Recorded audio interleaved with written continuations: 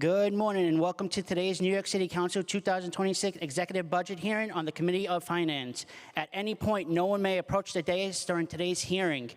If you'd like to testify, you can see one of the Sergeant-at-Arms in the back. Please silence all electronic devices. Chair, you may begin. Thank you, Sergeant. Okay, good morning and welcome to the final day of hearings for the FY26 Executive Budget. I'm Councilmember Justin Brannan. I chair the Committee on Finance. We have a full agenda today.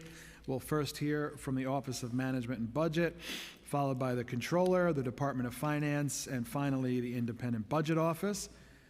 At this time, I want to introduce my colleagues who are with us today. Majority Whip Brooks Powers, Council Members Carr, Lewis, Deputy Speaker Ayala, Council Member Williams, and Ressler. Before we start, I want to extend my sincere gratitude to the entire City Council Finance Division for their tireless efforts in preparing for today's hearing and the past 3 weeks of hearings. This is the final budget hearing for the Adrienne Adams administration. Time flies when you're having fun, but none of this could have been possible without the mighty City Council Finance Division who helps make these happen, these hearings happen. And that starts with Chief Financial Officer and Deputy Chief of Staff to the Speaker, Tanisha Edwards, our Finance Director, Richard Lee, our Managing Director, Jonathan Rosenberg, our Deputy Directors, Emra Adeb, Chima Oberchair, Paul Simone, and Isha Wright, Assistant Director Elizabeth Hoffman, Chief Economist and Assistant Director Dilara Donapku, Supervising Economists Paul Sturm, William Shermatang, and Andrew Wilbur, our unit heads Aliyah Ali, Julia Haramis, Florentine Kobore, Jimmy Reyes, Jack Story, Finance Counsel Nick Connell, my committee counsel Brian Sarfo, my senior advisor John Yedden, all the finance analysts, economists, support staff, everyone that makes the magic happen behind the scenes to bring everything together for the past 4 years and for the hearings today. Welcome, Director Jiha and your team. Thanks for being here today. Thank you for joining us to answer our questions. But before I go any further, I want to invite our speaker, Adrienne Adams, to give her opening remarks. Thank you, Finance Chair. Good morning, good morning. Yeah. Good morning, everyone. Thank you, Finance Chair Brannan, for holding today's executive budget hearing. This is the last for FY26. The Mayor's executive budget for fiscal year 26 is $115.1 billion. It's an increase of $500 million from the FY26 preliminary budget. This week, the Council unveiled our latest economic and tax forecast, which shows consistent revenue projections that continue to outpace OMB's by $1.7 billion for fiscal years 2025 and 2026.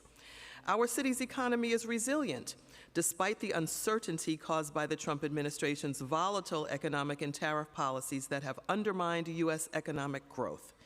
Prior to the tariffs and trade policy turmoil, the national economy was expected to grow at a healthy rate of around 2.1% this year. Now, due to Trump's policies, the Council expects economic growth to fall to 1.3% in 2025.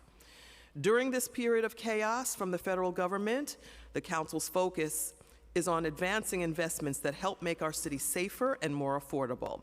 New Yorkers count on our city budget to prioritize their needs and make it possible for them to build their lives in our great city. While the executive budget includes some key investments that the Council has long called for and were included in our preliminary budget response, there remains work to do to ensure that the adopted budget includes vital funding for programs missing in the Mayor's executive budget. New Yorkers, from our youngest to our seniors, depend on cultural institutions, libraries, and parks to maintain meaningful connections to each other, their cultures, and their communities. Our parks are a lifeline for our city.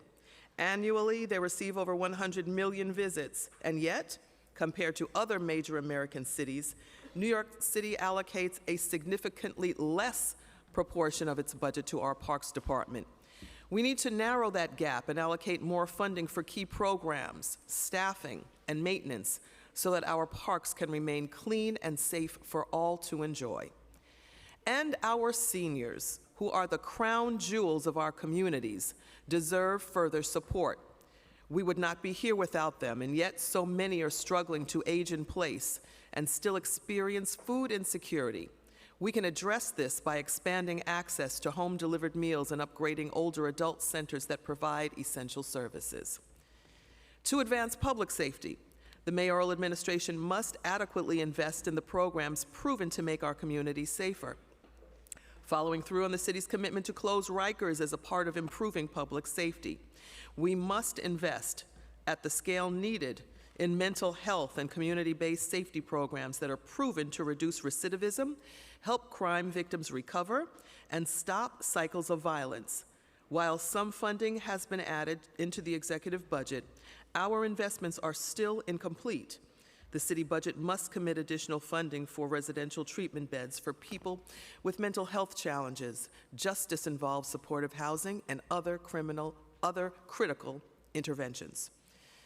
We must also support working families by fully investing in our public schools, child care vouchers, and early childhood education programs like 3K and pre-K. Ensuring the stability of the state's child care assistance program vouchers is critical to protecting families' access to affordable child care. We need to move forward towards expanding access to all families, not simply protecting what currently exists, which we know leaves too many without support. CUNY, NYCHA, and housing investments also need to be prioritized in the final budget. Finally, community-based organizations and nonprofits serving on the front lines of our communities rely on council funding to deliver for New Yorkers. We need to ensure the city keeps its commitment to them and to the communities that they serve. Director Gihai, I hope to hear from you today about the steps OMB is taking to address these outstanding issues in this budget. We've spent the past days of budget hearings listening to agency officials and New Yorkers about the immense needs in our city, and it's critical that the city delivers for them. Thank you very much, and now I turn it back over to Chair Brannan. Thank you, Speaker. As you mentioned, yesterday the council released our economic and tax forecast for the FY26 budget, and the findings from our updated analysis remain consistent with what the council has been arguing through the budget process. New York City's economy continues to show resilience with higher tax revenues than projected by OMB over FY25 and 26, even though our economic growth lags below our long-run average. The council's tax revenue forecast remains largely the same as our previous forecast this past February, with shifts in the timing of revenues. We project that the city will collect a total of $1.7 billion more in tax revenue in the current and next fiscal years than OMB projects in their May plan. It's driven largely by stronger collections in property tax, personal income tax, and unincorporated business taxes. Additionally, we project $2.5 billion greater tax revenue collection in FY27, $3.2 billion in FY28, and $3.9 billion in FY29. The council sees tax revenue to grow at an average of 4.5% annually through the forecast period, while trending the right way, remains below the 5.5% annual growth the city saw in the prior decade.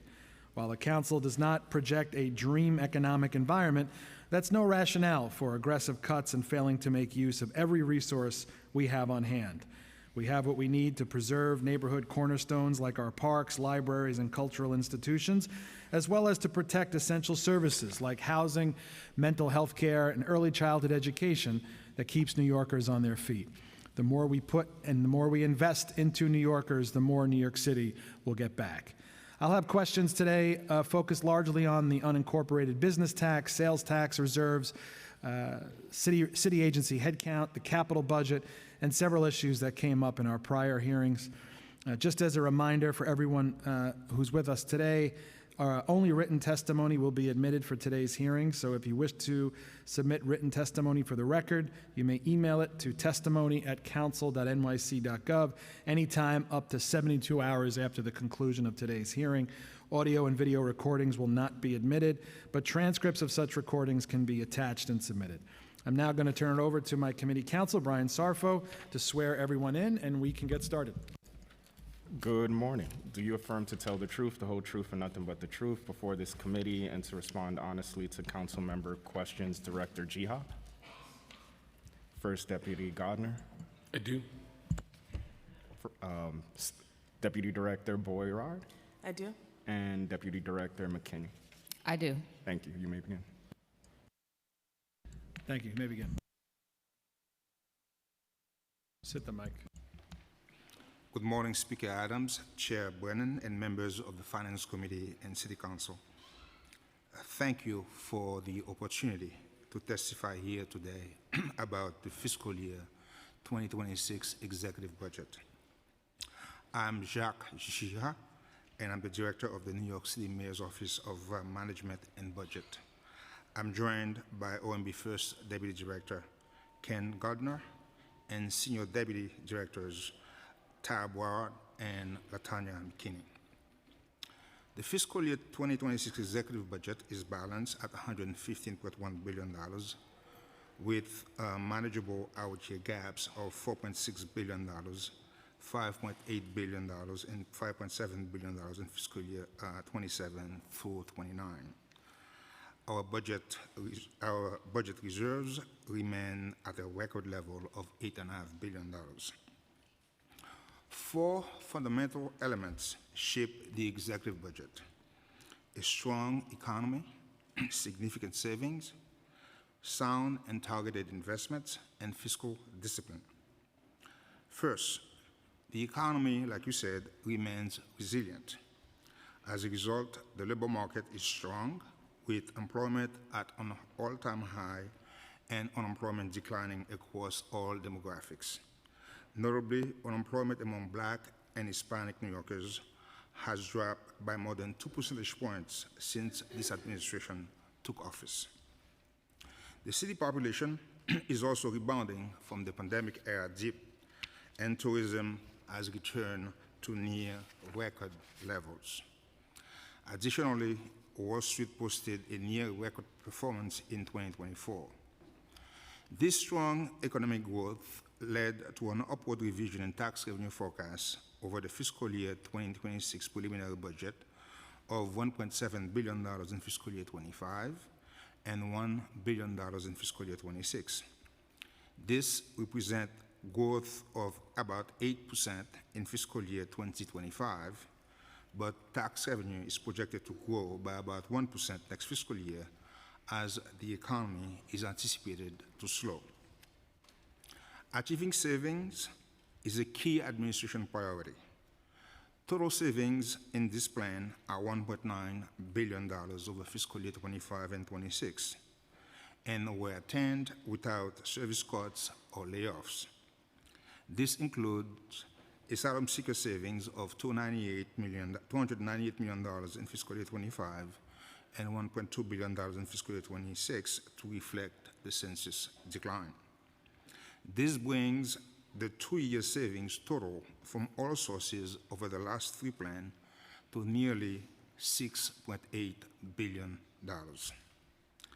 As a result of the strong economy and savings program, we were able to make critical upstream investment and reduce risks in the financial plan by baselining funding for many recurring programs that have been funded with short-term stimulus dollars or 1 year at a time. And despite our good fortune, we remain fiscally disciplined. We invested prudently. City-funded expenditure within the fiscal year 2026 executive budget grew just 1.3% over the preliminary budget, and it is 2.2% or $2 billion lower than it was at last year's executive budget. We added nearly $900 million to protect critical services for the most vulnerable members of our community in the current fiscal year. This includes the city Medicaid contribution, City FEPS rental assistance, cash assistance, HIV/AIDS housing services, and housing vouchers and social services for seniors, and more. We took steps to support human services providers and nonprofits that partner with the city to deliver essential services to the community by funding and direct rate growth for New York City Aging, the New York City Public Schools, and our Human Resources Administration, and making cost of living adjustments for criminal justice providers.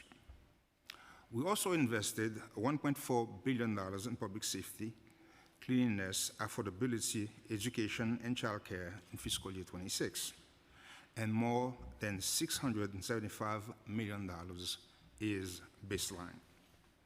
It is important to highlight that many of these investments are supported by members of this council. There is no end to what we can achieve together for our communities, for our city, and for our future. To safeguard the constitutional right to counsel, we strengthened support for indigent defense providers. We also funded criminal justice initiatives, including alternatives to incarceration and enhanced supervision. And to promote successful reentry, we are helping decarcerated individuals secure housing, employment, mentorship, and healthcare. And we added support for trauma recovery centers, which provide safe spaces and treatment to survivors of violent crime who have less access to traditional victim services. We have also increased staffing at the Civilian Complaint Review Board.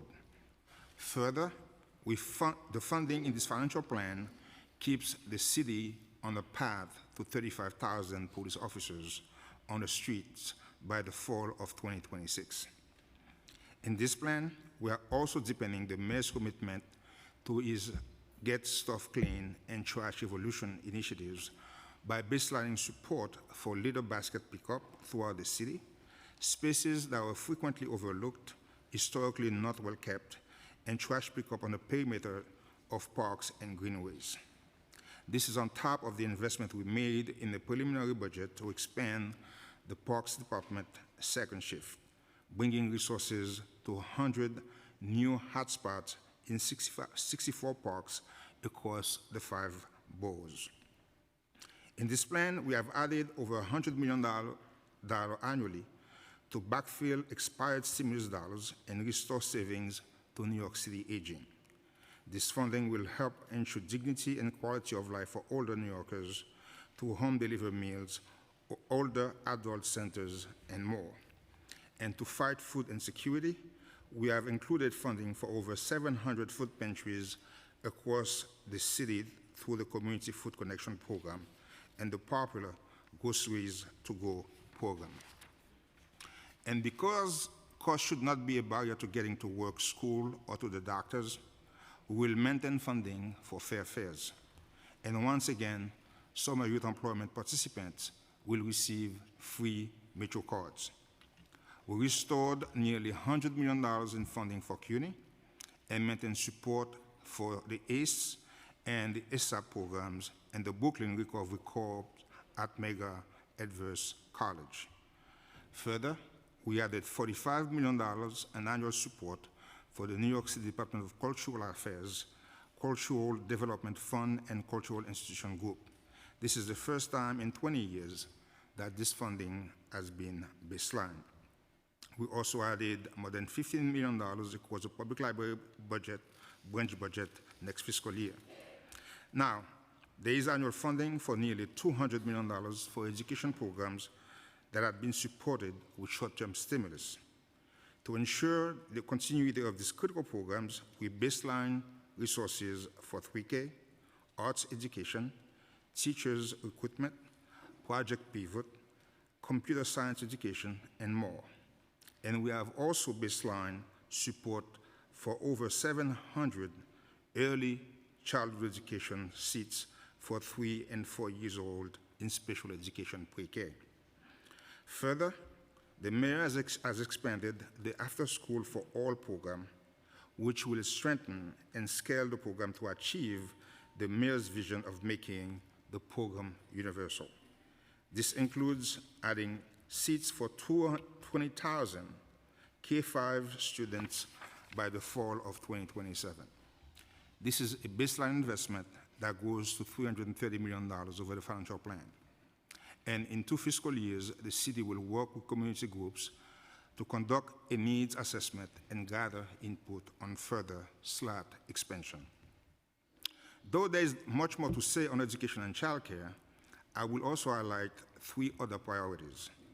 We committed baseline funding for school nurses, new teachers to meet class size targets, and we are funding Promise New York in NYC in the year ahead. Because reading, writing, communication skills are crucial to social and economic mobility, we are investing in adult literacy programming. Although we have made a robust investment and baseline many initiatives for the first time, we must acknowledge the significant challenges and risks that remain ahead. We are still caring for more than 38,000 asylum seekers on our own at a monthly cost of approximately $200 million, with total estimated costs since July 2022 totaling $7.7 billion. In the preliminary budget, we had assumed that the state will provide $1 billion in resources in its fiscal year 26 budget to cover migrant expenses. Because we had to release the executive budget before state budget adoption, and it was apparent at the time that the state would not meet this need, we backfilled this budget hole with city resources. We also reflected cost shift of $166 million annually related to MTA paratransit obligations and after 4 p.m. school busing. To our disappointment, the adopted state budget shifted far more costs to the city than we had anticipated. This includes a $275 million annual increase in the city's contribution for childcare vouchers, which has grown to $328 million. Altogether, the state budget will cost city taxpayers an additional $550 million annually, bringing the total state budget impact to about $1.7 billion. We also face risks related to funding cuts at the federal level and changes to grant requirements. In addition, the trade policy announced in early April and the subsequent impact on financial markets pose a potential threat to the city's economy as well as its tax base. The federal administration is reviewing grants to ensure that they comply with the president's recent executive orders and has terminated funding for some entities.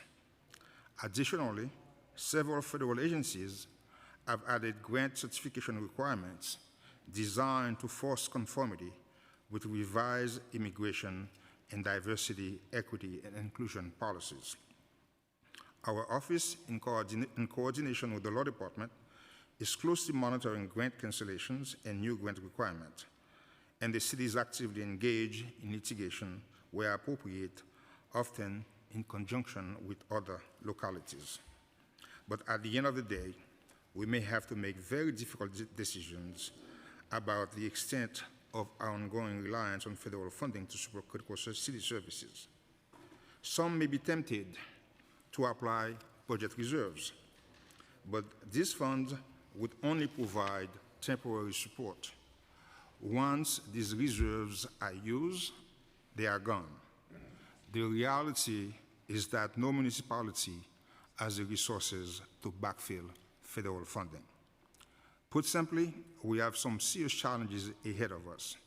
As we get closer to budget adoption, I look forward to working with the council to protect the city's interests in Albany and Washington, and to identify resources to fund our many joint priorities to support our recovery, promote public health and safety, expand opportunity, and improve the lives of everyday New Yorkers.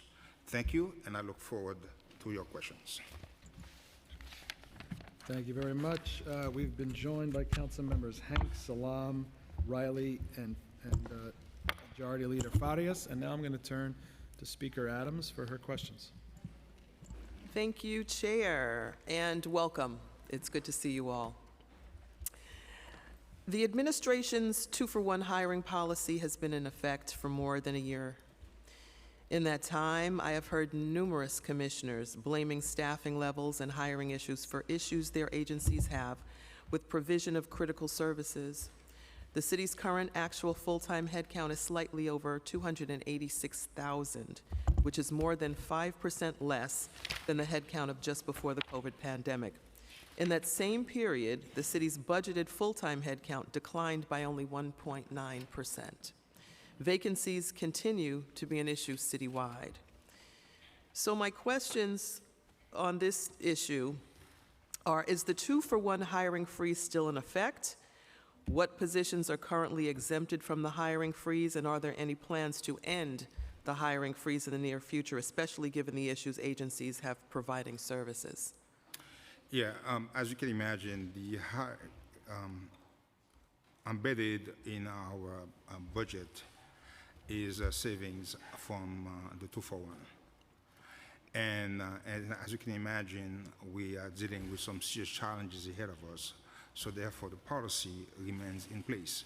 However, we have exempted a number of positions from the 2-for-1, including uniform personnel, inspectors, and revenue-generating positions. Any positions dealing with public health, public safety, and revenue generation, we have exempted those positions, and some critical positions, for instance, in cash assistance programs, so we have exempted many of these positions. We are working with agencies to assess their needs on a day-to-day basis, and when there is a severe problem that we believe needs to be addressed, we usually try to make an exemption for those cases. So as far as the revenue-generating positions are concerned, you are stopping there, and everything else is on an individual case basis? What will be considered then a revenue-generating position? Revenue-generating position would be an auditor. No, I understand Yeah. that part. I mean, as far as going on a case-by-case basis, We have your determination then, as far as hearing from your agencies, would determine what is revenue-generating? We have revenue-generating positions. We also have, as I said, uniform, public safety, public health. And when, based on our discussion with the agencies, if they have a need that is pressing, we usually tend to address those needs. Okay, so there are no plans to lift the hiring freeze in the near future? You're just going to go on an individual case basis going forward? Not at this moment, but as you know, we have made significant progress in terms of the vacancy in New York City. I mean, in June of 2023, it was at 7.5%. Now we are down to like 5.9%. So we're making progress. Okay. All right, let's talk a little bit about NYPD headcount. In order to get a handle on the rampant usage of overtime, the commissioner stated that one of her strategies was to have as many uniformed officers on the streets. The NYPD's budgeted uniform headcount is currently 35,000 with over 1,300 vacancies. There are also over 1,600 civilian vacancies, including key titles like 911 operators. What is the plan to fill these vacancies, and what role has OMB played in helping the NYPD fill vacancies to be fully staffed to its budgeted headcount? We currently are working with the NYPD to make sure that they got all the resources that they need. We give them approval, I believe, to hire 3,500 officers this year. Same thing with the 911 operators, because they are exempt from their hiring fees. So it's just a question of, and we've been approving, all the requests that they have sent us so far. Okay. Thank you. In looking at the child care voucher funding shortfall and the state budget, which you alluded to in your opening statement, at the preliminary budget hearing, ACS indicated that the city was projecting a shortfall in state and federal funding to support the city's child care voucher program through the upcoming federal fiscal year, which is October 1st, 2025 through September 30th, 2026. Because the state enacted its budget after the release of your executive plan, it didn't address the child care voucher funding gap, but Now we know that the enacted state budget includes an additional $350 million appropriation that the city can access to cover the cost of child care vouchers. Based on the language in the enacted state budget, how much is the city required to contribute to access the full additional $350 million of state funds? It is $328 million, which is what the MOE is asking for. But again, we continue to work with ACS to assess the program, to assess the need of the program, and see where we're going to end at the end of the day, because it's still waiting for guidance from the state, okay, to assess those funds. And I believe recently the state approved the continuity of care program, which prioritizes low-income population for low-income vouchers. So again, we're working with them, but basically what the minimum we need to put in is about $228 million. Okay, thank you. At the preliminary budget hearing with ACS, the commissioner indicated the agency projected its child care voucher expenditures for fiscal year 2026 at between $1.5 billion and $2 billion. Is that still the projected cost? And can you please explain to me the calculations for how this cost was derived and why the range is so broad?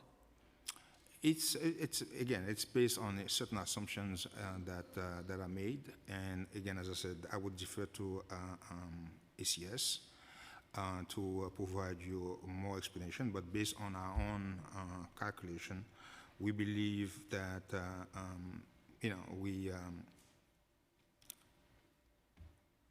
we'll get the resources that we need to make sure that the needs are met by the public. But the mayor made the decision that this is such a critical program that we have to fund this program to make sure that the needs of the parents are met.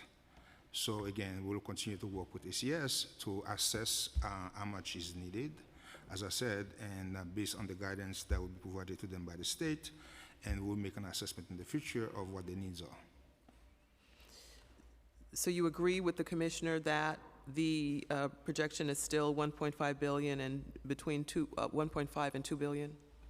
Again, as I said, it's so many moving parts, but based on our discussion with ACS and where we are, we will work with them to do an assessment of the program. Again, these forecasts are based on assumptions, and any change in the assumptions could change the numbers. So what we commit to, the mayors make the commitment that this is so critical for parents that we will be working with ACS to make sure that if there is a need, we will address those needs as we go throughout the year. Okay. Along those same lines, at the preliminary budget hearing with ACS, the commissioner indicated they weren't processing new applicants and putting children on waiting lists.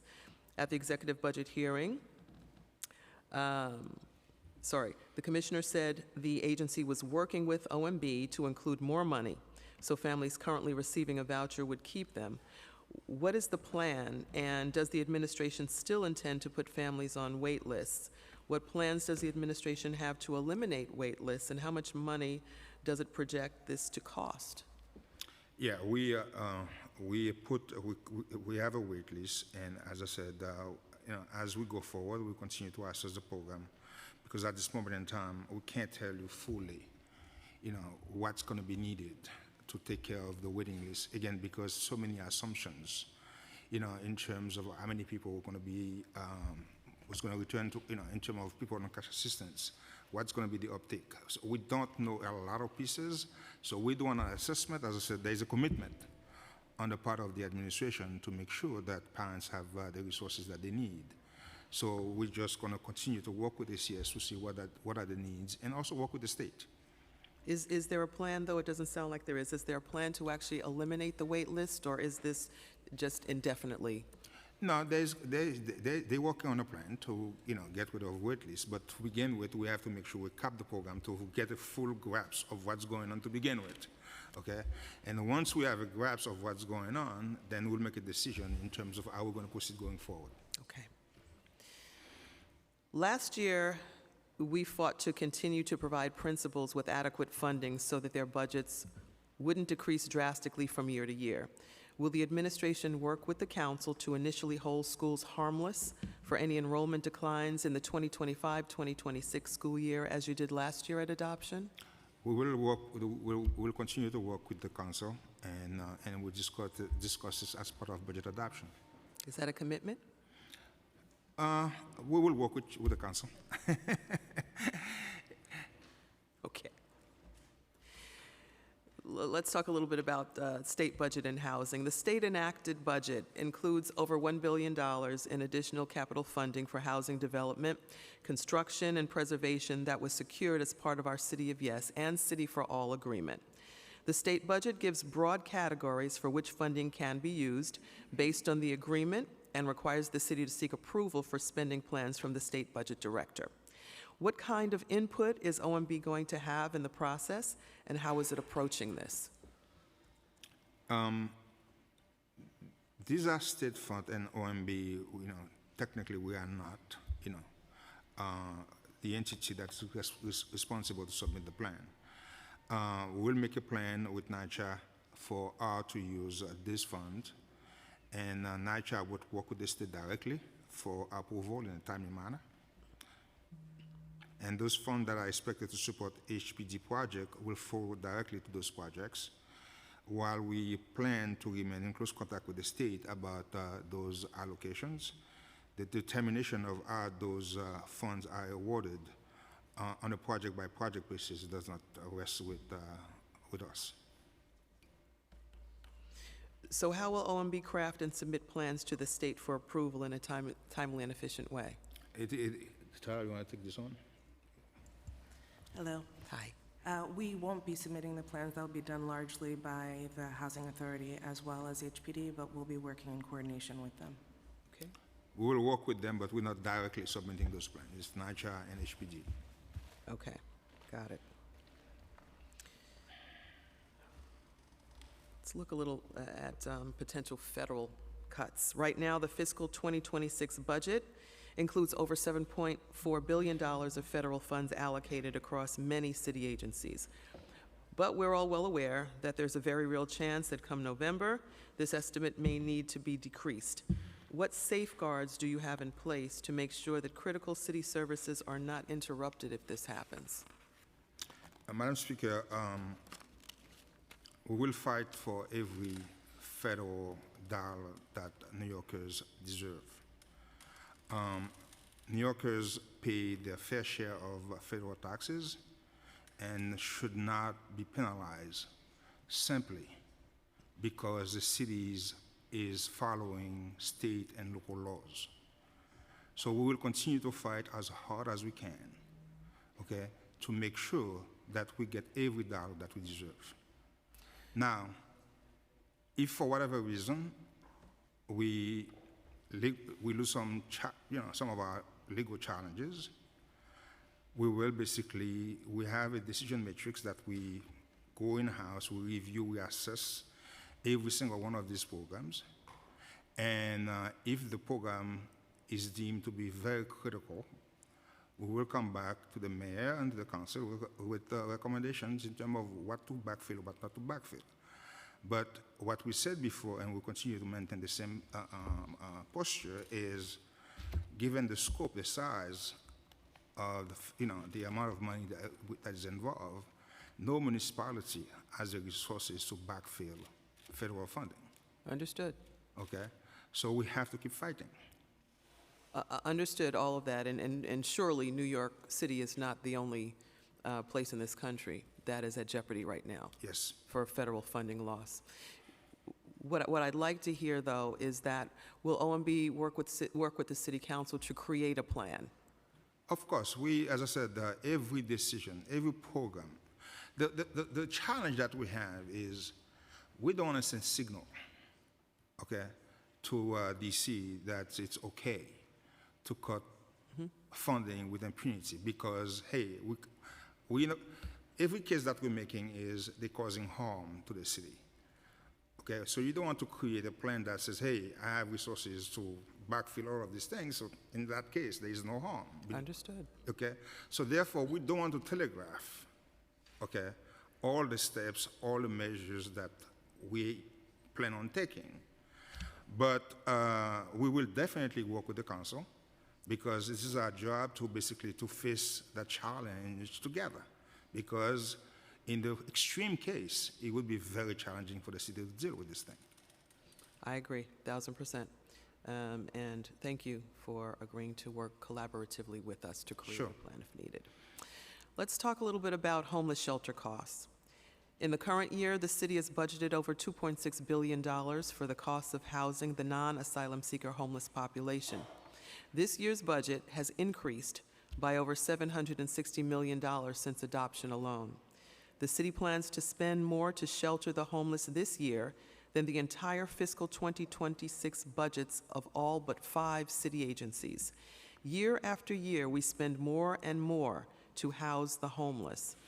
Is paying the costs of the homeless shelter system the most cost-effective strategy to combat and respond to homelessness? It is, put it this way, we have to tackle these things. It's like not one at the expense of the other, okay? We need shelter to deal with the short-term stay, short-term challenges that we're dealing with. Somebody who wants, overnight stays. So you're going to need to have a shelter program for that group of people. But at the same time, we also need long-term housing, okay, to deal with the long-term problem, which is the shortage of housing that we have in the city. So we have to tackle it on both angles, but we have to look at it from these two perspectives. We need both shelter and housing. It's not one at the expense of the other. What other approaches is the city taking to reduce shelter costs and move people from homelessness to permanent housing? One of the most effective tools we have has been the City FEPS voucher. As you can see, the program has grown exponentially in the last 5 years. It's a program that started with about $300 million. It's not about $1.2 billion. So it's because we basically are issuing a lot of vouchers to folks to get them out of the shelter system. Which this council has advocated for time and time again. Thank Yes, you. we understand. But Thank it's you a for those very- gold stars. How much is included in the budget for programs that would move the homeless into permanent housing? Again, as I said, we have resources added to the budget we have resources in the budget for City FEPS. This is one of, as I said, one of the most effective tools that we have. And we'll continue to assess different policies. Do you have a figure? I'm sorry? Do you have a figure? How much? How much we currently have? City FEPS right now, I believe, for fiscal year 25, we're projecting we're going to spend about like $1.3 billion for City FEPS. And we added $325 million in the preliminary budget, and for 2026, we'll begin to address, some of the needs as we move throughout the fiscal year. Okay. All right, let's talk about public safety investments to close Rikers and mental health. The Independent Rikers Commission released its blueprint to close Rikers, identifying a number of key investments the city must take into mental health and public safety programs that are not only critical to closing Rikers, but also addressing the city's mental health crisis and improving public safety. The executive budget added some important funding for mental health programs and recidivism reduction programs, but there are still remaining gaps to ensure these programs actually have the capacity to fulfill the needs New Yorkers have for them. For example, justice-involved supportive housing, supervised release intensive case management, reentry programs, mobile treatment teams, and mental health residential treatment beds are all underfunded or unfunded in the budget. Many of these programs can be cost-effective by saving the city the higher expenses of unnecessarily placing people who could be helped with treatment into jails that cost more and don't solve their underlying issues, while increasing the likelihood that they will repeatedly return to jail and cost the city in various other ways. Seems like a vicious circle to me. How does OMB analyze the cost effectiveness of prevention programs, and is there any assessment made that it would be wiser for the city to invest more in effective mental health and prevention programs so they actually reach people, reducing the accompanying costs when their inaccessibility leads to other bad outcomes. Essentially, this is the concept that prevention is more cost-effective than an emergency room response. We wholly agree with you, and that's the reason why in the executive budget we made so many investments in trying to reduce the jail population. As you know, we funded an extension of the intensive case management pilot in the executive budget with $9.1 million. We have justice-involved support housing. There's still an FP out there for up to 500. We have mobile treatment funded in the exec for like $45 million. We baseline funding for Project Reset and Rapid Reset. We baseline funding for $7.6 million for alternatives to incarceration services. We baseline $4.7 million to help stabilize recently decarcerated individuals with reentry planning services. We made a bunch of $9.1 million in intensive case management pilot to provide enhanced supervision for 1,100 defendants. So again, we fully agree with you that many of these programs, are effective, and that's the reason why we made so much investment in the executive budget on these programs. Thank you. We want to take a look at expanding that a bit.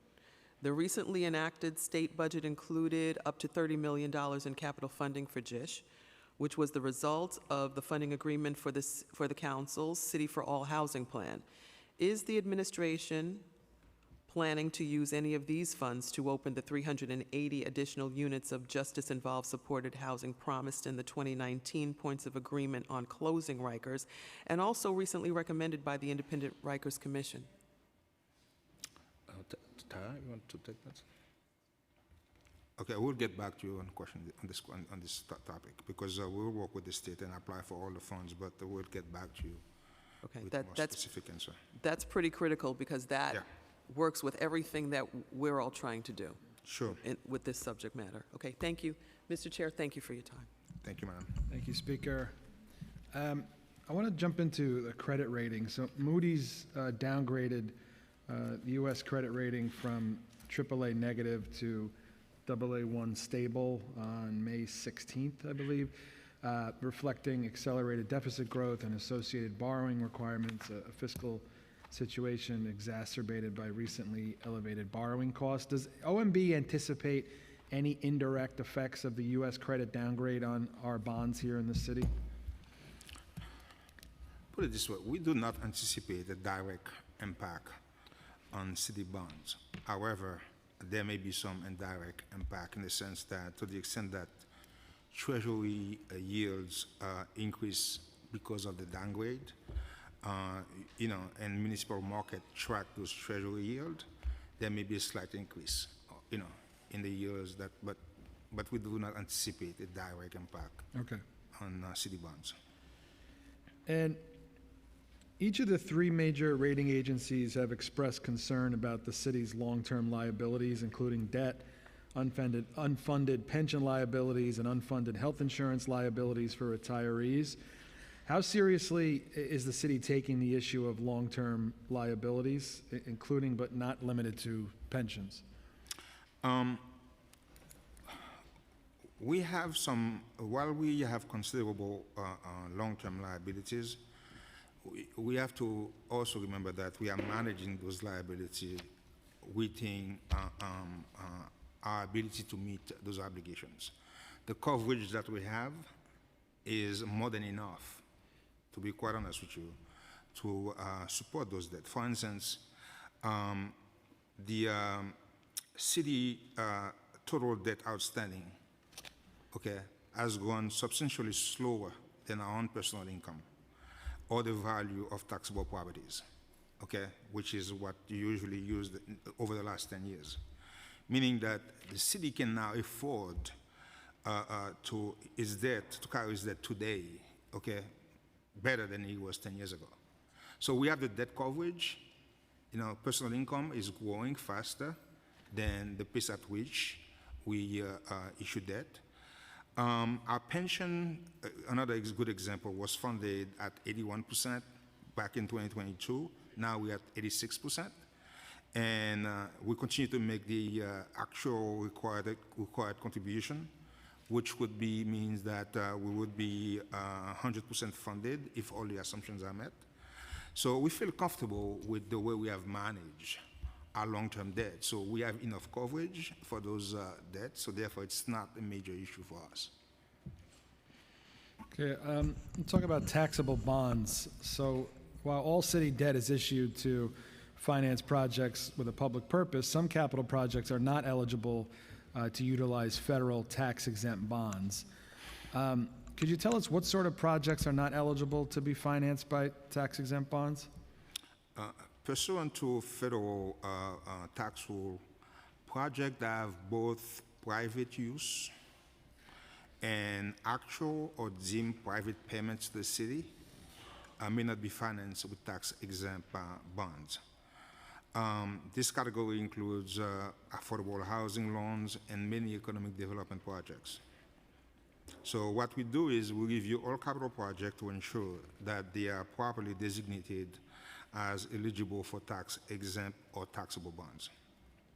And what's the average spread between the interest rates on the city's tax-exempt and taxable bonds?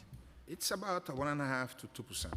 And I believe on a 10-year maturity, the last 2 years was about 1.9% percentage point. Okay, talk about reserves. Standard & Poor's most recent rating of the city's general obligation bonds notes that the city has large financial reserves of almost $11.4 billion at the end of fiscal year '24.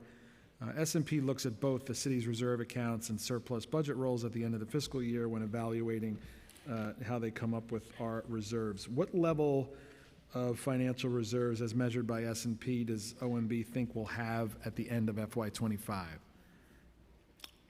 At this point in time, we know we have the total reserve is about $8.5 billion. And I think in the executive budget right now, we have prepayments of about $3 billion total. I mean, including the $600 million. So we're talking right now about 11.5. So it'll be Yeah. about the same as the end of FY24? We're probably going to end up probably the same place. Okay. Okay, and besides being a way to protect city services during a downturn, reserves can also help us lower the effective cost of our capital projects. How much additional deposits into the reserves do you think would be necessary to effectuate a ratings increase? To be quite honest with you, I think the level of reserve that we have right now is adequate. And I said it over and over because we believe we also need some flexibility in terms of the way we manage our finances. So reserve by itself is not in itself, it's one of those factors, but by itself, it's not going to trigger a rating increase. So from my perspective is you have to look at on top, the way we manage our debt, the way we manage city finances. You have to look at the economy. It's a number of factors that play into an increase in our rating. So therefore, just the reserve by itself, from our perspective, is not, in itself, enough to trigger. But again, as far as we're concerned, we believe the level of reserve that we have right now is appropriate, is adequate to deal with a potential downturn in the economy. And how much does the typical increase in the city's bond rating save the city in lower debt service costs? It is about like 5 to 10 basis points. So if you're issuing, let's say, $10 billion worth of debt, you're talking about $5 to $10 million. Okay, the executive plan included $266 million in savings from writing off prior year receivables and expenses. This year, this is after finding a similar $500 million in savings in the preliminary plan, making a total of over $800 million in savings this year.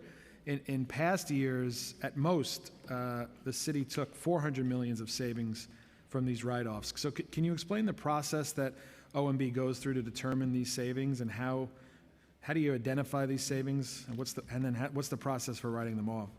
Yeah, this one in the executive budget was related to, I believe it's an asylum seeker breakdown. And this was an accrual that was put up in fiscal year 2023, and we were writing it down this year. And is that why the savings for FY25 are so much higher than previous years? Yes. Okay. Which agencies have the highest amount of prior year revenues written off?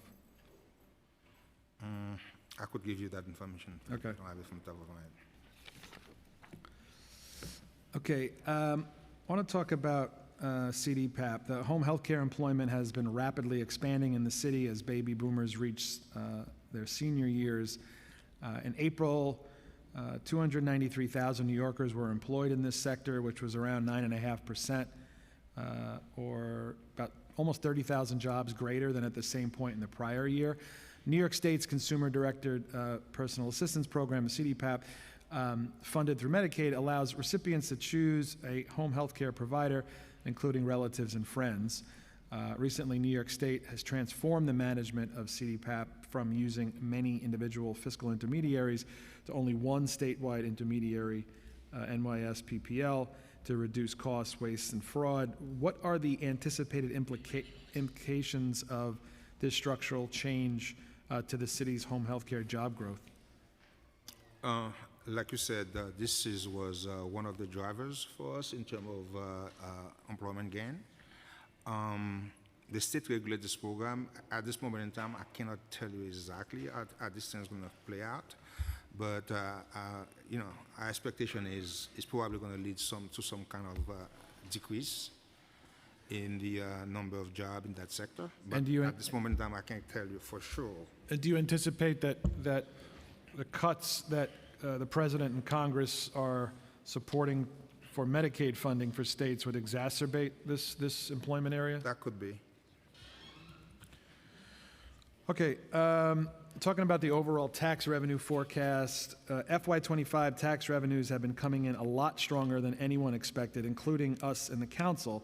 In the executive plan, OMB raised the FY tax revenue forecast by almost $1.7 billion. More than half of that increase was driven by a PIT, the personal income tax, up over $800 million. It's a very big adjustment. Could you tell us what caused you to increase the forecast so much? As I indicated to you, Wall Street had a near record level of profit in 2024.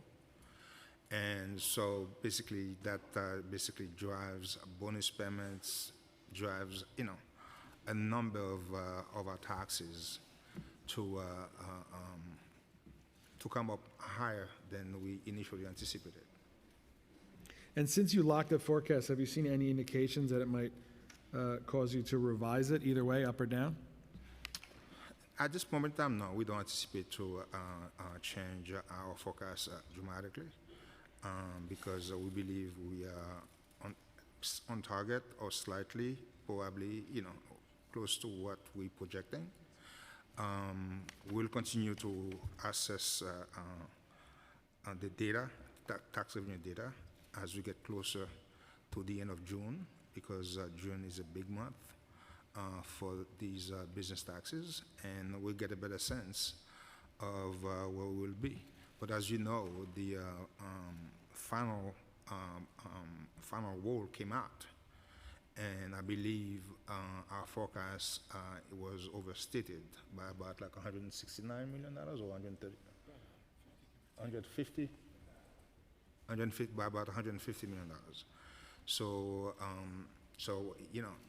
I wouldn't be very aggressive in terms of property tax forecast for next year based on the final rule, Because right now, we're looking at $169 million, $59 million less than we had anticipated in the executive budget forecast. The sales, talking about sales tax, the executive plan includes a downward revision in the city's sales tax forecast from the January plan. What potential impacts does OMB assume the Trump administration's tariff chaos will have on consumer prices in New York City? I mean, to the extent that, if, everybody's downgraded their forecasts of the economy, and if you have a slowdown in the economy, so we expect consumer to spend less. If consumer to spend less, we expect sales tax to growth to decline as well. Okay, last question from me. I want to turn over to my colleagues. In a crypto event that the mayor attended in Las Vegas a couple days ago, he announced that New York City will issue BIT bonds. Has the administration approached you about this idea? We just like we review every single. We're always trying to be at the frontier of technology. New York is a leading city, so therefore we always work with different industry players to see what can be done. Right now, we are in the ideation phase. People are talking, bringing ideas to the table to see what can be done, what cannot be done, good ideas, bad ideas. So that's where we are. There is nothing concrete at this moment in time, but like everything else, we're in constant communication with different industry leaders to see because we're always trying to bring new investors into the mix for New York City. But there's nothing concrete. Did you know the mayor was going to announce this great idea? I don't think he announced. He's saying they're working on ideas. We're not saying. He's not saying. He didn't say that they're going to launch Bitcoin. We're working with the industry. Well, no, I mean, he said look, the city bonds have a reputation of stability and reliability. Yes. I think everyone agrees that Bitcoins and crypto, that whole asset class is renowned for chaos and scams and volatility. We barely have 20 years of historical data on Bitcoins and crypto. Why is the mayor suggesting that the city would invest in crypto? Listen, we're exploring ideas. We are not. Do you think it's a good idea? Listen, I can't tell you anything that is good or bad until we know for sure. We're in the process of exploring things. This is something new. Okay, we shouldn't be afraid of something because it's new. Okay, people used to rob bank. But the city bonds, Okay, bonds have such a reputation for stability and reliability. I understand. Bitcoin is like the opposite of But it's just exploring. There's nothing wrong with exploring ideas. There's nothing wrong with exploring ideas. We shouldn't be afraid of exploring things. All right. I mean, listen to me. This is. I'm fine going exploring, but I think the safari should end immediately. All right, Jock, thank you. We've also been joined by council members Hudson, Moya, Dinowitz, Joseph, Stevens, and Brewer. We will send it now to Majority Whip Brooks Powers for her questions. Thank you, Chair, and thank you for the testimony today. Because I have a lot to get through, I'm going to just ask the questions, you answer, and I can repeat whatever. So the first one is focusing on the Department of Transportation and the streets plan. In DOT's most recent streets plan report, which was released in March, the department indicated that in 2024, it only built 13.5 miles of protected bus lanes, which once again is far short of the 30 miles required annually. DOT is also required to install transit signal priority, also known as TSP, at 1,000 intersections annually, but completed only 766 this year. Has DOT requested any additional staff to help the agency meet the streets plan mandates? If so, how many additional positions and how much funding would be needed to support them?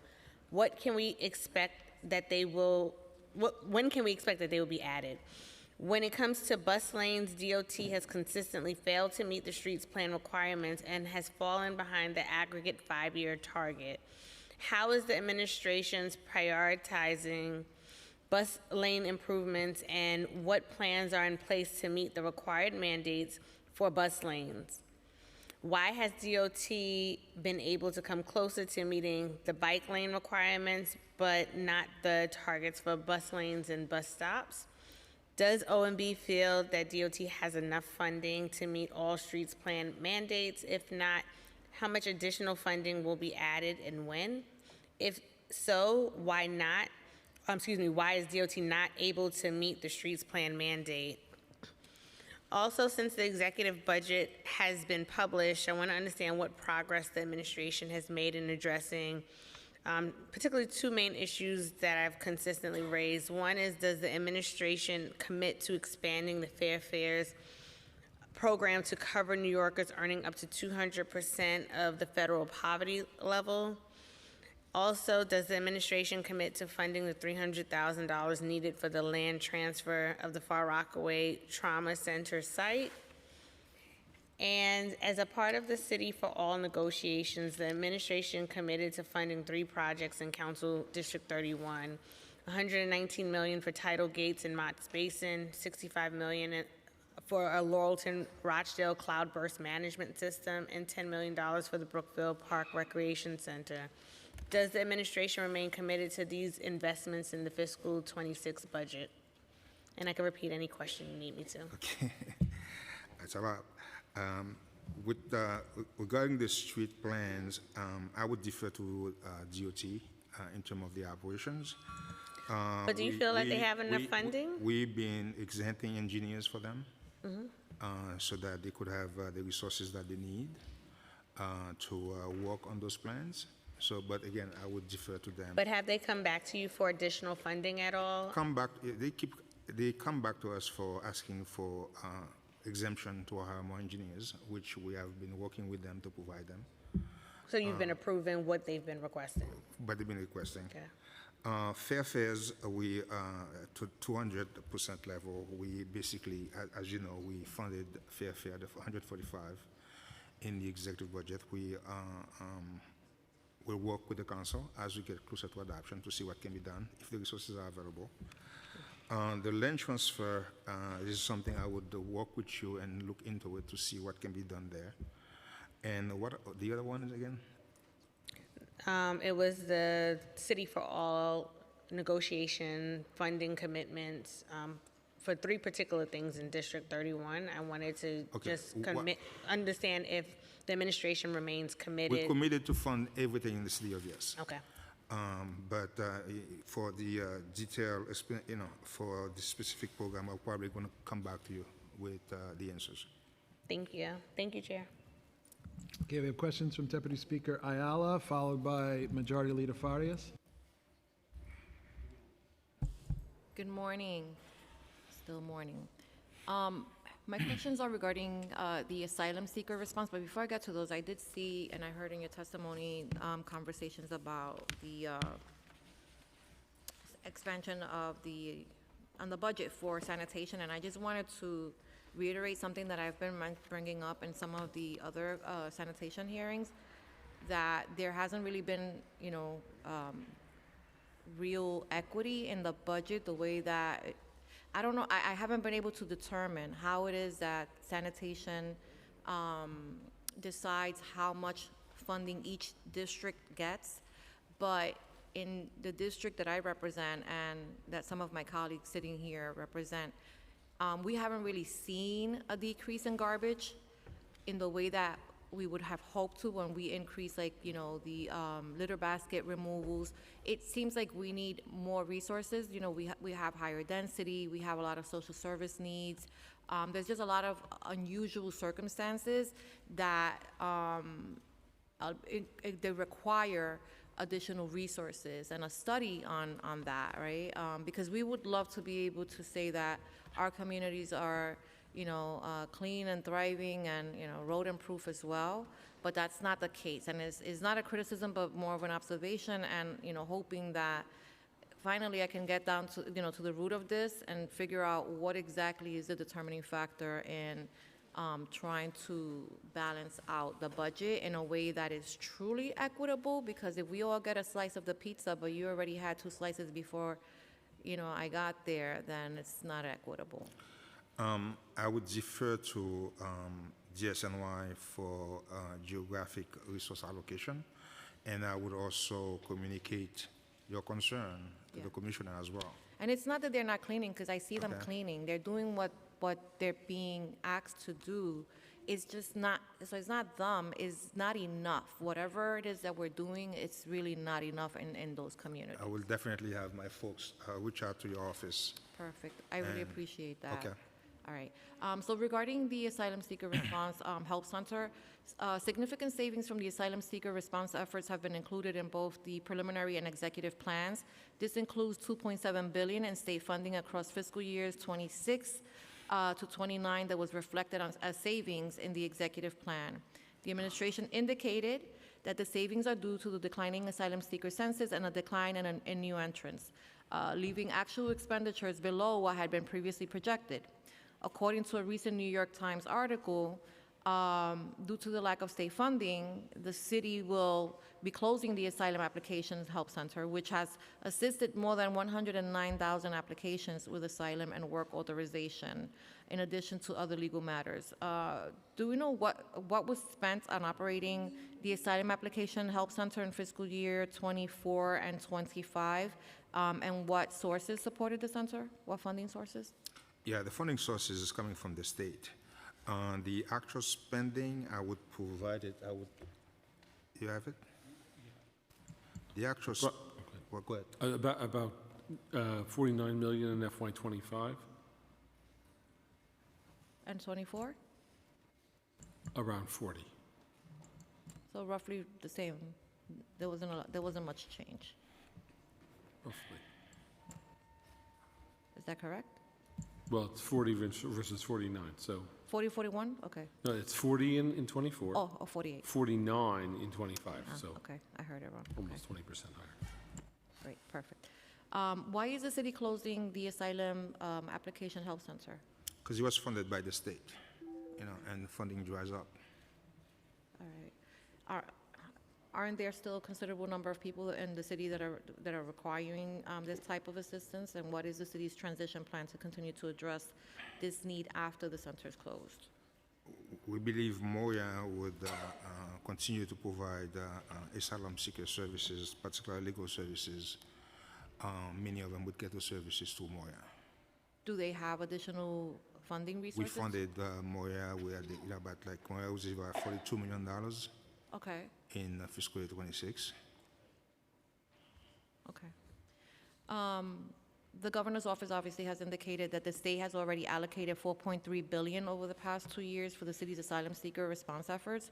One of the reasons that she cites for not allocating additional funding is that the city has only drawn down $1.6 billion of the funds that were allocated. Can you tell us how much of the $4.3 billion from the state has the city spent to date, and how much has been submitted for reimbursement? Okay, as I said, this is an excuse, to be quite honest with you, because the first $1 billion that the state allocated for us, it was so cumbersome to basically get, for us to put the claims in, because don't forget, they only funded 1/3. So therefore, for that $1 billion, we had to put in $3 billion of paid invoices. Okay, so it takes time, okay, to get $3 billion for you to get $1 billion we could claim. So process was so bad that they still changed it the following year, and they start giving us advances. I believe, how much we have claimed so far, they advanced us about $1.25 billion to date of the $2.06 billion. And for the fundings that was committed by New York State for the Randalls, Floyd Bennett Field, and Quidmore, we're in the process of submitting claims and awaiting approval from New York State on the execution of contract and claiming plans that we submitted to the state. So it is, as I said, it's purely excuse. It's a process because, and it's not $4.3 billion that was given directly to the city. I believe it's about like $2.6 billion that was given to the city directly. Everything else was for other costs that the state was paying for other things Yeah. that in terms of their So the own delay's is due to a cumbersome process. cumbersome that's- process, requirements that they have. And it was so bad that they even changed that process the second time around, when they reappropriate money for us the following year. So are we on track to receive the remaining portion? We're getting all the claims coming in. It's coming in. They're getting all the claims because, again, as I said, we have to get invoice first, pay those Yeah. invoices, and then submit those invoices. It takes time. So it's just an excuse because our budget is based on a core basis, so we don't have to get the cash to recognize them right away in our books. So it is just, as I said, it's, if they wanted to cut it, they cut it, and then looking for ways to explain that, hey, you're not claiming as much as you should, so therefore, we're going to stop it. Listen, the state gave us $1 billion when we had 20,000 people in our care. Yes. We have close to 40,000. It doesn't make any sense to say you're going to cut funding at this point in time. But it's also pretty At 20, unusual you for give the us $1 state. billion. At 40, you're saying you don't need it anymore. It makes no sense. No, I understand what you're saying. I find it unusual that the state is citing that their reduction in budget lines for the cost of asylum seekers due to the fact that we have all of this extra money, knowing that the reason that the money hasn't come in is because of the way that the process was laid out was made it more complicated to do that. So it Yep. almost feels like you're being penalized for Exactly. something that was out of Exactly. your control. Okay, Exactly. all right. So could you just repeat, what was the amount spent today of the 4.3? No, they didn't give us 4.3. They, as I said to you directly, they gave us 2.6. 2.6. Okay. The money's already spent. Okay. It's already spent. Already spent. We spent $7.7 billion as of last month, and if you include this month, at the $200 million, you're talking about $7.9 billion. Okay, That we did not plan on spending. no, understood. Okay, it's already spent. It's just a question of claiming the money. We Okay. claimed so far $1.25 billion, and we're in the process of submitting more claims to them. Okay, thank you. In the preliminary plan, 1.43 billion in fiscal year 26 was transferred from DHS's budget to other city agencies that the administration projected would be involved in asylum seeker response efforts. In the executive plan, 781.5 million was transferred back to DHS from other agencies for fiscal year 26. Why were these funds shifts? Why were these funding shifts between DHS and other city agencies made in the preliminary plan, and why were these shifts partially rescinded in the executive? Prior to the preliminary plan, all asylum seeker funding was kept in the DHS budget in the out years because there was no cost forecast yet for fiscal year 26 and the out years. In the preliminary plan, we published an asylum seeker forecast for 26.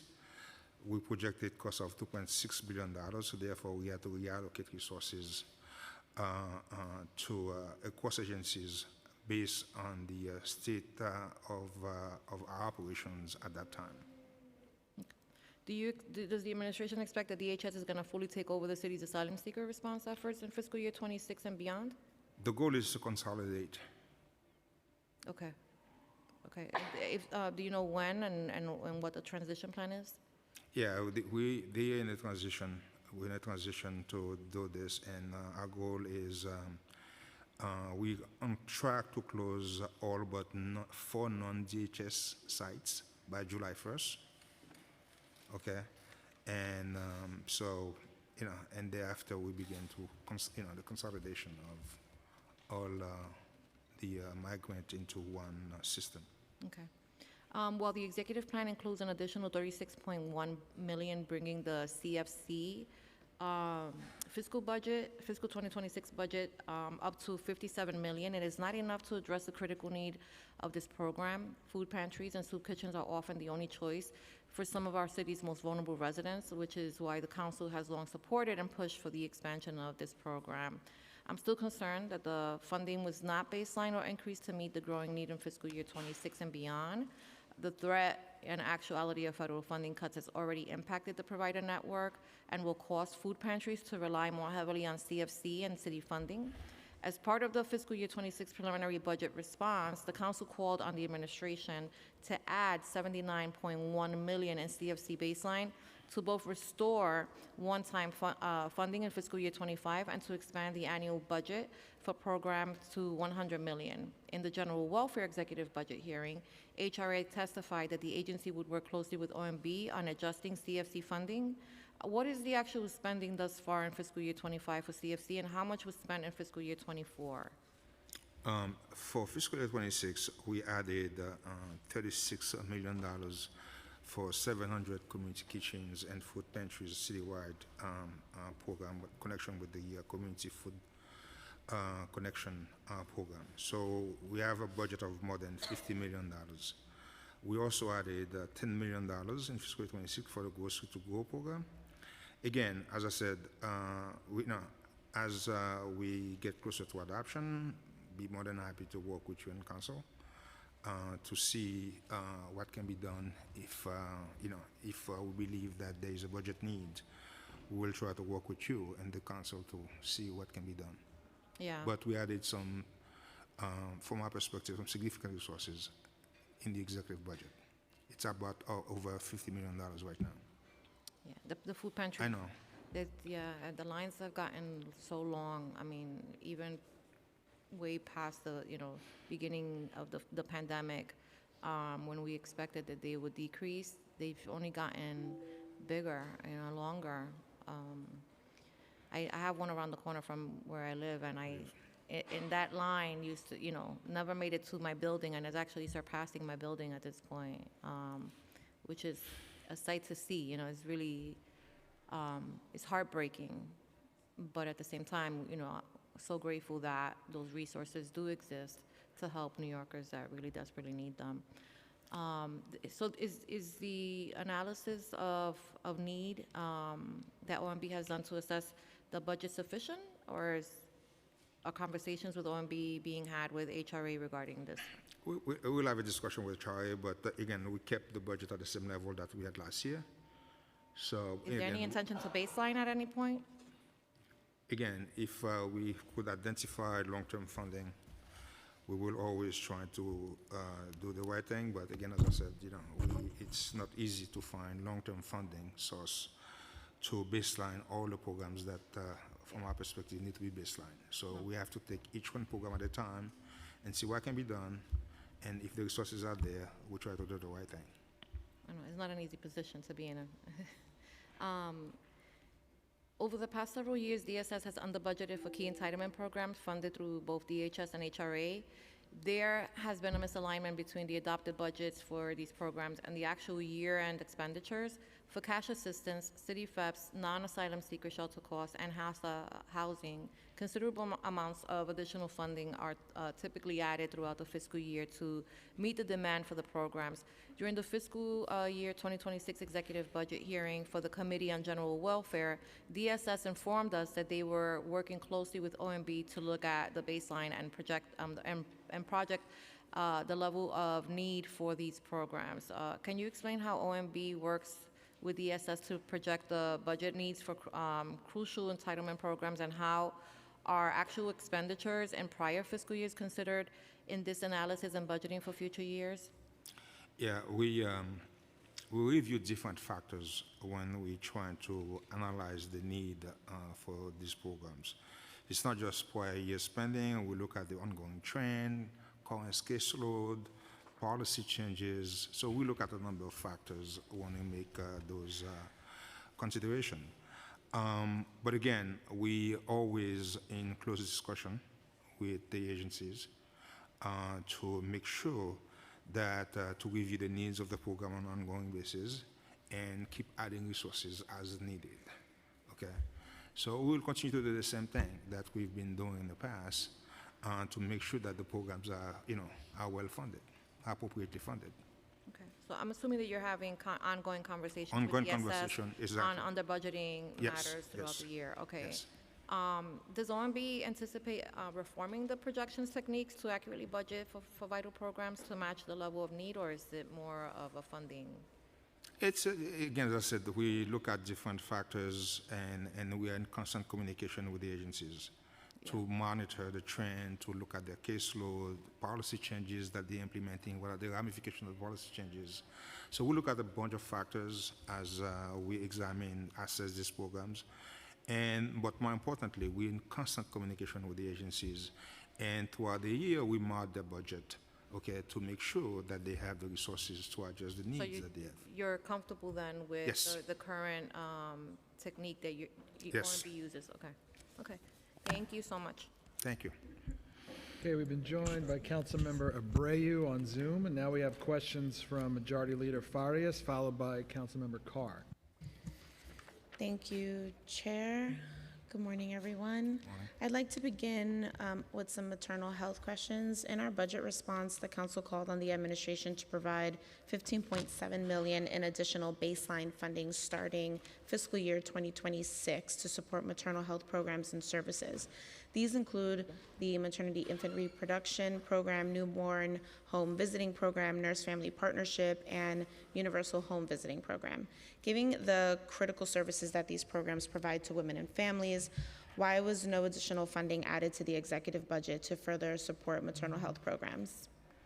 Currently, we have, I believe, $34 million. This funding alone is allow over 12,000 additional families to receive these services. We will continue to monitor the needs, and we'll work with the council if there are additional needs to be addressed. And as I said, as we move toward adoption, if resources are available, we'll look at the need to see if there is, do an assessment, needs assessment. If the needs are there and resources are available, we will have a discussion with the council. We'd like to have those discussions. I mean, maternal health has not improved over several years explicitly for Black women in New York City, and I'm sure across the tri-borough state as well, but we know that there's an excessive need. So I personally would like to know if you could commit to reviewing the budget for these programs for the adoption and commit for additional funding. As I said, we will work with the council. And if resources are available, we'll have a discussion about what needs to be done. Okay, and then how does this decision align with the goal of Healthy NYC to reduce maternal deaths in New York City and improve family health incomes, if we're just going to continue conversations and review what we know we've assessed in the past that we have a high need in New York City? It's not just conversation. As I said, we added, in the plan, we have $34 million added. Okay. So it's not just words. They are deeds. We adding resources to these programs. But however, if if there are more needs and resources are available as we get closer to adoption, we'll have a discussion about if there are additional needs, we'll try to address them. Okay. I'm sure the council and the speaker will continue the conversations with you as this is a priority for us in the council. I have some questions on New York City tourism and conventions. We anticipate that the number of tourists visiting the city in the current year will trail 2024's 64.1 million level. NYCTC estimates that the city will have 400,000 more domestic travelers than last year, but 800,000 fewer foreign travelers.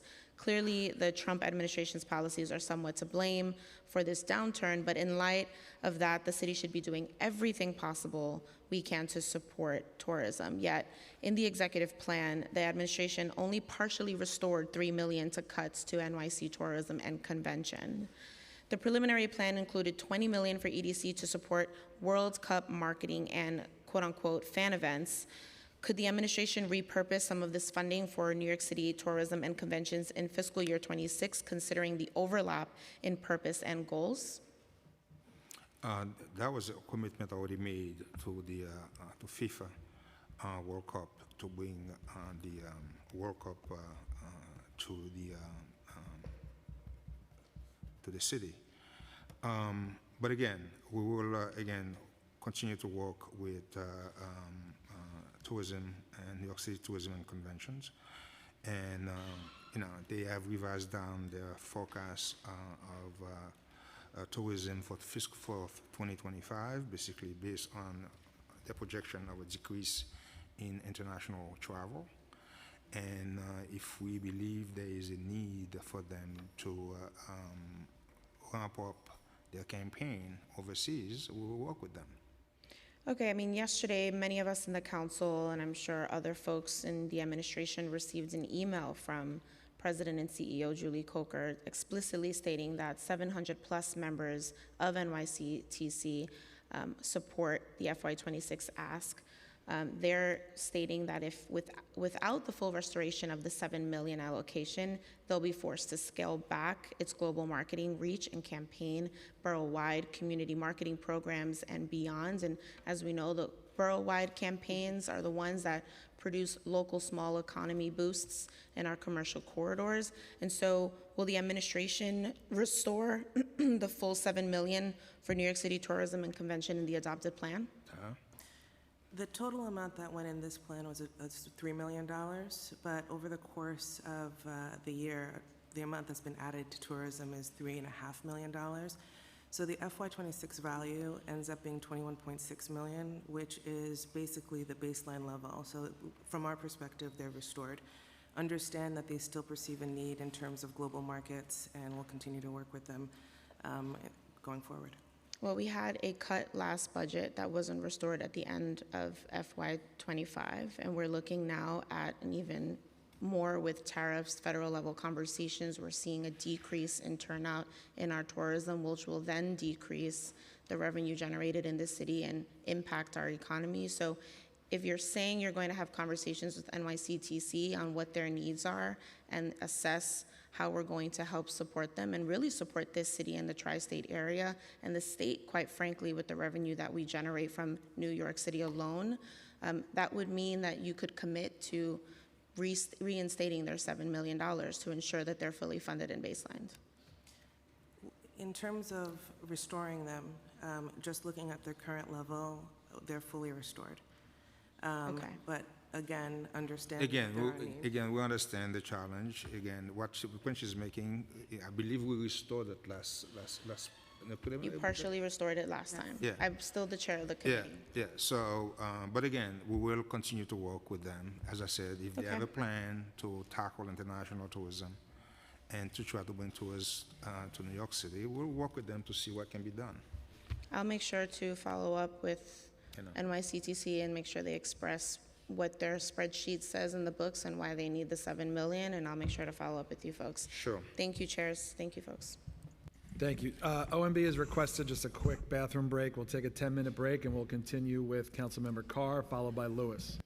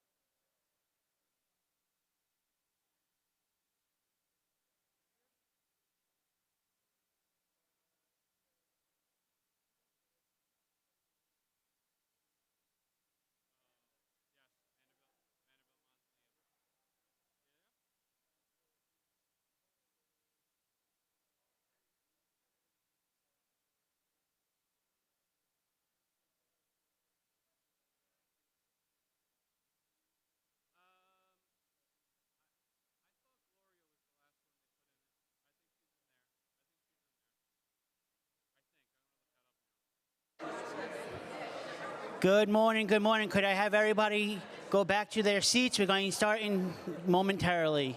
Also, there's no food or drinking in the chambers, and no one may approach the dais. Thank you.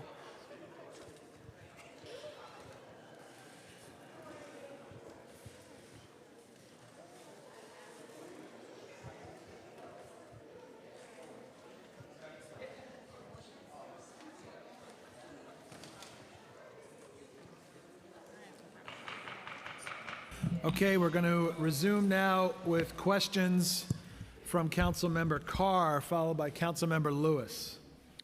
Thank you, Chair. Director, good to see you and your team as always. Thanks for being here and answering our questions. I want to talk about road resurfacing. In the fiscal year 2024, the Mayor's preliminary management report indicated that DOT surfaced 1,177 lane miles that fiscal year, including bike lane miles. Shakes out to about $200,000 a mile, just a little under that. And in the preliminary budget response, the council asked for an additional $40 million for road resurfacing in order to return us to the 1,300 lane mile budgeted target that we used to have prior to fiscal year 2020. And as we've discussed in the past, that was reduced to 1,100 lane miles because of the fiscal realities induced by the pandemic. We're many years removed from that now, and I'm wondering why we have not returned to the 1,300 lane mile target, given that it is an imperative. I think anyone who uses our roads, whether it's a cyclist or a driver, can tell you that, or a bus commuter for that matter. And we'd like to know what increase, if any, has been in the executive plan for lane miles, and is it in capital or expense funding, if so? Yeah, we are baseline funding for 1,100 miles. 100 miles, lane miles in the, and 50 bike lane miles in the, a few years ago. Again, it's a capacity issue from what we understand based on our discussion with DOT. They have a capacity issue in terms of, the labor. They have a bunch of challenges that they have to address, materials and equipments. But again, we will. I'll have a conversation with them again, okay, to see, whether or not these things, those concerns, can be addressed, and if they can be addressed, we will have a discussion. I think they can, because when Commissioner Rodriguez and DOT testified here, I asked them this question, and they indicated a capacity and a willingness to return to the 1,300 lane mile standard. And I think if we commit to that, even in the out years, then it makes their planning processes easier. I'll have a discussion with them. Appreciate that. I'd like to move on to curbside e-waste. That was previously a pilot program that we had in Staten Island for the pickup of electronic waste, which can no longer be landfilled. Unlike the rest of the city or large parts of it, we do not benefit from the e-cycle program, which services buildings with at least 10 units or more. And it's a $3.5 million program that was cut in the last fiscal year, and I'm asking that it be restored.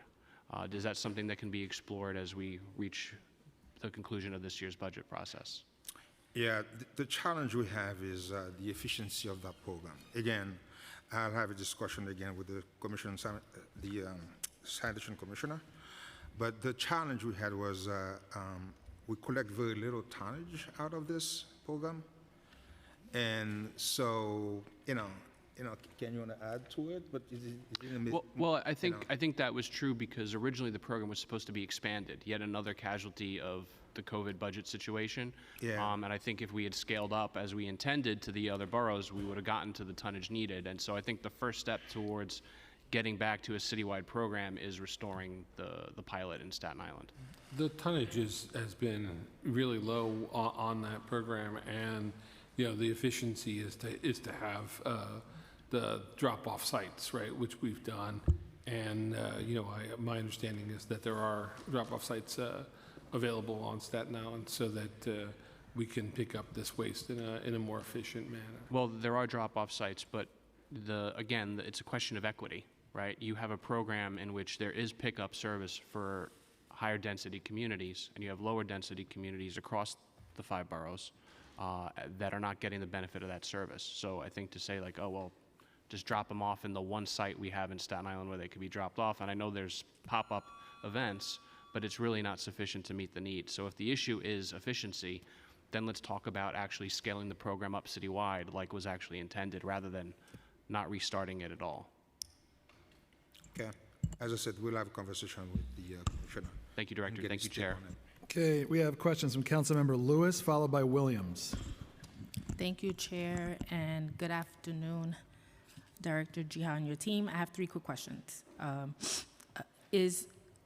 In our council preliminary budget response, we urge the administration to allocate an additional $5 million to health and hospitals to provide at least 1 maternal health-focused psychologist within each of its maternity departments. I'm concerned about why this request remains ignored in this executive budget, and to what extent will this be maintained in the out years? Second question is in regards to the Women Forward NYC Action Plan. Mayor Adams' Women Forward Action Plan was a step in the right direction to position New York City as a national leader in gender equity with an allocation of $43 million, which is a mixture of city and private funding. Given the proven success and demand for young women's leadership and development, I wanted to know if OMB could share with us, at least in the city's portion of the $43 million, if that would be increased or at minimum baselined in the city's portion of Women Forward NYC. And my last question is, how does the executive plan address the anticipated rise in discrimination complaints due to the Trump administration's executive orders? The preliminary budget response called for $15 million to be distributed to nonprofit organizations that provide gender-affirming care. Can we expect this funding to be added to the adoption? Yeah. Currently, H&H, when it comes to the issue regarding maternal health-focused psychologists, H&H, from what we understand, is accommodating all patients who need this kind of treatment. But again, the challenge we all have is the difficulty in terms of hiring psychologists. It's not easy, because everybody's competing for the same. But does that mean the $5 million can't be added to the budget, or at minimum a portion of it?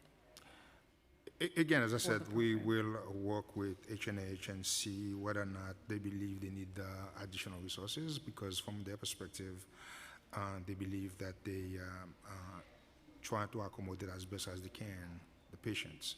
But if, again, as part of our discussion with them, we'll get a sense of what they think they need, if there is a need, and we'll come back to you. Well, Dr. Katz was here for the executive budget hearing, and I believe that it's a need, so maybe we all should have a conversation with him Okay. about how they'll accomplish that. Regarding Women Forward NYC, of the $43 million that the city has allocated towards that, is that going to be baselined, or are they adding more to that? Is it baseline? No? Is it? No, I don't know. I will get back to you on this, because I don't know if it's baseline or not. I will get back to you. And then the $15 million for the nonprofits for gender affirming care.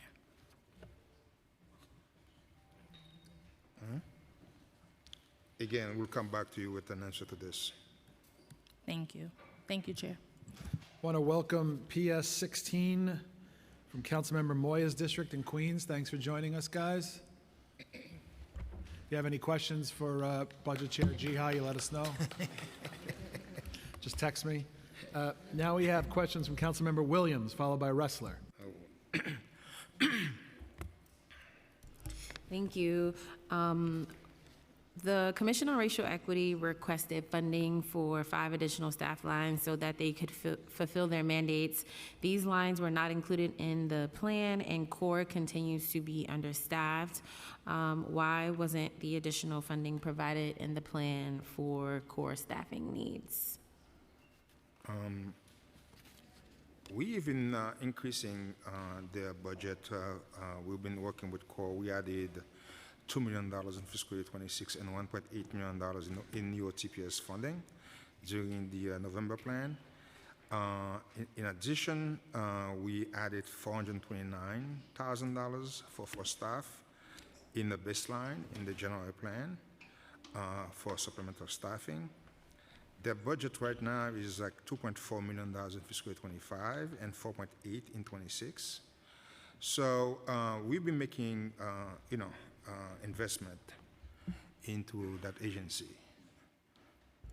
So one of the issues, of course, is this 2-for-1 hire thing. So are you willing to work with them to exempt them so they can quickly fill the empty staff line? And then I know they also requested to roll over the leftover funds to allow them to actually hire a GC and a communications consultant to fulfill some of their mandates. So will you allow them to also roll over their funds? We've been working with them, and from what I understand, they are exempted from the freeze. You said they are? Yeah. So, Okay. But again, I will have I have discussion with staff, but as far as we know, they are exempted from the freeze. Okay, moving to CCHR, we all know what they're responsible for. The council called for the administration to provide an additional $6 million in the exec plan.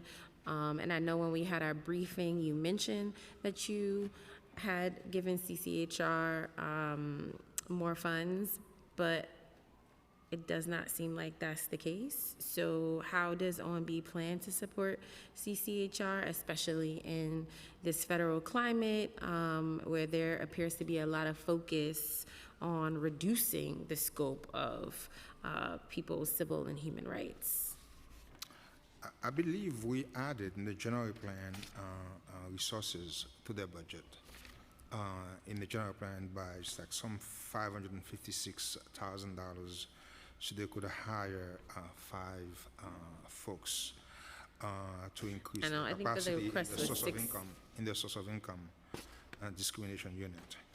Yeah, I know, but the request was $6 million. And source of income is very important, and I know the council has done a lot of work with the administration on it, but there's so many other things that CCHR does or is unable to do because they don't have the funds to do it. For instance, the Fair Housing Act is coming into effect, and that will impact how people are able to get homes and apartments, and I don't think that CCHR has the resources to really enforce that law. Again, the federal climate has created more opportunities in a good way for people to seek some type of reprieve at the local level, but I just don't think they have the resources to enforce and proactively educate people around civil and human rights discrimination and laws that protect folks in New York City. Again, as I said, we will work with them because currently they have 33 vacancies. Okay, it's just a question of hiring those attorneys, but we will work with them. We met with them. I just want to add, I'm not just seeking resources for attorneys, just even in like their marketing budget, like in previous years when certain things went into effect. I think it was the, don't ask, don't tell around the, when people were applying for jobs, whether or not they had a criminal record. They did extensive marketing around that law going into effect, but as far as I know, they don't have the resources to do robust outreach and marketing around the city's laws so that people can comply and they don't get fines. So not just for the legal division, but also as a whole. Okay, last question. The Mayor's Office, Equity and Racial Justice, has still not released their preliminary 2024 racial equity plan. It's probably, 400 days late at this point, which was required back October 2024, which was pushed back date. One focus of the plan is to help ensure equity is being considered when formulating the city's budget. So what support is OMB providing MOERJ to ensure the plan is released? Have you received a copy of the report? Have you taken any consideration, if you have, to the current budget year? And we really only have like a month left. So do you anticipate utilizing this plan in any way as we move forward in finalizing fiscal 2026 budget? I would defer to City Hall when it comes to the question regarding the plan, the equity plan.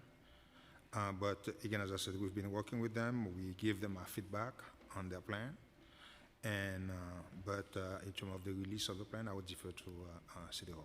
Because it hasn't been released though, and I know the plan is circulating within the administration, Yeah, do you plan to, or have you taken any consideration to this current fiscal budget as the plan may call or not call for you to do so? We always, every decision we make as part of the budget, we do them through an equity lens. Okay, I mean, you could see, as you could see in the budget, we make so many investments, and many of the investments, as I said, we basically look at them from that perspective. So as far as we are concerned, we understand what the plan is trying to accomplish, but this is something that we do currently. Councilmember Moya? Thank you, Chair. Sorry for the interruption. I just wanted to personally give a shout out to PS 16 and the civics class that is here today from my district. Thank you to Ms. Amont and also to Mr. Feldman who are here. This group approached me a while back and said, well, what does a council member do? And I said, the best thing they can do is come on tour and see what's happening. And they're seeing how government really runs, except for James, who ill-advisedly came here wearing a Real Madrid jersey. You know, we won't get into that. But thank you so much. Welcome, everyone, to the People's House. Thank you, Chair. Okay, questions from Councilmember Ressler, followed by Joseph. Thank you, Chair Brandon. I just want to take a second to commend you on doing a great job through this round of executive budget hearings, and I really want to thank the whole Council Finance staff who have been terrific. Good to see you, Director Jiha and team. See you too. A few questions. I couldn't pin you down. I couldn't hear in your back and forth with Speaker Adams a number. Do you have a number of how much funding you're planning to add on child care vouchers in the adopted budget? It's $328 million. You will be adding $328 million, and will that amount will that amount ensure that we are funded to get the full dollar-for-dollar match that the state has afforded us? Yep, that's the MOE. Great, thank you very much. So that will be in the adopted budget. Good answer. Thank you. I love straight answers. I want to move to borough-based jails. The mayor recently proposed converting the Brooklyn Borough-based Jail facility into a mental health facility and converting the other 3 sites into housing. Is this proposal seriously being considered by OMB? Say it again? The mayor the mayor being the mayor, said that he wanted to convert the Brooklyn jail project into a mental health facility and the other 3 jail sites into housing. Is OMB seriously considering this proposal? As far as we are concerned, everything is going as planned. As planned. That is such 2 for 2. We're doing great this morning. Okay, so I just want to,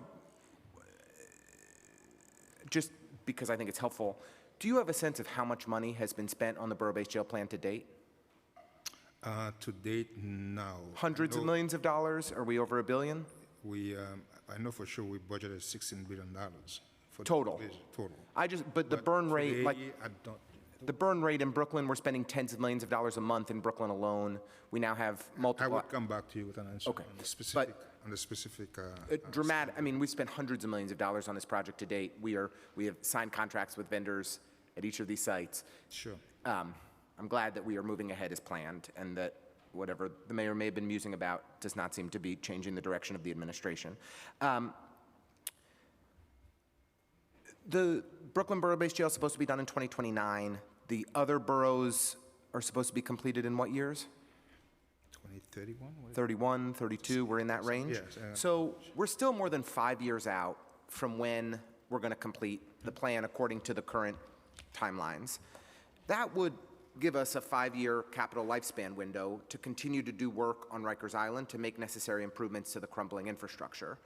Do you believe that it would be beneficial for DOC to apply for a waiver from the Comptroller's Office, and I guess from all of you, under Directive 10 to waive to potentially pursue capital eligibility for projects on Rikers Island? I think the council should change the law from 2027, because that's what's the problem. The waiver is, but there's an alternative process. The waiver could be pursued. As long as the 2027 law is in the book, I mean, I could talk to the lawyers, but as far as I'm concerned, as long as the 2027 law is in the book, we are limited to what we can do, because we're in 2025 right now. So, it's like only 2 years. So, council could change. I mean, but there is an alternative. We're not changing it. But there is, I mean, without a serious conversation with this administration, there is, which we have not yet had, there is a mechanism, though, that you could pursue a waiver to pursue for capital eligibility. I'll discuss it with the We lawyers. appreciate you considering it. Yeah. Littman Commission, were the Littman Commission 2.0's funding recommendations considered in the crafting of the executive plan? Yes, we added resources to fund a lot of programs dealing with alternatives to incarceration. And did you discuss these recommendations with the Littman Commission prior to releasing the executive plan? No. But we had, we met with them, and they gave us a briefing in terms of what the recommendations will be, and we listen to them, and we take them into account. Last one for me, and thank you for the modest amount of extended time. Have you done an updated analysis on the loss of funding to New York State since on the impact of the Republican House bill that passed last week? We continue to do our own assessment of the bill, because I'm pretty sure you know that this is not the final. Okay. Do you have a number on what your expectation is for how much funding would be lost to New York State? No. Approximately as I $15 said, billion? We don't have yet a full bill to do a full assessment of the entire, because we have to wait for the Senate. We certainly don't have a bill that's passed both chambers, but we have a bill that would be catastrophic if it were passed. It's a $15 billion loss in funding to the state of New York. That would be very extremely difficult for New York City to absorb. And is OMB aggressively advocating for changes around Medicaid and food stamps in particular to protect low and moderate income New Yorkers, immigrant New Yorkers? We basically, as I said earlier, we will fight for every federal dollar that New Yorkers deserve. Yeah. Okay, as I said, New Yorkers paid their fair share of federal taxes, okay, and they should not be penalized. Yeah. Because the city is following state and city laws. I appreciate that. I think you've spent many distinguished years in government at the state level, at the city level. I can't imagine that you've ever seen a bill come out of Washington that would be so catastrophic to the budget of New York State and New York City as what the House just passed. A $15 billion cut in funding to the state of New York, more than 5% of their budget, would have broad ramifications on our abilities to fund parks and public safety and school and education, early childhood education, and hospitals and more. It would, the scale of the devastation that this bill would have on vulnerable New Yorkers and on everything that we care about really can't be understated. And so I've appreciated that we've had Molly Park and Mitch Katz and some of the leaders in this administration speak up about just how catastrophic this would be, but we've heard crickets from the other side of City Hall. And I know that you get how bad this would be for our budget and that it would lead to horrible decisions that we do not want to make and cuts that we desperately want to avoid. And I hope the mayor starts to listen and get with the program as well, because his voice matters here, and it would be a helpful thing for him to advocate for the needs of New Yorkers. Thank you very much. The mayor has continued to advocate for New Yorkers, and he will continue to fight for New Yorkers. Questions from Councilmember Joseph, followed by Salam. Thank you, chairs. Good to see you, Commissioner, always. So we understand that New York City Public Schools application for Head Start is pending approval at the federal level. So we'd like to clarify the changing Head Start landscape in fiscal 2026. Given the uncertainty and the timing of the approval, what is OMB's plan to ensure continuation of care in Head Start?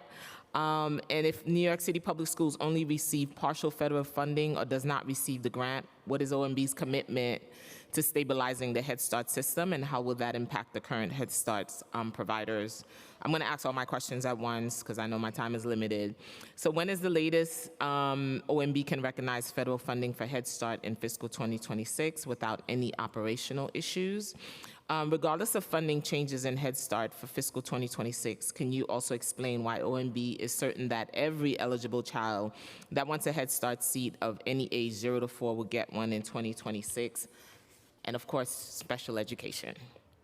New York City Public School also told us about 7,000 students with IEPs were not being provided with one or more of their mandated services, while you baseline $55 million for preschool special education classrooms in the executive plan. So what's the conversation with OMB about DOE's new needs submission for additional funding for preschool special education? How much are they requesting, and what's the head count, and why OMB hasn't added any additional funding for preschool special education services? Regarding Head Start, the mayor made a commitment that the services are so critical for New Yorkers that even in the absence of federal funding, the city would step in. He made that announcement about, I think, a month ago. Yeah, so he made that commitment. So right now, I can't tell you whether or not we're going to get partial funding or whatever we're going to get, but the deal is he made the commitment. That But you've also applied for fewer seats. He applies for, so his goal is to make sure that every seat, who needs a seat, get a seat. So again, as I said, that's a commitment that he already made. So therefore, it's not going to back away from that commitment. Special education, we added an additional $55 million, like we stated in the plan. And we will continue, as I said, we have some discussion, and I believe I'm meeting with the chancellor next week to discuss our priorities. Okay, and as we discuss our priorities, I would listen to her and see what she brings to us. But what about the students who have not received none of their services? So we were asking for $70 million in the budget for that. We didn't see that. $70 million for related services. You still have about 7,000 students that have not received their mandated services, and you know what that leads to. Our Carter cases that we constantly fight against and push against. So that's why I'm asking. Okay. As I said, we are meeting with the chancellor next week, and we'll have a discussion about her needs, what her priorities are. But in the Head Start, you applied for 3,500 fewer Head Start seats for 3-year-olds and 4-year-olds while you age down. So does that result in a decrease for capacity for 3 and 4-year-olds? We will backfill. You're going to backfill? Mayor made that commitment. Chairs, LGBTQ plus IA inclusive curriculum. We noticed in the executive plan there was an additional $2.48 million to fund the LGBTQ plus IA curriculum. This covers the DOE contract, CBO, and the initiative, but the additional $315 through DYCD was not funded in the executive. Why wasn't the funding added to the DYCD budget in the executive plan? And does OMB commit to fully funding the LGBTQ plus IA curriculum in 2026? Again, we will discuss it as part of adoption process, and we'll see where we land. Again, in our Ames and Horizon seats and nests for our autistic learners. Oh, I'm going to get it all in. You know I'm here for the kids. So I have to find out, because we know that will also reduce having our Horizons, nests, that will also reduce our Carter cases that are ballooning. Sure.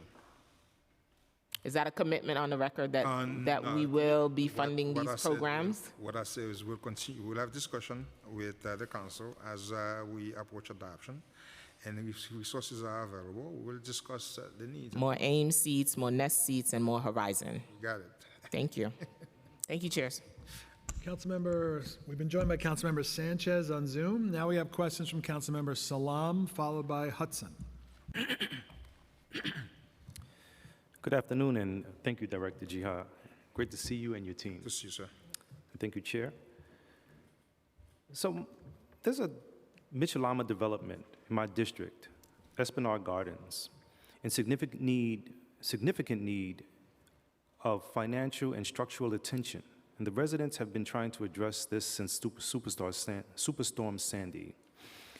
I want to know, how is OMB accounting for Harlem's growing housing and infrastructure needs within the capital plan, especially in light of historical low capital commitment rates in Black and brown neighborhoods?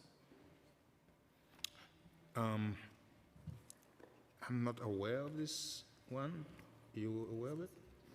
The specific We'll development? have to work with HPD on the specific development, but as it pertains to how we're accounting for Harlem's growing needs, we largely defer to HPD to come up with the program and work with them on the funding of the program, which takes into account equity issues as well as various housing needs throughout the boroughs.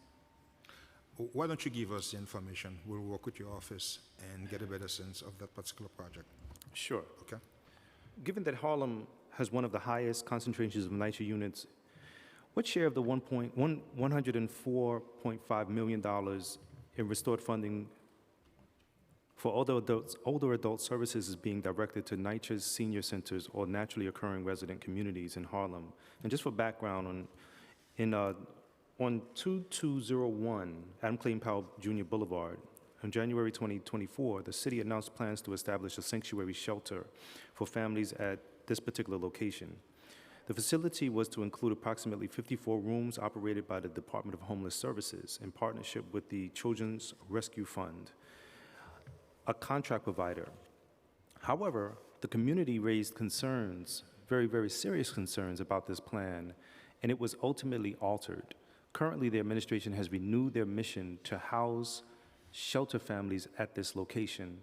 I now find myself, along with many of my colleagues, in wondering why the administration has not communicated this with local communities on how they intend to provide for sheltering these families.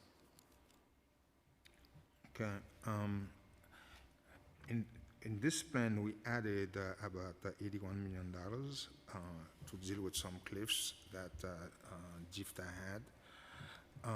But regarding the shelter of that particular one, you know anything about it? Again, we'll come back to you on the specific one because this is not on our radar at all. Okay, we'll work with your office to get more information on this. Well, thank you. Councilmember Hudson? Thank you so much. As you know, but I'm always going to share the statistics, older adults represent 20% of the city's population. A 2021 CUNY Graduate Center study reports that the population of adults ages 65 and older in New York State will soar 25% between 2021 and 2040. In the city alone, the population of older adults is expected to increase by 40% by the year 2040. Despite the growth in the city's older adult population and the increased need for resources to repair deteriorating infrastructure, NYC Aging's capital budget totals only $85.1 million between fiscal 2025 to fiscal 2029 in the Executive Commitment Plan. Was any capital funding added in the Executive Commitment Plan to support NYC Aging's capital needs, especially at older adult centers? As you know, in this plan, we added $81 million to deal with the cliffs, and we also added almost $21 million for the restoration of the PEG that we have. In addition, we added almost $20 million to address the indirect rate. Sorry, 20 million for what? The indirect rate needed by providers. It's this issue about capital needs for GIFTA has not been brought to my attention, and I will work with the commissioner to find out exactly what this is. You know, I'm not sure. Because, okay. Okay. So I will get back to you after I talk to her to find out exactly what the needs are. Okay, so it sounds like they didn't specifically request any additional capital funding. As far as I know, I don't know about the staff. Okay. Do you believe that the current level of capital funding is sufficient given the growing older adult population and the extensive provider network NYC Aging manages? again, if I don't see the need, if they don't discuss the needs with us, they have to come to us with needs and discuss them, but I have not seen something that's more like on the expense side. Okay. Capital budget is very small. It is. Okay. That's my point. And, yeah, it's very small. But, their expense budget, we try to, as best as we can, to take care of all their needs. Yeah, and listen, As I promise you. that money is great. I don't want you to touch that money. I wanted to just address Take care of it. the capital needs. Yeah, I do appreciate that. Yeah. And even when we're given a lot, there's always more needed, especially given the population increase that we're expecting in the next 15 years. But let me just move on quickly to home-delivered meals. The council's fiscal 2026 preliminary budget response called on the administration to add and baseline $7.3 million for the home-delivered meals program to bring the per-meal reimbursement rate up to $15.31 from $13.78 to fully cover the actual cost of food. At adoption last year, $4.8 million was added in baseline starting in fiscal 2025 to increase reimbursement rates for home-delivered meals from $12.78 to $13.78.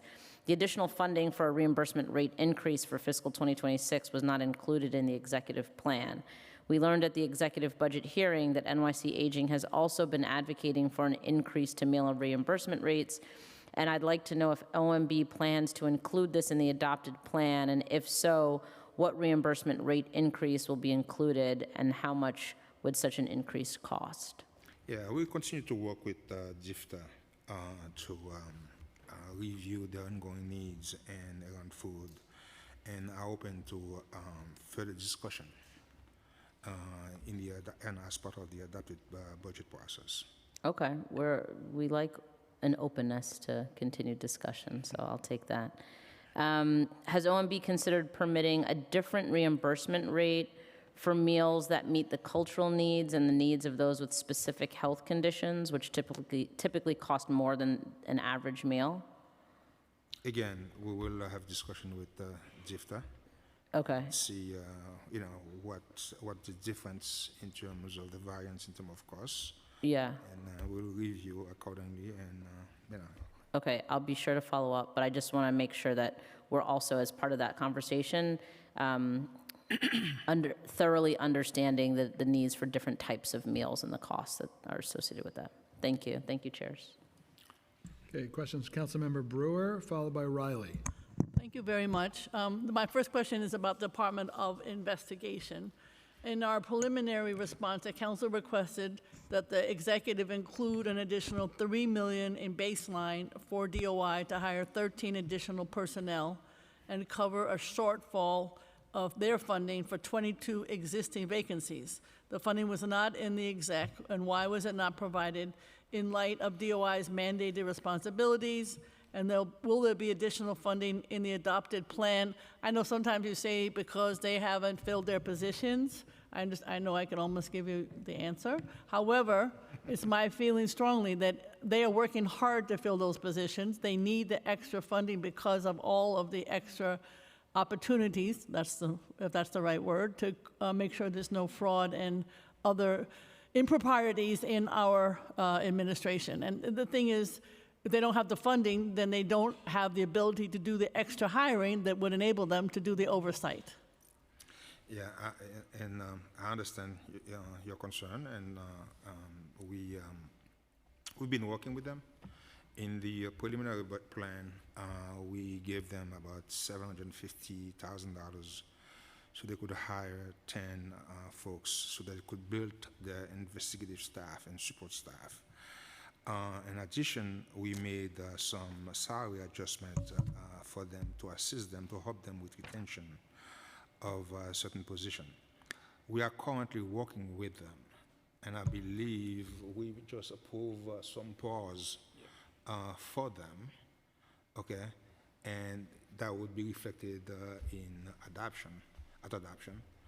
But we're working with them on a day-to-day basis to make sure that they have the resources that they need to take advantage of the opportunities like we worded that is open to them. Okay, I mean, I would say we keep pushing on that issue, because they've been using some of their assets, forfeiture money, which is not what it's supposed to be used for. Yeah, but we, as I said, we're working with them, and I believe last week we provided them some approval. Okay, we'll keep pushing. Yep. Next issue, of course, at the Department of Education, there's also a DOI office, not part of the DOI citywide. And that has only like a $6 million budget, and it's called SCI, School. And the issue is they have 55 staff members for a agency that's got a $40 billion budget and 140,000 person staffing. So my question is, maybe they're not pushing enough, maybe I'm pushing for them, but it does seem to me, if you're looking at, I hate to say fraud and corruption, I don't want to say that it's rampant, it's not at DOE, but 140,000, you're going to find people. So my question is, are you thinking about increasing funding for this particular oversight agency? I have not seen a request coming to me from them. They had a request for TPS funding, which we provided them. But again, I will discuss with my staff to see if they have received something. I just think generally, I'm not getting into CCRB, I'm not getting into Department of Correction, et cetera, but we need more oversight. I'm not saying it's this administration, it's any administration. Oversight keeps corruption and loss of funding down. Other question is about clubhouses. You know, this is an ongoing issue. Larger clubhouses are funded, but we need $4 million for the smaller clubhouses. The city council had to pick it up before. Do you have any interest in this $4 million? Very smart, keeps people with mental illness off the street, and mental illness issues are a focus of all of us. We need $4 million for clubhouses. Will you put that in the exec? In this plan, we added $4 million to continue the existing clubhouse services. For the big ones, how about for the smaller ones? There's two different, RFP went out for the larger ones. I'm talking about the smaller ones, so far no RFP. Well, again, as I said, we will discuss it as part of adoption, because again, that's what came to us in terms of requests, and you know, I will discuss it with DOHMH and see if there is something specific that they were interested in. They want to do. We're interested. I don't know about them. We're interested, just so you know. School-based mental health clinics, I know the speaker, to her credit, talked about this. We need another $3.75 million to cover what Medicaid does not. And I have to say, as you do, that the school-based mental health clinics are where the problems can be dealt with before they end up on the street or end up at Rikers or any other issue. So what's the status with support for school-based mental health clinics in the schools? Again, we'll follow up with you and your office on this, and because, as I said, if we don't have the request coming from the agencies, you know, but we'll follow up with you. Okay. When Molly Park was here, an excellent commissioner, she said, of course, that there could be a savings of $11 million, you know, when all of the FEPs are used and people are back in their housing. The trouble is, cost of FEPs could go from 30% to 40% of anyone's rent. There are about 1,800 people who will be affected in this 5-year cycle. There's some fear that some of them will go back to the shelters because of the increase in rental that they have to pay. So my question is, have you figured in your budget when this rent hike goes into effect that people could be back in shelter? Wouldn't it make more sense to keep it at 30%? Again, our goal is we don't want people to go back to the shelter, but at the same time, we're also trying to make sure that the program is feasible. Okay, in terms of in the long run. So therefore, we have to find ways to manage it. It's a program that started at about $300 million 5 years ago, and it's about like $1.2 billion now. Mm-hmm. So it's a good allocation of funding. It works. I understand. We understand. But at the same time, you know, we are also resource constrained. So therefore, we have to find a way. At the pace that it's going so fast that it could threaten the viability of the program itself. So But you haven't figured in anybody going back to shelter as part of this funding? They just, they have not yet implemented the program yet, so therefore we don't know. Okay, I'm just letting you know that some of them will go back and you should figure out, keep it at 30% would make sense. I understand your difference of opinion. Finally, food, I know that you heard a little bit from Councilmember Ayala, but obviously the pantries, the soup kitchens and so on are desperate. What is your thinking about any increased allocation, just generally for all the food concerns that we're all facing with our constituents?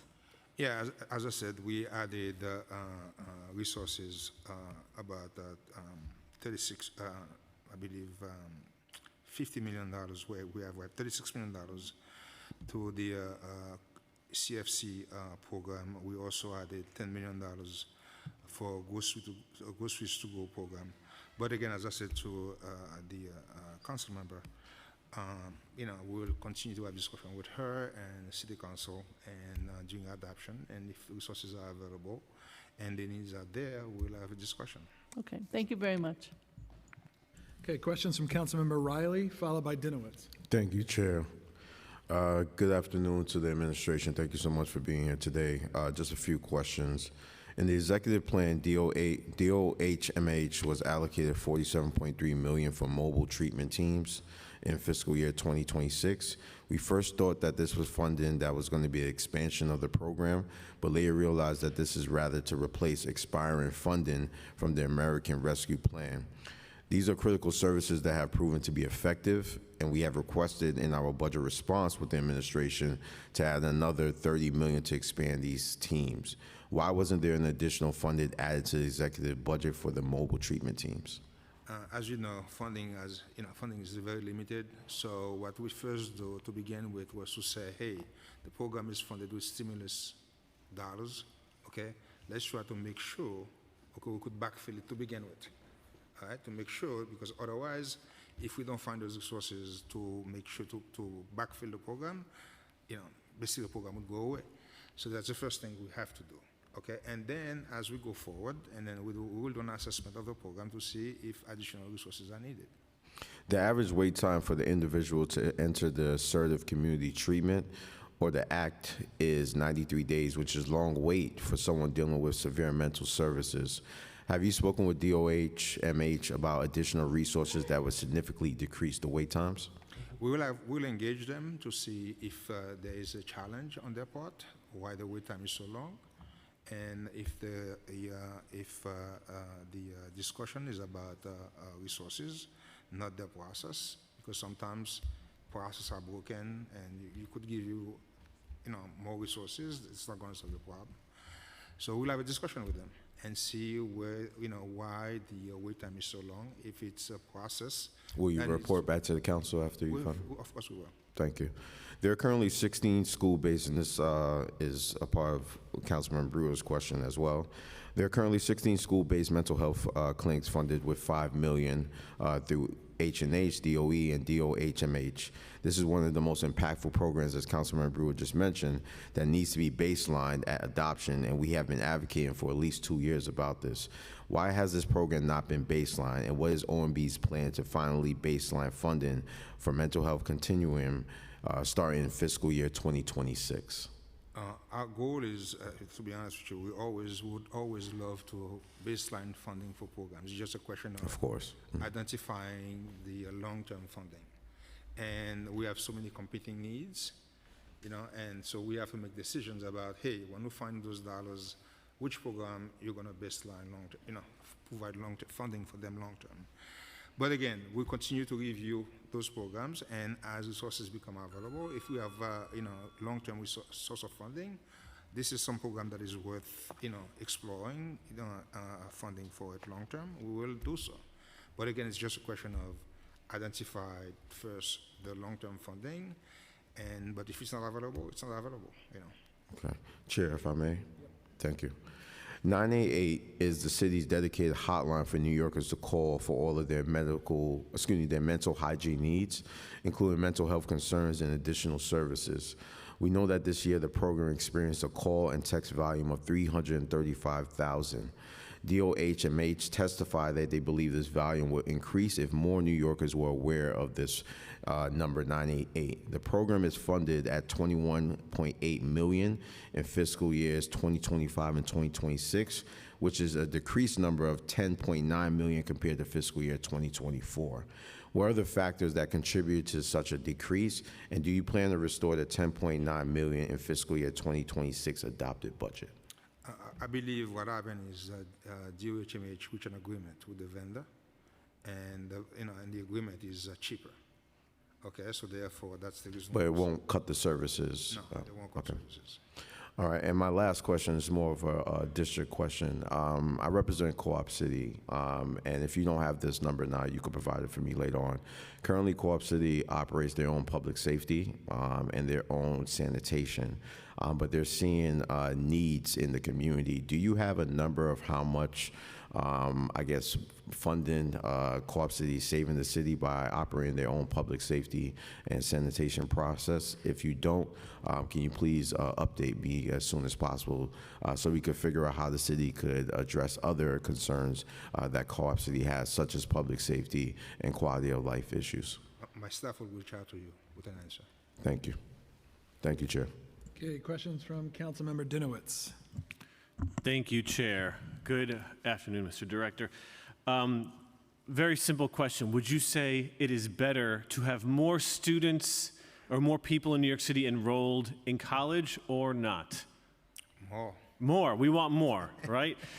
A few years ago, this council piloted a program called CUNY Reconnect, which in the past 3 years has resulted in more than about 47,000 more students attending CUNY. You're a money guy. You know this is good. More people in New York City going to attending college, getting degrees, earning more. That's good for our tax base. Fewer people on public assistance. For a program that's so incredibly successful year after year, why was zero funding allocated for CUNY Reconnect? As you know, this plan was very good for CUNY. It was what? I'm sorry. Very good for CUNY, this budget, and they're very happy with the plan that we have. We restored $91 million for CUNY, $96 million, and we baseline those funds. We gave them $9.1 million for each. Yeah, I just want to pause. There are good things in the budget, to be certain, but to be clear, those were cuts that you all made. So you're restoring your own cuts. So I just want to be honest about the conversation we're having. I simply want to ask about CUNY Reconnect. I understand. And for a program that brings more students in, 47,000 over 3 years, more students getting degrees, getting the supports they need to succeed, and go back into our communities and contribute more. That's exactly what we want people to do in this city. $11.8 million would go a long way. Will that be included in the adopted plan? We will have discussion with the City Council. This is a program that is very close to the heart of the Speaker. That is a program that she, basically advocated for. So we will work with the Council as we get closer to adoption to see what can be done. Getting no commitments there, but I'll repeat, this is, as you know, again, an incredibly successful program that the Speaker spearheaded, and this is an investment. This is a good investment that is good policy, and it's good finances. One of the things that I would say the mayor does very well, and I think is very powerful for a lot of kids in this city, is he speaks openly about having a disability, and I think that it's very important to see people in leadership positions saying that out loud. It is also important to include policy and budget items that support that value.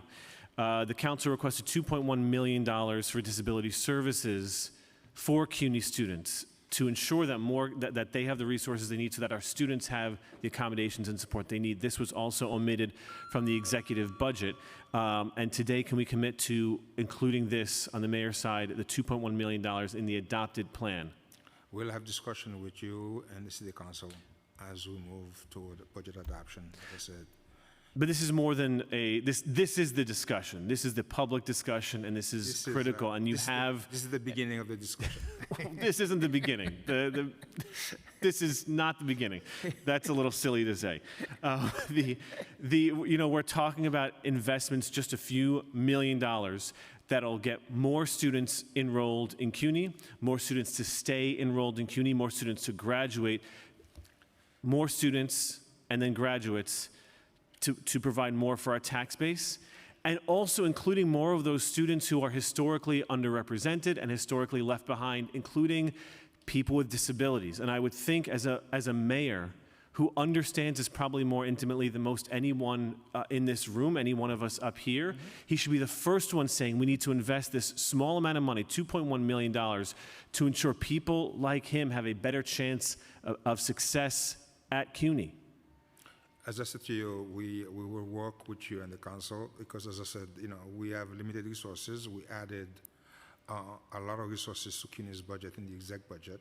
That were taken away by you in years past, yes. We'll have discussion. I just think it's important to be honest about that, and important to recognize that these aren't expenditures, these are investments. And I would just add, as it relates to CUNY Reconnect, that at a time when we have a federal government that is doing everything they can to reduce the enrollment of international students and immigrant students at CUNY, we should be doing everything we can in this city to be recruiting people to ensure that they have a shot at a college education. That is our job here in the city, and we should be doing everything we can to push back against these policies of the federal government that are harming our students here, that are harming our city and harming our public colleges.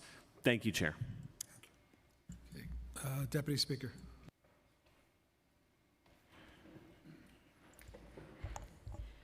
Sorry, I had a couple of follow-up questions. The first question is on immigration. The executive plan does not include any dedicated funding for legal services for unaccompanied minors, despite the growing need and the loss of critical federal support. On March 21st, the federal government abruptly terminated the unaccompanied children's program contract, cutting nearly $14 million for New York City legal providers. This decision left more than 1,300 children without an attorney, and some already have court hearings scheduled. Has MOYA or HRA requested additional funding for unaccompanied children for fiscal year 26? As far as I'm concerned, I'm not aware of that, but I know for sure we added resources for MOYA in the budget for legal services. But for specifically for those children, I'm not aware of any requests coming to us for those specific children. Okay, could you? I will double bring check. that back to me? Thank you. Okay, I'll double check. I mean, it's pretty scary because we have children now. Just yesterday we had a high schooler that was detained, and this is the beginning of what we anticipate will be a long. We remain committed to supporting Yeah. immigration legal services. As I said, we added $42 million Yeah. in the budget for fiscal 26. But for the specific children, Okay. I'm not aware, but I will follow up with you. Okay, so given that the New York City continues to serve as a key destination for immigrant youth, many of whom arrive fleeing violence, poverty, and instability, what steps is the city taking to coordinate with nonprofit legal service providers to ensure continuity of care for these children, and also making sure that these children do not appear in court alone? Again, as I said, I will follow up with Moya to see what they're doing, and we'll report back to you. Okay. Do you commit to supporting, to support the funding request of $6.3 million needed in fiscal year 26 for legal service support for unaccompanied minors? Again, as I said, I cannot make a commitment at this point in time, but we'll review the needs and as we progress toward adoption, and then we'll have a discussion. Okay. At the preliminary budget hearing, Commissioner Schaefer testified that nearly 100,000 applications for asylum, work authorization, and temporary protected status have been filed since the opening of the Asylum Application Help Center. Assuming that OASO is coordinating all this work for asylum seekers with CBOs, why is there no funding allocated for OASO in the executive budget beyond the $3.2 million added in fiscal year 25's preliminary budget? And what is the future of the office's staffing if the office is closing starting fiscal year 26? Again, we are still assessing the future funding level for OASO as we move toward one system with the DHS system. So, we don't expect to have any impact on services as we move toward a fully integrated DHS system going forward. But again, we're still assessing, the future funding level needed for OASO as we transition from the current system that we have with the HERCs toward a fully integrated DHS system. So you don't anticipate any disruption to services? No. Do you anticipate any cuts to staffing and that currently staff that office?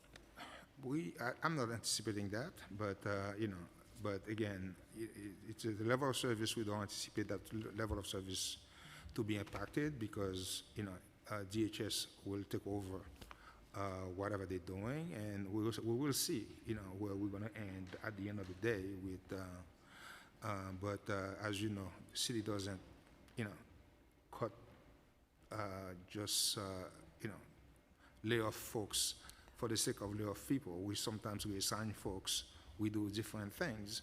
But again, at this moment in time, we're assessing, where they're going to be because, again, as I said, we anticipated a significant decline in the census, but lately there has been a slowdown, okay, in the number of people leaving the system. So again, we'll see where we land in the future, but right now, we are not expecting to see staff layoff or any such thing. All right. During the Health and Hospitals Executive Budget hearing last week, we discussed the urgent need to expand emergency rooms at Metropolitan and Elmhurst hospitals with Dr. Katz and his team. The Metropolitan ER expansion will cost, well, it was estimated at 65, I believe now it's 111 million. And the cost of the Elmhurst ER expansion has not been determined yet. Does OMB believe these capital projects are feasible in the short term, and what are the potential challenges with these capital projects, and what are the roadblocks to allocating the necessary funding? We would need an assessment from H&H so that we could have a better sense of what the needs are and what can be done. I mean, I'll just tell you personally, Metropolitan happens to be in my district, and we've been working with that hospital and been able to allocate a significant amount of resources to upgrading some of the equipment and the spaces that are used by patients, but the hospital hasn't really been renovated since it was constructed. The emergency room has capacity for 25 patients, and they often have, double that amount, and so people are like scattered everywhere. The conditions are just not ideal for providing basic, medical services. The rooms are still rooms that are closed in, where the staffing nurses and doctors are not even able to see the patients from where they are. So I've never been to Elmhurst. I can't speak to that, but I would assume that they have similar issues. And we have been trying to get this hospital like on the list of priorities for, quite a number of years. And so this year, obviously have been pushing a little bit more aggressively, just because it's really, it's in really bad condition. Like if you see it, you probably be a little bit offended by. We'll have a discussion with Yeah. H&H. Okay, and then I guess my final plug, because this is my final budget, we did have, I want to thank, former Mayor de Blasio was very gracious and OMB in helping us get the acquired funding for the Esplanade renovation. However, through the rezoning of East Harlem, we were able to get the north side of the Esplanade done, and then a few years ago, we were allocated the funding for the south side, but there were 10 blocks in the middle that are still falling into the river that are currently blocked off to pedestrian traffic that were not funded for some reason. So I'm just putting it out in the universe because I think if we're going to invest so much money in making it beautiful, it doesn't make any sense to leave those 10 blocks that are like squarely in the middle out of the planning process. Okay, I will talk with EDC to find out what's going on. Thank you. Okay. Okay, I just have a couple of cleanup questions from some of my colleagues quickly about MOX, the service desk. So the executive plan includes $1.5 million in baseline funding starting in FY26. excuse me, to hire 20 staff for the MOX service desk. Can you confirm that MOX has approval to hire for all their vacant positions? Yes. Okay, because we heard during the April 30th hearing on late payments to human service providers, we were told at the hearing OMB allowed agencies to hire for 183 positions that were involved with processing human service providers, but we were trying to understand why those positions were subject to the hiring freeze in the first place. We have exempted those contract staff from the 241. Have they always been exempted or just recently? I think it's recently, I'm not sure.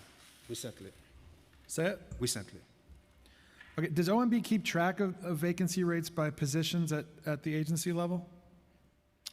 We keep track of vacancies for each agency and, to know exactly how many vacancies they have and, and if there is a need for us to exempt some titles, some positions that we believe is critical, we do so. So what's the estimated savings in the budget from the existing hiring freeze? I could give you, I don't have that number in front of me, but I would give it to you. I would send you that estimate. And do you have the total value of the PS accruals in the current year? I would also provide you that information as well. Okay. And also add to the list, how much would the city underspend its budget if there was a 5% average vacancy rate in FY26? Okay, I would provide you. Okay, DSNY, the bid containerization requirement. Has OMB conducted or reviewed a cost analysis of the containerization compliance and the burden that it would place on bids and nonprofit sanitation partners? I believe the commissioner has been working with the bid to. Well, they told us they paused it to the end of the year, but they didn't say what would happen from there.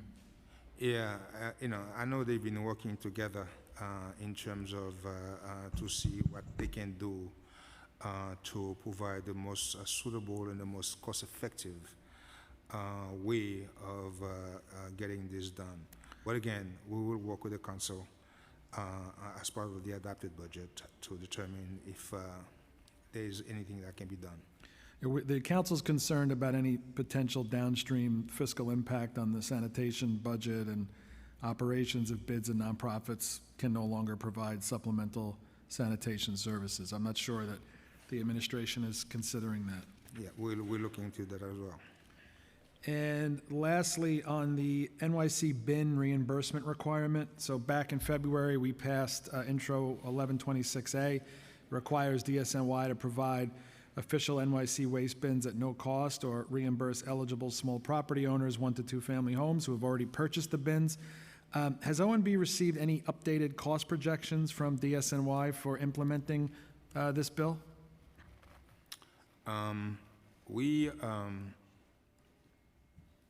The bin that we have currently are the cheapest, to be honest with you. It's like $50. And, so again, we estimate it's, probably $36 million to provide the bins. But again, from our perspective is we have some of the best quality bin right now and, at around $50. It's, from our perspective, is a reasonable responsibility of city property owners to buy those things at the price that was basically negotiated by DSNY, which is a very good price.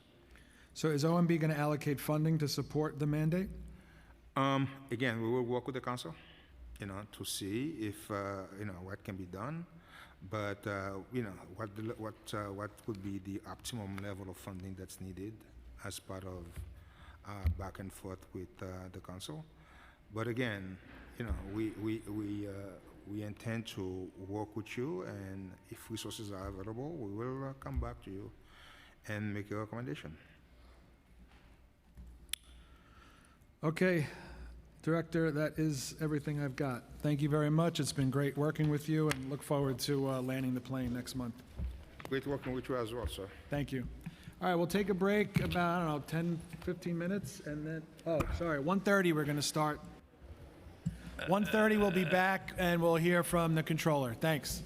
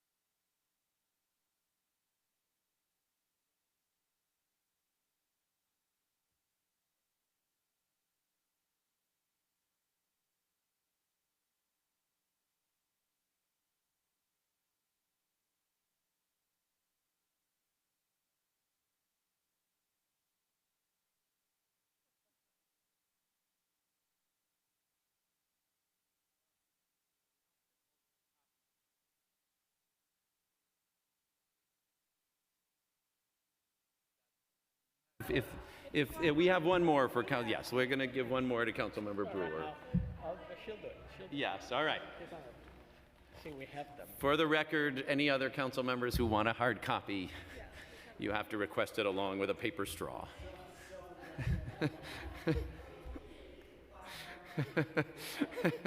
You don't have to fill out a form with the reason you want the plastic straw or the report, but you do have to request it.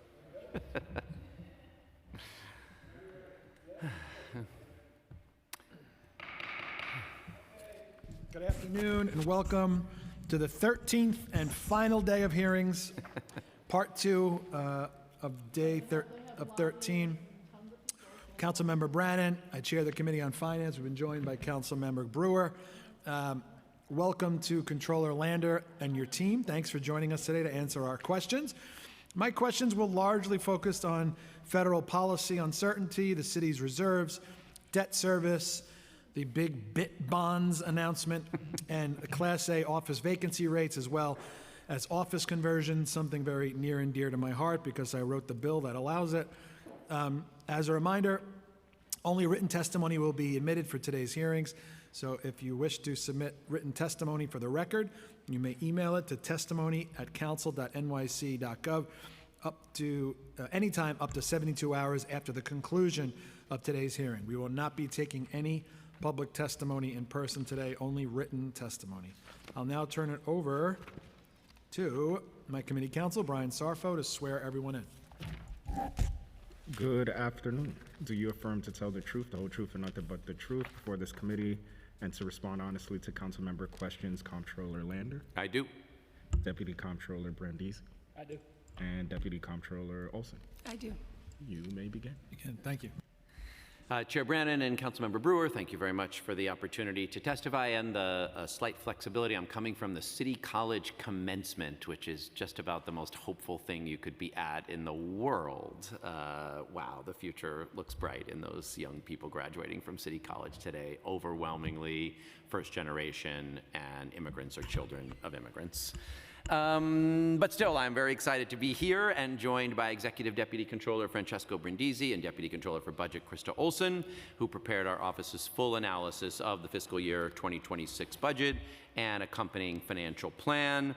When I came before you in March, I noted that our city's need for strong fiscal management had never been more urgent.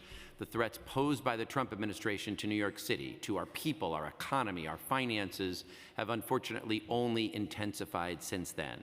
With the dizzying back and forth and actual implementation and court rulings of the tariffs, the Trump administration has introduced chaos into the global economy and created extraordinary levels of uncertainty. It has meanwhile attempted to terminate, pause, or rescind hundreds of millions of dollars in federal grants recently already awarded to the city through its flurry of executive orders and policy changes. And this is even before considering the potential devastation that the Congressional Budget Reconciliation Bill could have on federal aid to the city government, to the state, and directly to New Yorkers. It was in this environment, already back in March, that the Adams administration blithely released what it called the best budget ever, almost like mocking all of us, with little recognition of the grave reality the city faces from the economy and actions in Washington. The executive budget and the May financial plan, while reflecting record high revenues, adds nothing to the city's budget reserves or to its rainy day fund. When adjusted for prepayments, spending budgeted for FY25 is $1.4 billion more than projected revenues, continuing a pattern of running a deficit for the third year in a row. The May plan also reflects larger out-year budget gaps than those projected by the mayor in January, with no real savings or efficiency program to address them.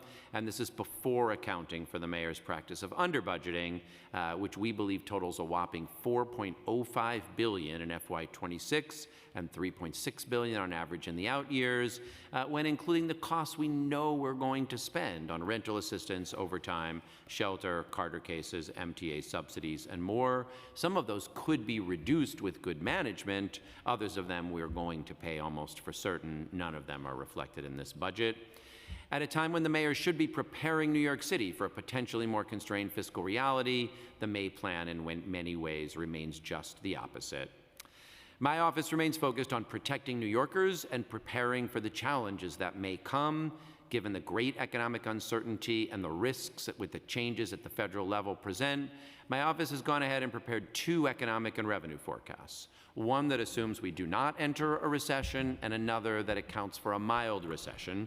In the no recession scenario, we project city revenues will exceed OMB's estimates by $292 million this year and $108 million next year in FY26, growing to $2.95 billion in '29.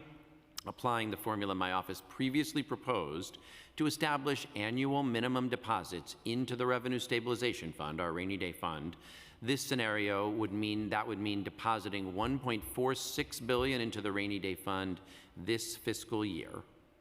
In the case of a mild recession where higher tariffs persist into '26, we estimate tax revenues would fall by $225 million in FY25, $2.3 billion next year, $2.12 billion in '27, before rebounding in '29.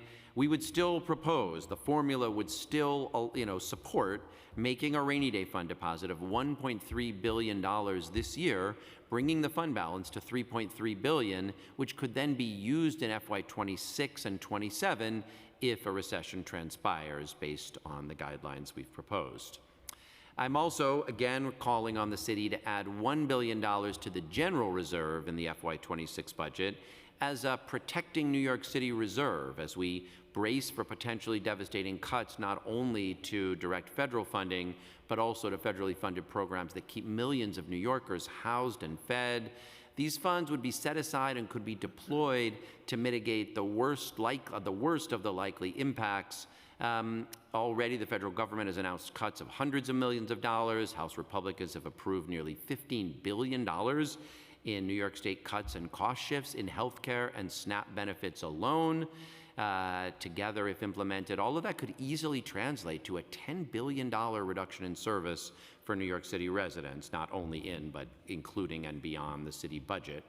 I'll give one other example of just a cut that's not in my written testimony, but that reserve should be used for. We already know they're eliminating 7,700 housing choice vouchers. That's 7,700 families in New York City who will very likely be homeless if we don't take action.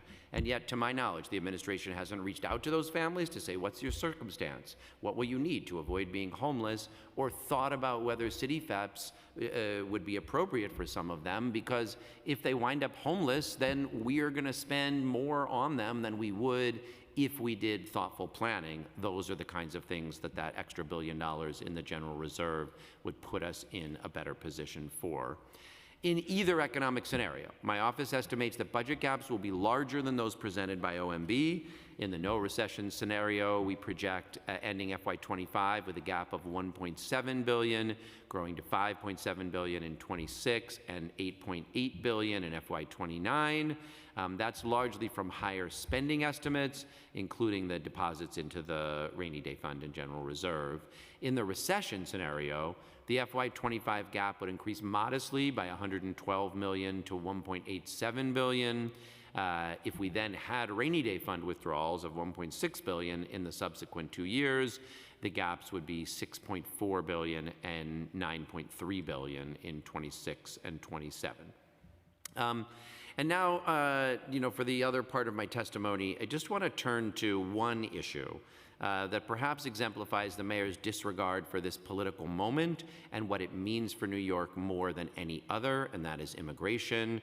The detention of Dylan, a New York City public school student attending Ellis Prep in the Bronx, underscores what's at stake. This is a young person who did everything right. He followed all the rules, showed up to court as required, and was still arrested by ICE agents outside the courthouse, and is now cycling through detention in other states and who knows where. That's our New York City public school student. His case is a chilling reminder that even New Yorkers who play by the rules are vulnerable and need legal representation. That's why we must invest more in immigration legal services and more creatively, so no unaccompanied minor has to show up to immigration court alone. That was the idea behind NYFUP. That's the idea behind Right to Counsel in Housing Court, what this council has long wanted to do. It is critical to step it up now. And so it's unconscionable that the mayor's budget does so little to protect immigrant New Yorkers or shore up the dedicated legal service organizations working under increasingly challenging circumstances to support them. While the mayor has consistently failed to right-size the resources for immigrant legal services, escalating anti-immigrant actions taken by the Trump administration, and in too many cases aided by Mayor Adams, make these omissions in the executive budget all the more shameful. But it's also a time for creativity. People weren't going to go to the Asylum Seeker Application Help Center, and they're hesitant to go to city or government offices. So the city should begin to fill the holes in immigrant legal services in this budget by including at least $7 million for eye care, so immigrant kids like Dylan have access to attorneys that will ensure their cases have a fighting chance. Thanks to Musk and DOJ, who abruptly terminated federal contacts funding legal representation for unaccompanied minors in removal proceedings, more and more children are facing deportation alone. We should make sure that no kid in New York City has to go to an ICE hearing or an immigration court hearing without a lawyer. New York City can afford to do that. That will require partnership because it's the schools that know who and where they are, but has to make referrals to organizations that can provide it. Funding should also be allocated to Restore Action NYC, therefore, in schools, hospitals, libraries, community-based organizations, even in people's homes when they need it, and to support Moya's immigrant rights workshops. While I commend the council for providing funding to keep the Rapid Response Legal Collaborative going, full mayoral funding should be restored to match the growing demand. We should also increase funding for the CCHR and DCWP to protect working New Yorkers, bolster resources for street vendors, and include funding to support processing of permits and increased outreach and education. Further, I urge the Speaker and the Council to increase the Trans Equity Fund to $10 million using Council discretionary funds, and to work with the Mayor to increase funding for LGBTQ youth and young adult housing, and ensure that New Yorkers can still access gender-affirming care despite potential changes in federal policy. The city budget must reflect our shared values and should not be used as a tool to further one executive's apparent desire to collude with Trump, but rather should be used to invest in our families and children and protect the most vulnerable New Yorkers. But for one issue that I really have to underline, unfortunately, resources for DOE and 3K in particular continue to be among the casualties of the mayor's perennial budget gains. Although the May plan includes some additional funding for 3K and pre-K, we estimate that more than $150 million more is needed annually in FY26 to sustain those programs at current levels. And meanwhile, in a way that I think was a surprise to everyone, the executive budget doesn't reckon with the reality that the state budget has left us around child care vouchers. It's wonderful that we have tens of thousands of families now able to access affordable care. While the state encouraged the city to increase enrollment, it did not make clear, and it is now requiring, that the city is being hit with half the bill. Poor planning and communication on part of both the administration and the state have led to families facing uncertainty. The state appropriated an additional $350 million for the program, but for state fiscal year 2026 only, and at the same time mandatorily increased the city's minimum contribution, resulting in funding needs of at least $275 million for the program in FY26, not reflected in the executive budget, and growing to $625 million in future years unless additional funding is provided. So I urge the mayor and the speaker to go back to the state. I know they've closed their budget, but they closed their budget in a way that opened challenges for us, and we either need to find them in the city budget or get the state to help, because the answer cannot be to tell thousands, perhaps tens of thousands of families that they won't be able to keep having their child care. New York families need and deserve city leadership that's working toward a vision of truly accessible, universal child care, not pointing fingers over the shortcomings of the existing system. Although the mayor has failed to articulate a plan to overcome the funding gap, this budget can and must take necessary steps to ensure that no families currently receiving subsidies lose them. The executive budget prepared by the Adams administration for FY26, as I've outlined, lacks even the most basic elements to guard against the risks we now face. We urge the council, as you engage in your negotiations with them in the coming month, to set aside the critical reserves necessary to protect the essential services that are a lifeline for the most vulnerable in our city. You have fought that battle many times in the past, and I know you will work hard to do it over the next month. Thank you. Thank you, Controller. I want to dive right into the report that your office published back in April, Taking Trump's Tariff Seriously. You explored 3 scenarios of federal policy changes. I just want to dive into a little bit. Out of the 3 scenarios, which do you believe is the most likely for the country, and which you believe is the most likely for the city? I'll say a couple of words and then turn it over to Francesco and Krista, who worked on this report. And obviously, I mean, it's, like we live in such an era of uncertainty. Even yesterday with the court rulings, the tariffs are on, the tariffs are off. How do you decide which is the most likely to come in here and present? So what we chose to do in this report and today is present you 2 scenarios, mild recession and no recession. In the report we issued, we thought mild recession was most likely because the tariffs that seem likely to remain regardless will really have economic impacts. But it just feels like a roll of the dice. And that's why we really urge putting the resources in reserves. We don't know what the courts are going to rule. We don't know what Trump is going to do in relationship to China. It might be a tariff scenario that causes a recession, and perhaps the tariffs won't happen, and he'll claim it was some kind of win and roll them back, and the economy will be better. We'll still be glad we have the reserves in that scenario, and I'll turn it over to Which taxes do you think would be most acutely affected? Under either scenario? Yeah. I mean, I guess I couldn't have said it better than the controller about, what's going to happen. I think we've taken out the deeper recession scenario from this report. We consider that risk lower than a recession. It's hard to pick between, the 2, slow growth versus mild recession at this point. But the first taxes that will be affected are the everything but the property tax. We know that the property tax is, it's got internal stabilizers and averaging, so that's not the one that reflects current economic conditions. But all of the others, PIT, sales, hotel, business taxes would be affected. Okay. I asked OMB the same question. They didn't really have a great answer. Standard & Poor's most recent rating of the city's general obligation bonds notes that the city has large financial reserves of almost $11.4 billion at the end of FY24. S&P looks at both the city reserve accounts and the surplus budget roll at the end of the fiscal year. While S&P notes that this level is large, reserves nonetheless have been declining since they peaked in FY22. They were at $12.7 billion at the end of FY22, $12.3 billion at the end of FY23, and $11.4 billion at the end of FY24.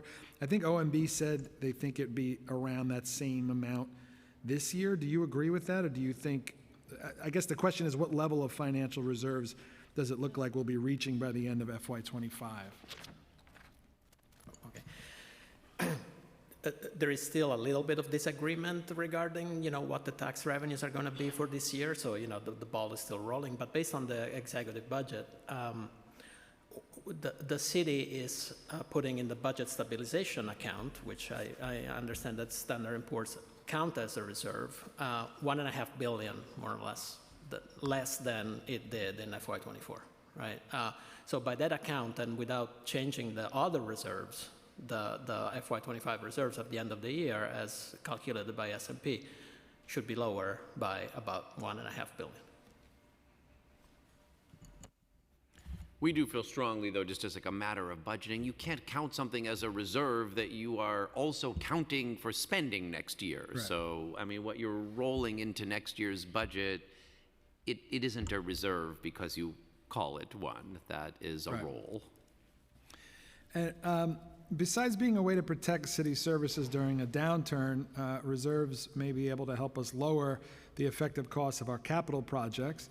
In their ratings of the city's general obligation bonds, Moody's noted that stronger reserves, including deposits to the Revenue Stabilization Fund, would lead to a ratings increase. So how much additional deposits into the reserves do you think would be necessary to effectuate a ratings increase?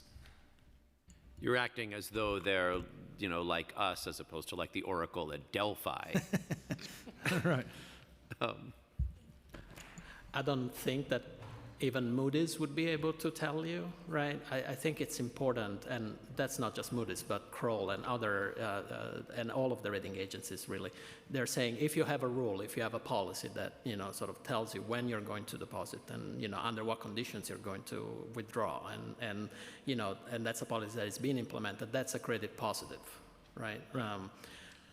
As a general matter, the U.S. credit is AA1. The TFA credit is AA1, the GEO credit is AA2. I mean, it's, I would say that better reserve policy would help.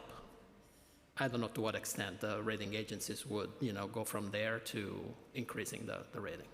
But an increase in the city's bond rating would save the city in lower debt service costs, right? It would, other things equal. What we pay depends on, how our credit is seen and how much we issue, right? We've been issuing a lot of debt, right? The more you issue, the more compensation investors are going to ask for. Okay, I want to ask about the Manhattan Class A office vacancy rate. Of the many notable lagging impacts of the pandemic, one area that continues to show little or no improvement is the demand for office space. Cushman and Wakefield reported 22.7% of all Manhattan Class A office space still remains vacant as of the end of FY25 Q3. We asked OMB earlier about the number of applications that the city has received so far, specifically for the office to residential conversion. So are you able to speak to any of the details regarding the progress on these conversions? Yes, so we don't have access to the accelerators data. We have done some research. We have estimated a pipeline of about 44 buildings that would convert to residential. This is a mixture of rental and condos. That is probably, we estimate 15 million square feet of office space, of which about 12 million could access the tax incentives in the short term. So that's about, we estimate, if you take a look at the decline in occupancy for Class B and C, the ones that, and the ones that are not Hudson Yards and the like, if you look at the decline in occupancy, this could absorb about a third of the loss. So it's that. Do you want to direct them to this chart in the, where is this in the report? This is a secret chart. Oh, sorry. Top secret chart. that will be published. I see. We will be sharing this information shortly, but it's not yet in your book. I always have a report for that. What impacts do you think the commercial to residential conversions would have on the city's tax roll? Most of these conversions are going to be converted to rentals, and we believe most of them are going to take advantage of the 467M tax exemptions. Most of the space is in Manhattan. So what happens now is that these buildings are being taxed as office, and they're paying something, and then that amount of tax is going to drop to whatever is the 10% of the valuation of DOF is going to put on this building. So, preliminarily in the secret report that soon will be published, we put the price of this 12 million square feet in present value at about $5 billion in terms of, the tax expenditures that are associated with this building. So it's more a measure of, it's more a program that stabilizes the market and puts it on a more even keel than generating tax revenues. So, we're going to lose tax revenues in part because we are buying affordability and in substantial amounts, I would say, and in Manhattan where other programs are not able to produce housing or affordable housing. So in a crypto event that the mayor attended in Las Vegas earlier this week, he announced, to our surprise, New York City would issue BIT bonds. Did the administration give you a heads up before they announced this great idea? We read about it in the paper as well, and we're as surprised as you, perhaps more surprised, since we partner with them on the issuance of bonds. And yes, we will not be partnering in the issuing of any Bitcoin-backed bonds on my watch as controller. And is that because the asset class is just renowned for chaos and fluctuation? Yes, and it is renowned for chaos and fluctuation, and it probably does not comply with the city's bond issuance criteria.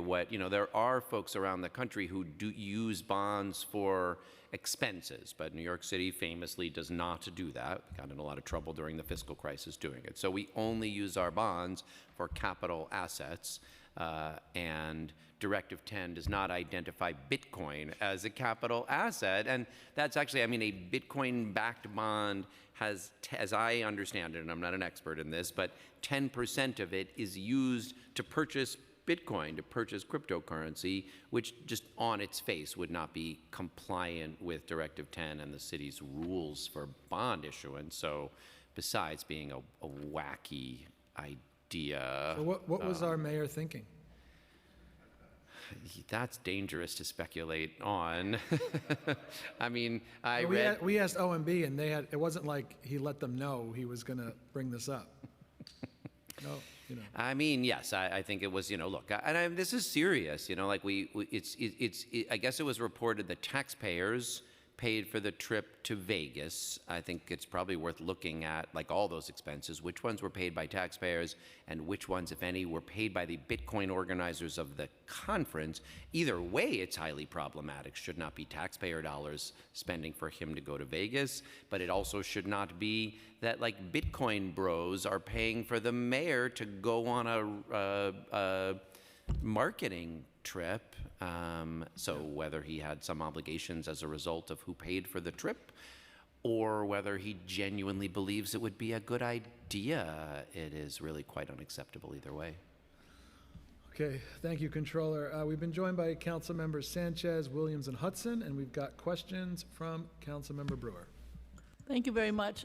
As Chair of Oversight and Investigations, I'm always trying to make sure there's enough money for oversight agencies. And we asked about DOI, and we asked about the IG at the Department of Education, which apparently is so underfunded but never asked for funding. You got CCRB, you have, I'm sure that Councilmember Williams will talk about human rights, et cetera. There's a lot of them. Yeah. So my question to you is, is that something that you look at in terms of their funding? I always think that there's just not enough investigators or attorneys in these oversight agencies.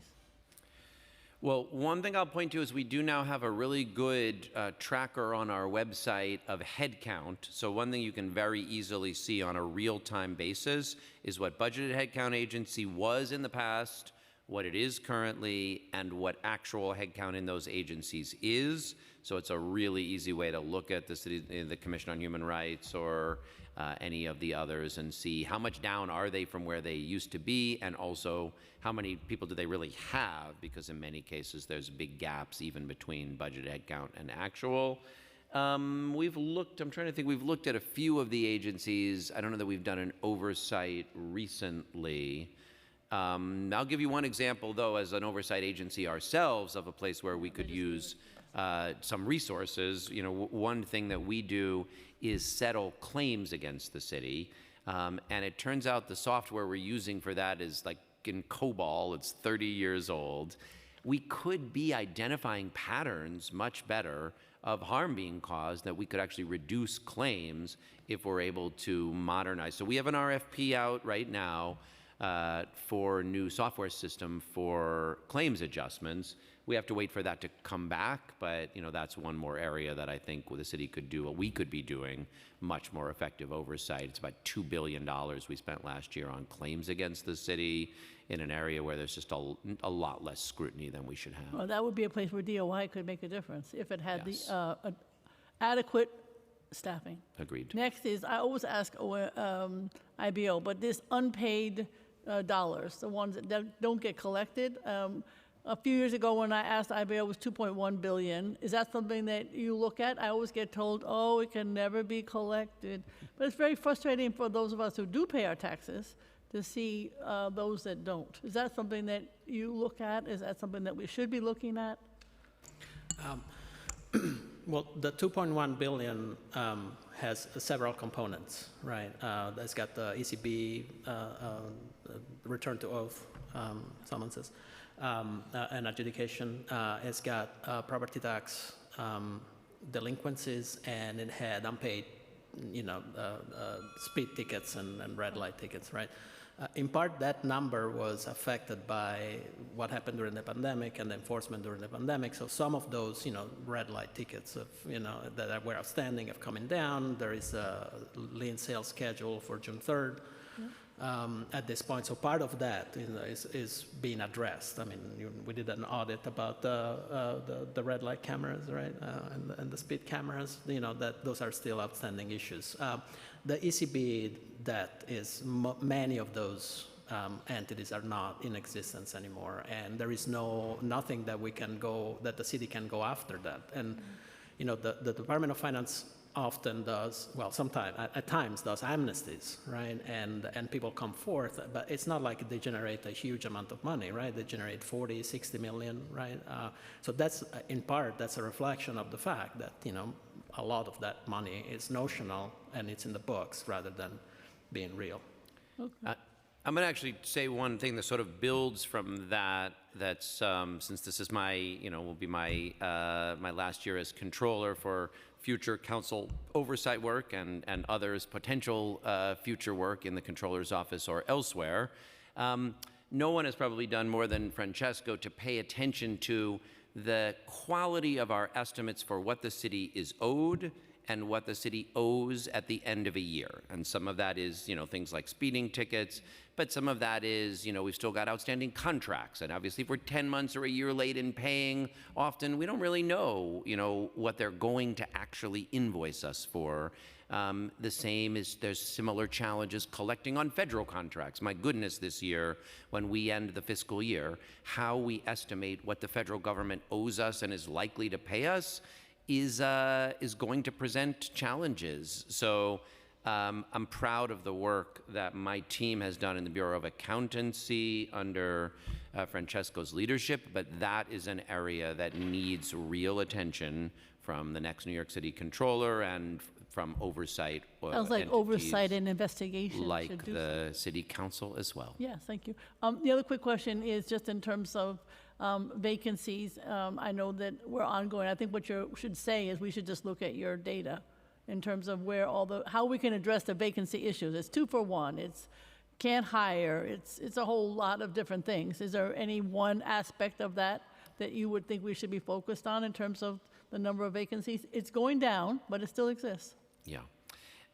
So we did, create that dashboard so you could see it, and then we periodically try to take a look at where we think an MMR there's a mismatch between an MMR indicator and headcount.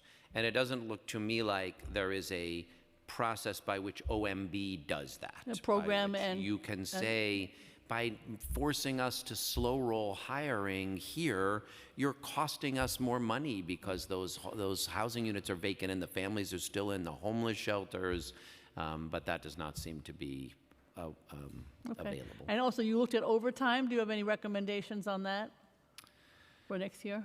I mean, on NYPD in particular, we're about 1,500 officers below budgeted headcount, 35,000 headcount, 33.5. That number is going down because in 2005, there was a very big NYPD recruitment class. Those folks are hitting their 20, and so I suspect that by the end of this year, that number could be 2,000 and even 3,000 officers. And obviously, the more you are below budgeted headcount, the more you wind up spending on overtime. I think the commissioner has changed the academic credentials needed, and she thinks that'll help. Apparently, it really jumped up the applications. Yeah. Good or bad, I don't know, but it helps with recruitment. I don't know if it helps with intelligence. One thing that was suggested to me by the prior chief of department, Ken Corey, was to look at expanding the NYPD cadet program. that program is great, but you have to right now already have 45 credits. So if you're a person who's got 45 college credits, you can apply for the NYPD cadet program, become a cadet. They'll start paying, a good share of your tuition while you work your way towards your BA. He's recommended opening it up to kids out of high school, so you don't have to have any college credits, that you could enroll in the cadet program, become a cadet.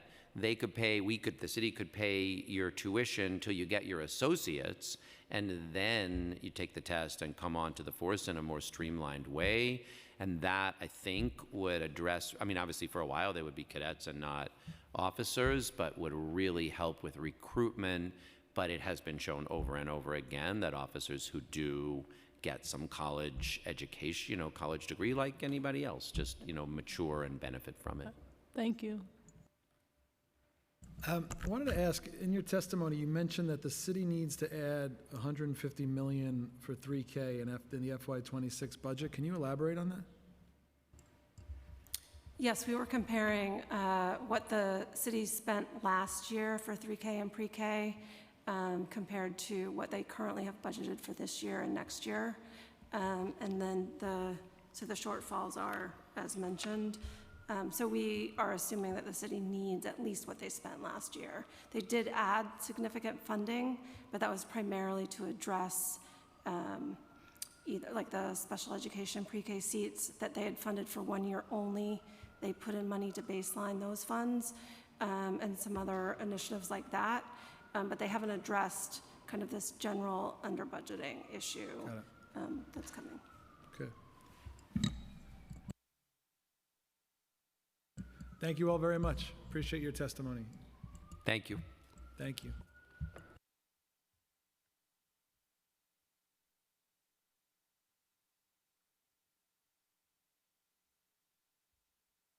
Okay, we'll take a break, 2:30. At 2:30, we will hear from the Department of Finance. Thank you.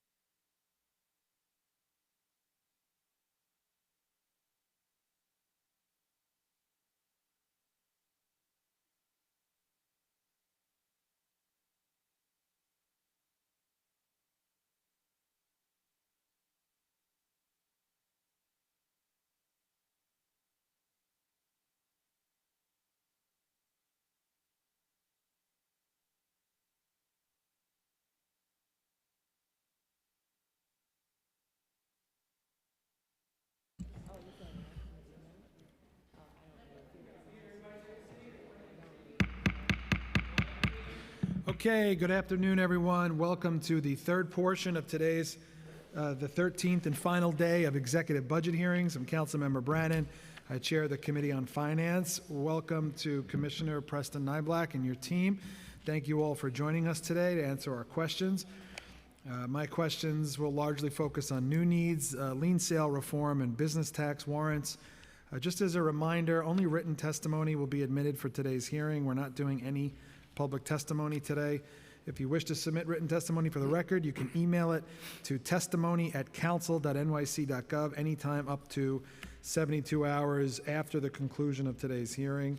I'm now going to turn it over to my committee counsel, Brian Sarfo, to swear everyone in, and we can get started. Just noting, we've been joined by council members Williams, Brewer, Sanchez, and Hudson. Good afternoon. Do you affirm to tell the truth, the whole truth, and nothing but the truth before this committee, and to respond honestly to council member questions? Commissioner Nyblack? Yes. First Deputy Scheer? I do. And Deputy Commissioner James? I do. You may begin. Okay. Thank you. Good afternoon, Chair Brannan, members of the committee, and members of the council. My name is Preston Nyblack, and I'm the Commissioner of the New York City Department of Finance. I'm joined by First Deputy Commissioner Jeffrey Scheer and Jacqueline James, our Chief Financial Officer and Deputy Commissioner for Administration and Planning. Thank you for the opportunity to testify today on our fiscal year 2026 executive budget. Now more than ever before, the Department of Finance remains steadfast in our commitment to administer the city's tax laws and to perform our other responsibilities fairly, effectively, and with our customers, New Yorkers, squarely in mind at all times.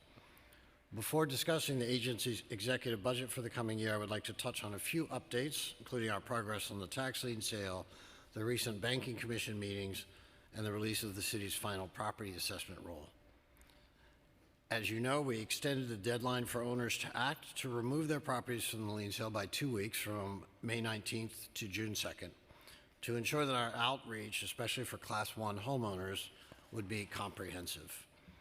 This year's tax lien sale is the first in 4 years, which meant that there was a larger at-risk pool than is typical. But as part of the reforms we enacted last year together, the city has engaged in the most extensive outreach we have ever undertaken in connection with the lien sale. With the help of our partners at the Department of Environmental Protection, the Mayor's Public Engagement Unit, Housing Preservation and Development, and the Center for New York City Neighborhoods and their community partners, we've knocked on over 6,500 doors, made over 70,000 calls, sent 100,000 postcards, and held 57 in-person outreach events in conjunction with 37 elected officials, mostly council members. We extend our appreciation to all of you who assisted in hosting these events. This Monday will be the last day for owners to act, so we urge any property owner who has not yet responded to a lien sale notice to please visit our website, nyc.gov/lien sale, or visit us in person at one of our 5 borough business centers. We appreciate the council's partnership and are here to assist your constituents. Turning to the Banking Commission, every May the Banking Commission meets to authorize the banking institutions that the City of New York will use to safeguard the city's deposits and provide banking services for city agencies. Although this process doesn't necessarily garner a lot of attention, the security of the city's money is our highest priority. So we undertake a painstakingly thorough process to ensure the selection of banks capable of this responsibility. This year, I'm pleased to report that 32 banking institutions were designated, including 2 new community banks, Ponce Bank, which was formerly a community development financial institution, and Ridgewood Savings. Finally, another annual event in the month of May is the release of the final property assessment roll, which was published just this last Tuesday. The roll showed a solid year for real estate in New York City, with the overall market value of properties increasing by 5.39% and taxable billable assessed value up 3.03%. As usual, the final assessment roll was slightly lower than the tentative roll released in January, down by 0.28%, due to administrative reviews by DOF and tax commission decisions. Owners can expect to receive their first quarter property tax bill based on the final roll in the second week of June. So now let me turn to the executive budget. The DOF executive budget for fiscal year 2026 is $365.2 million. Our budget for the coming year includes important strategic investments that will allow the agency to take meaningful steps forward in accomplishing our important mission. Excuse me. There are two pivotal investments I'd like to specifically highlight. First is an across-the-board adjustment in the pay scale for our city tax auditors. This measure is designed to both make us more competitive in the hiring of new entry-level auditors, as well as to improve our retention of more experienced senior auditors. Our tax auditors deserve a career path where they can grow, learn, acquire experience, and take on more complex cases and supervisory responsibilities, and be appropriately rewarded for their work, all within the Department of Finance. This initiative is a big step toward making that a reality. Second, as many of you know, the Department of Finance operates the Parking Violations Bureau, which handles all 16 million parking and speed camera violations that are issued each year in the city. This operation currently relies on a 40-year-old mainframe computer system, which frankly has seen better days. This is why we're investing in a comprehensive new system that will bring our processes into the 21st century. Enhancements will allow us to improve the efficiency of our hearings, reduce turnaround time for decisions, and allow commercial fleet operators to electronically enroll in our fleet programs, among other improvements. Ultimately, this investment will allow us to be more adaptive and agile to new public safety measures and to improve the customer experience. We've just kicked off the procurement for the multi-year process needed to replace the current system. We expect work to start in the early fall and to take 2 to 3 years to complete. And we look forward to keeping the council informed as we deliver this crucial upgrade. In closing, the Department of Finance continues our steady yet crucial role of collecting and protecting the city's money. This is my 4th year joining you all as the commissioner for these budget hearings, and I can confidently say that this is the best I have felt as we continue to prepare for the future. Sadly, Mr. Chairman, this is our last budget hearing together. I've appreciated your partnership and support and that of the staff of the Finance Division, led by Richard Lee, Emra Adev, Michael Sherman, and Jack Story in particular, who've all been tremendously cooperative and helpful and great to work with. Thank you for allowing me the opportunity to testify today, and I'm happy to take your questions. Thank you, Commissioner. So the FY26 budget includes $1 million in new needs in FY25 and $6.7 million in FY26 and increasing amounts in the out years. These new needs will fund upgrades to the summons tracking account receivable system, STARS, as well as a pay increase to city tax auditors and the ATAs, the administrative tax auditors. Can you provide a breakdown of the improvements that will be made to STARS, as well as detail the last time those systems were improved or updated? Yes, absolutely. So from time to time, we make changes to the existing STARS system to reflect new types or amounts of violations or other changes in the law. So part of the funding is for that, for the ongoing maintenance of the current system. The bulk of the funding here is for the replacement system that I talked about, which we are calling internally Parking 2.0. The challenge with the current system is really, we lack people people are not trained right now in the programming language that it runs on, so we have to maintain a special consulting group just to work on it. It's costly. We were exploring, to give you one example, we explored earlier this year what it would take to write tickets against vehicle identification numbers in lieu of or in addition to license plates. And it was going to cost, don't quote me, although I know I'm on the record here, but something like $2 million and take 18 months just to make this change. So it really illustrates kind of the rigidity and the superannuation of the current system. So the bulk of the funding here is really to allow us to replace that system with a new upgraded modern architecture and system. Are there going to be any other costs, additional costs of running the new system once it's fully upgraded? It's going to cost some amount to continue to operate, and I don't know that we know right now what exactly that cost is going to be. Our goal here is to be able to lower the contract cost and to do more of the work in-house with our own IT staff, and ultimately to reduce the ongoing operating costs, which right now are very high. Okay. Talk about auditors. The executive budget includes about $935,000 in FY25, 3.7 in FY26, and the out years for the auditor pay scale adjustment.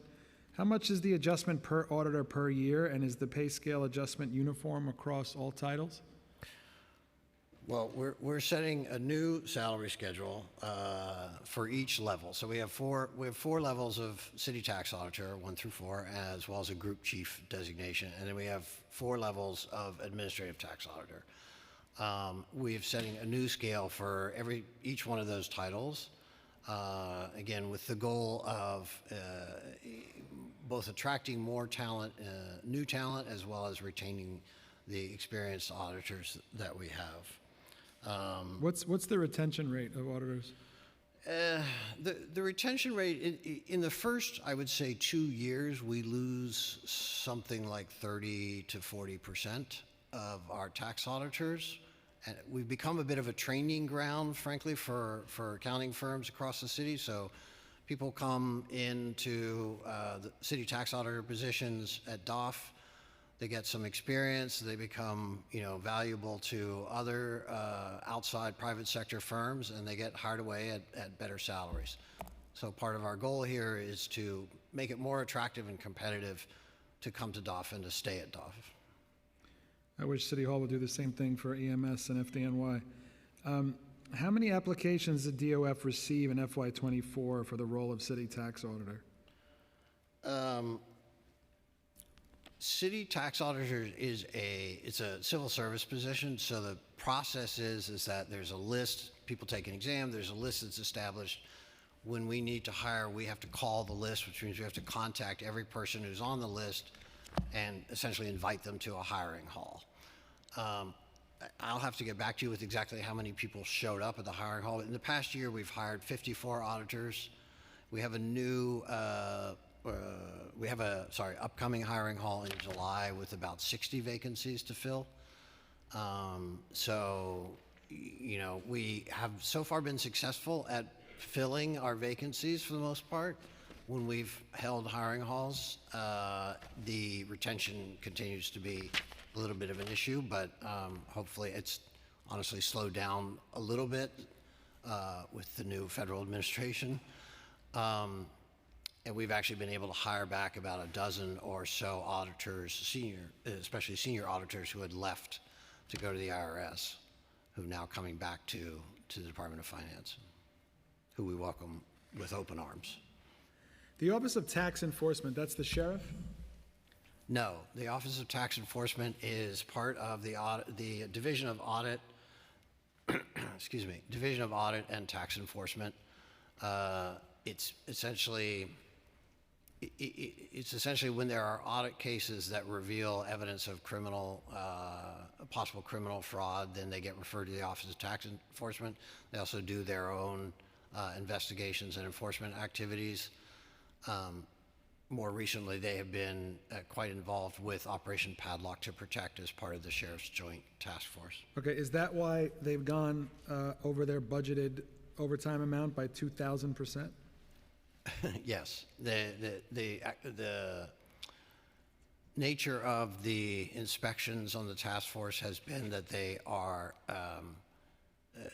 frequently involve overtime. Yes, when we've been sending tax enforcement in addition to their regular duties. We've been sending them out to participate in those, and often you end up working past your normal scheduled shift if you've made an arrest or if you're in the process of processing evidence after an inspection or things of that nature. In FY24, the Office of Tax Enforcement was budgeted at $32,586 at adoption. They ended up spending $704,172. Yes. Okay, how do we not do that again? Well, I think as we slow down with the I mean, is it a headcount issue? It is partly a headcount issue. It's a small staff. What's the current budgeted and actual headcount for the sheriff's department? I'm going to for the sheriff's department? Well, Or I'm the confused. sheriff's This office is or not, for this the- is separate. These guys are raiding illegal weed shops, but they're not the sheriff? The Office of Tax Enforcement has been part of the Sheriff's Joint Compliance Task Force in Operation Padlock to Protect, yes. Okay, so what is the issue there that they're going over their overtime by over 2,000%?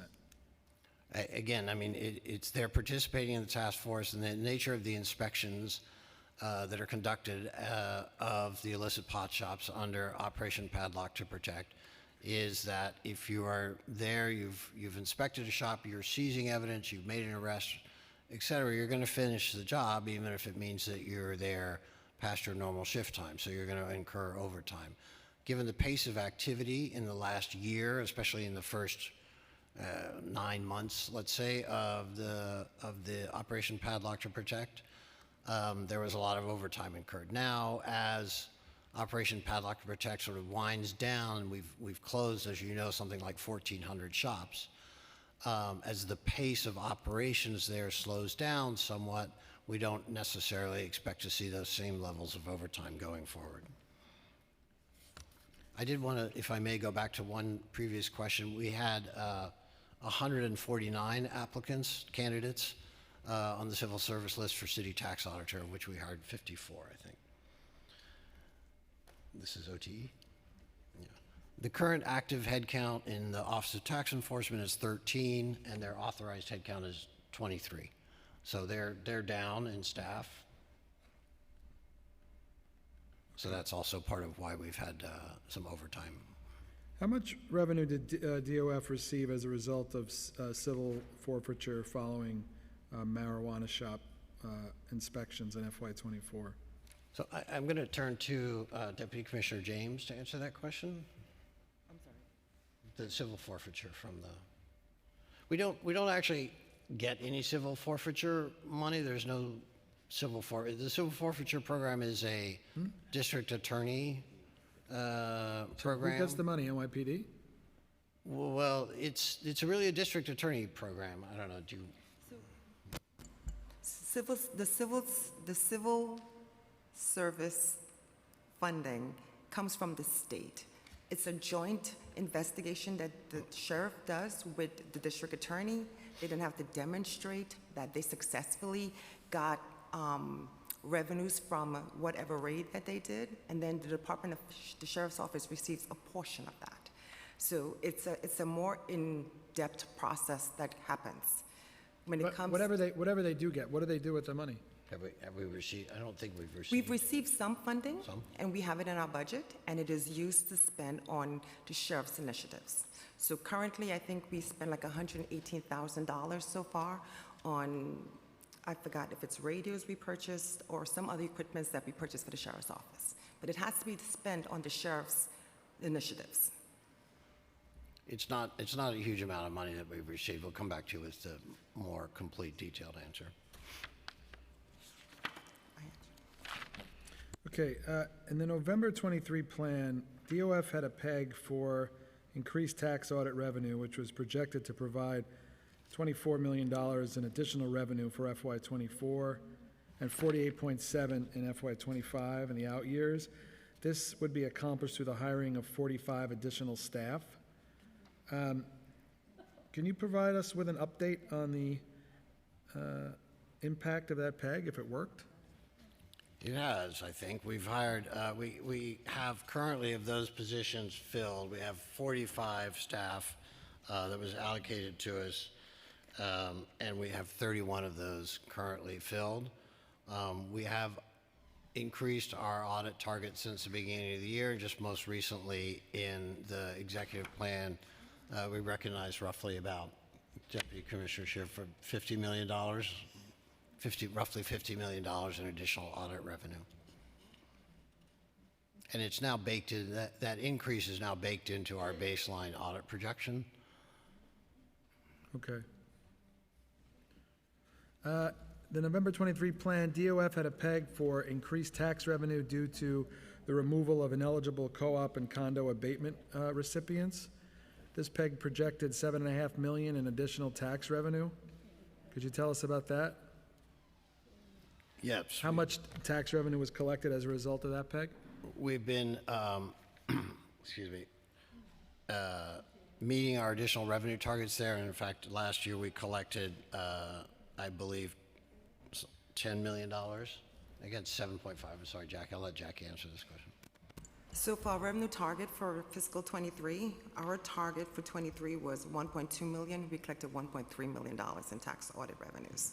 In fiscal '24, our target is $968 million, and so far our target is $747 million, and so far we're on target for $968. That was '24. In fiscal '25, our target is $825, and we've already collected $710 million. How many more ineligible apartment abatement recipients do you think there are?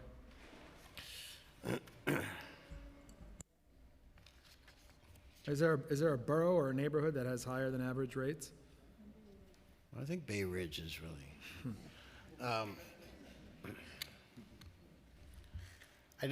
Part of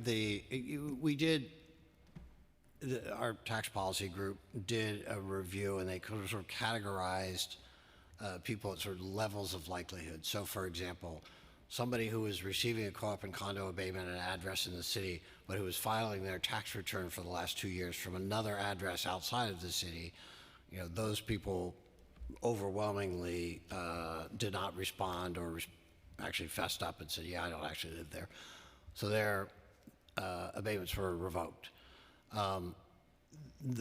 Now we're kind of scraping the bottom of the barrel a little bit more and a little bit lower likelihood people, but we continue to do this exercise and review this regularly every year or every other year to ensure that we're sort of capturing on a regular ongoing basis the universe of people who may not be eligible for the abatement.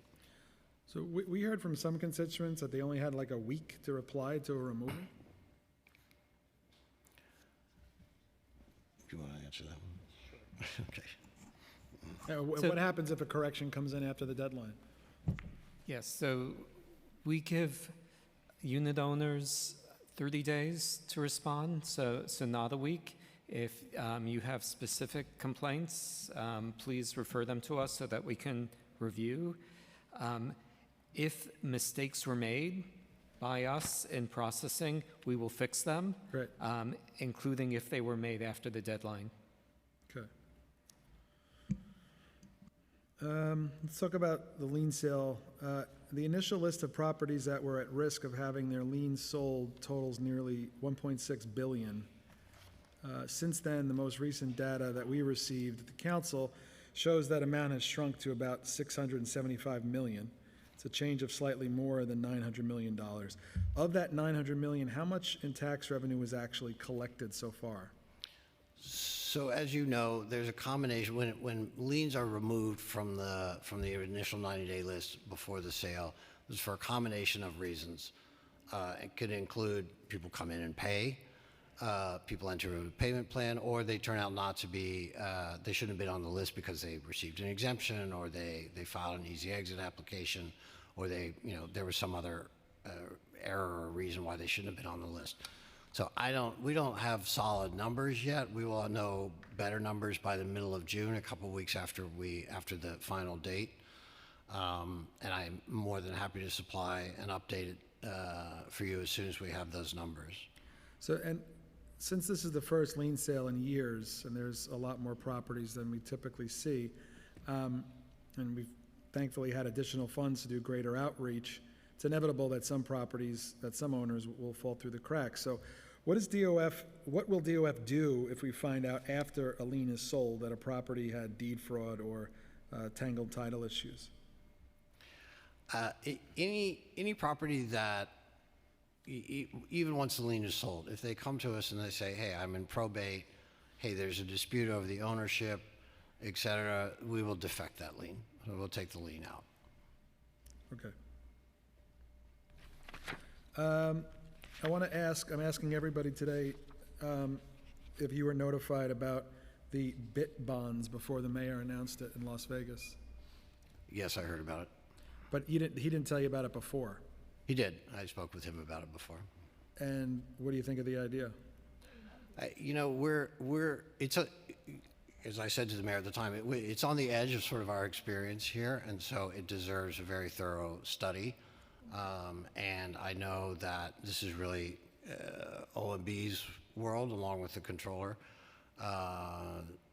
So it's really on those two entities now to review this proposal and try and understand exactly what it is, that the benefits that we would get from it, and proceed. Obviously, we have a pretty rigorous framework in which we operate for issuing bonds, and we have an excellent, credit, and we don't want to harm that at all. And I'm sure that there will be 100% due diligence done to ensure that that's protected.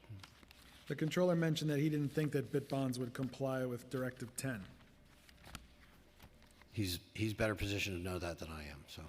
Okay, we believe that crypto and Bitcoins and all this nonsense the asset class is just infamous for chaos and uncertainty and, volatility. We don't believe that the city should have anything to do with Bitcoin or crypto. I watched earlier, and I registered your opinion on that. Okay, we have questions now from Councilmember Williams, followed by Brewer. Thank you. Thank you. Hello. Budget equity is really important to me, not just how we spend money, but also how we generate money as a city. And property taxes, I know, is like a thing, and it's been a thing for a very long time, before I even got here. And in conversations with the state, they say the city is supposed to tell them what they're supposed to do, upwards of Speaker Hasty. In conversations with the city, the conversation isn't always clear. I'm sure you're watching the litigation happening with the lawsuit with the Tenney Group, and just wondering, has your office done any assessments or thought of new methodologies to make the property tax system a little bit more equitable in New York City? So, as you know, thank you for that question. As you know, but the previous administration, Mayor de Blasio and Speaker Johnson, put together an advisory commission who made recommendations. We worked on legislation that would essentially translate those into, deep reforms to the property tax system. The problem with an overhaul that was that sweeping is that there was a lot of disruption to taxpayers. And there were taxpayers who would have seen their bills double or triple. And there were taxpayers who would have benefited, but it was a lot of change.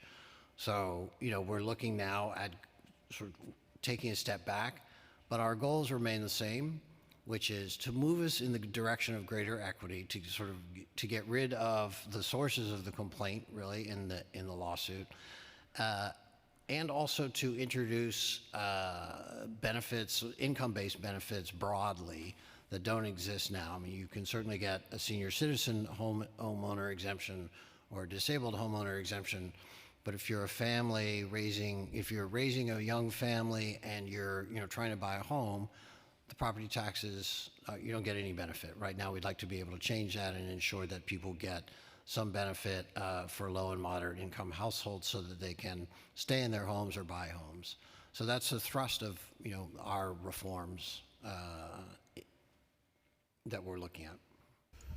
Do you agree with them that New York City has the power and jurisdiction to reform the property taxes without state intervention? No, the basic framework for the property tax system is set in the state real property tax law. So there's, that absolutely requires the legislature to act. There are very limited powers that we have locally. So, the city council obviously can set the rates every year.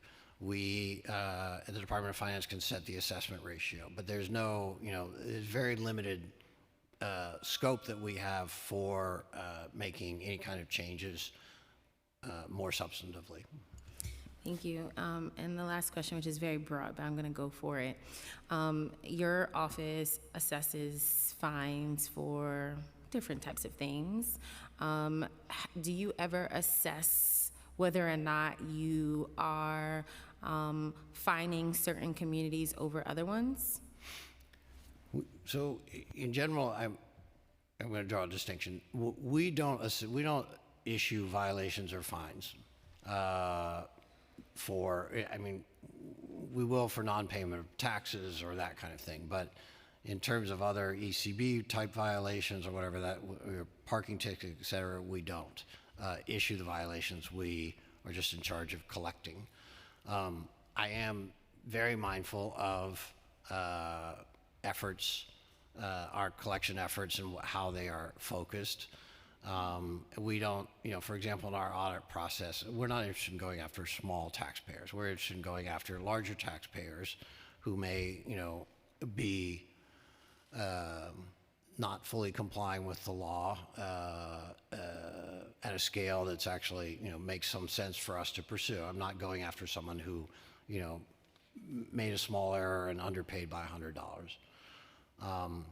As I say, I think, we're in the property tax realm, we're very constrained by state law, and we really would like to, we think the best approach here would be to change the state law in order to provide more tax relief to low and moderate income homeowners. So there again, it's like that's not fully within our hands to change unilaterally. It's not at all within our hands to change unilaterally, but we want to work with the legislature and with you all to enact reforms that would be beneficial, we think, to communities that have historically may have been overtaxed. Thank you. And yes, I appreciate that distinction.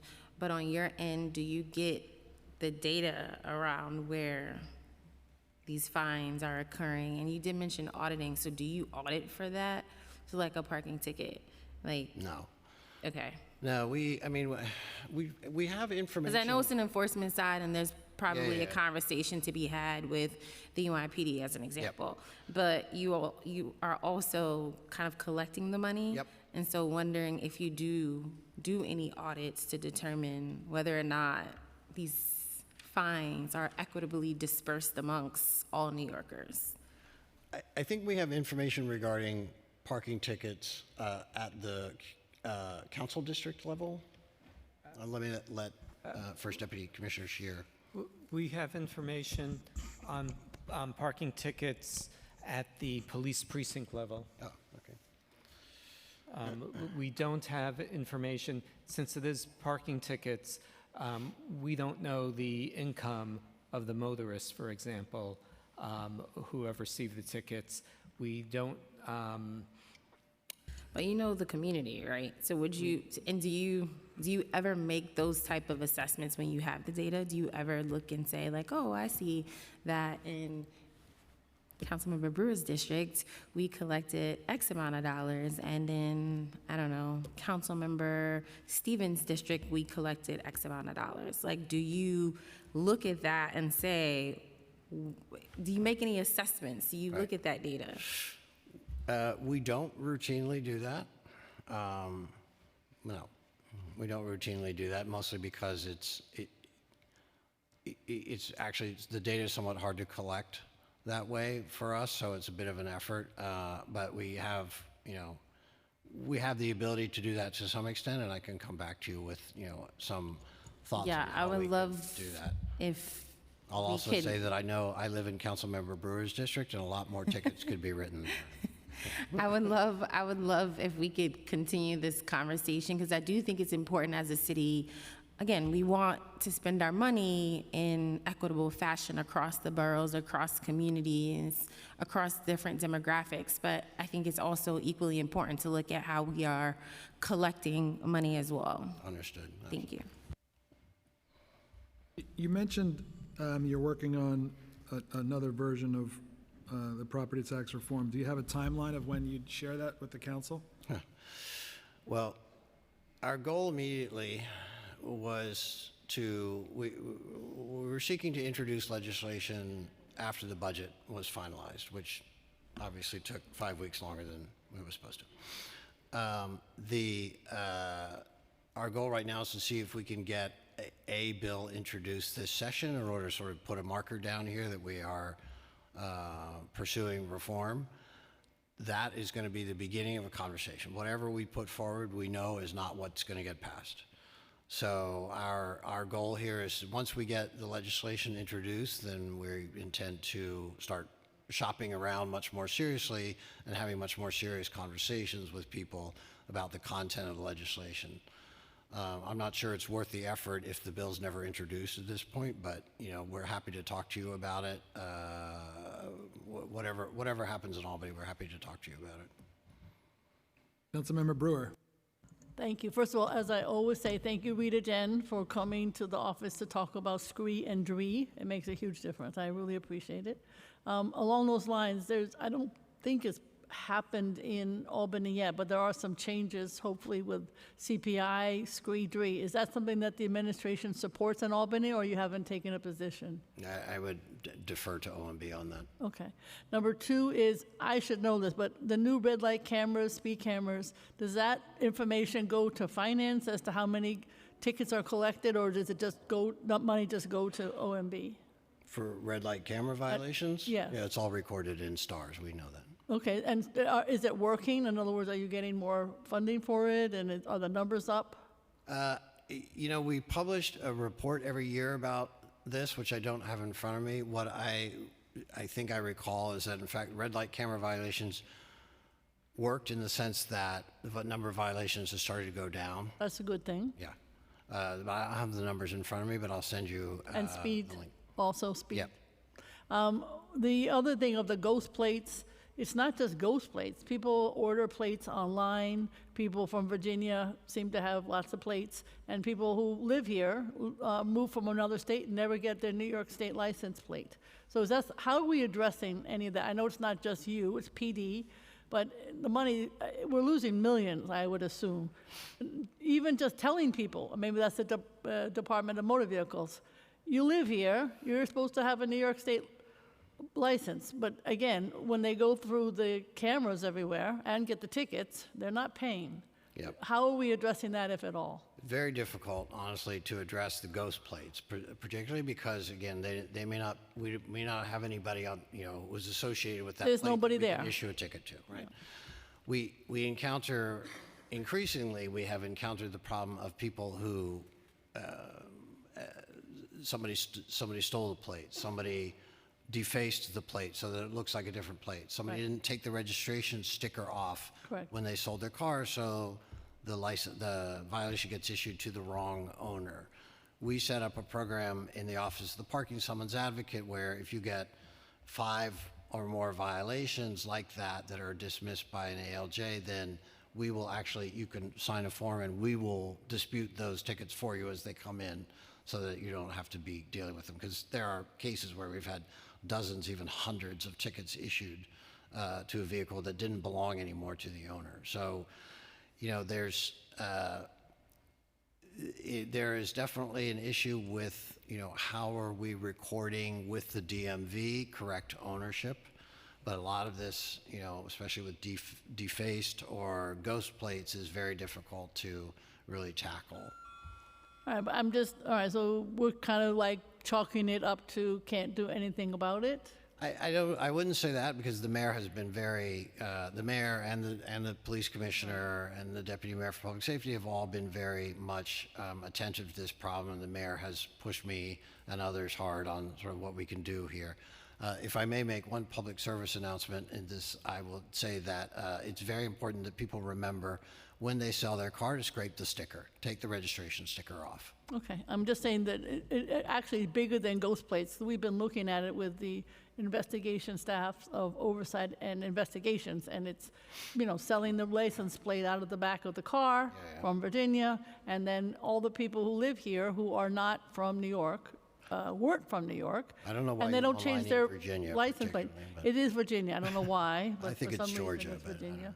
Anyway, long story short, and I don't see any public service announcement, as you suggest, from the state, I guess this would be, or even from, you move here, you got to change your license, but they don't, because those folks aren't getting, there's no reciprocal agreement, so they're not paying either.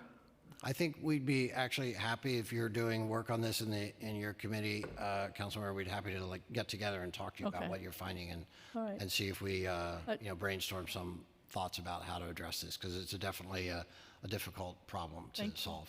Okay, then my, 2.1 billion taxes that aren't paid, I know that the controller went through some, it's definitely a problem. Is there anything new about how we can collect some of this 2.1 billion? Is that something that is, it's everything, it's fines, it's oath, it's these taxes these plates I just mentioned, et cetera?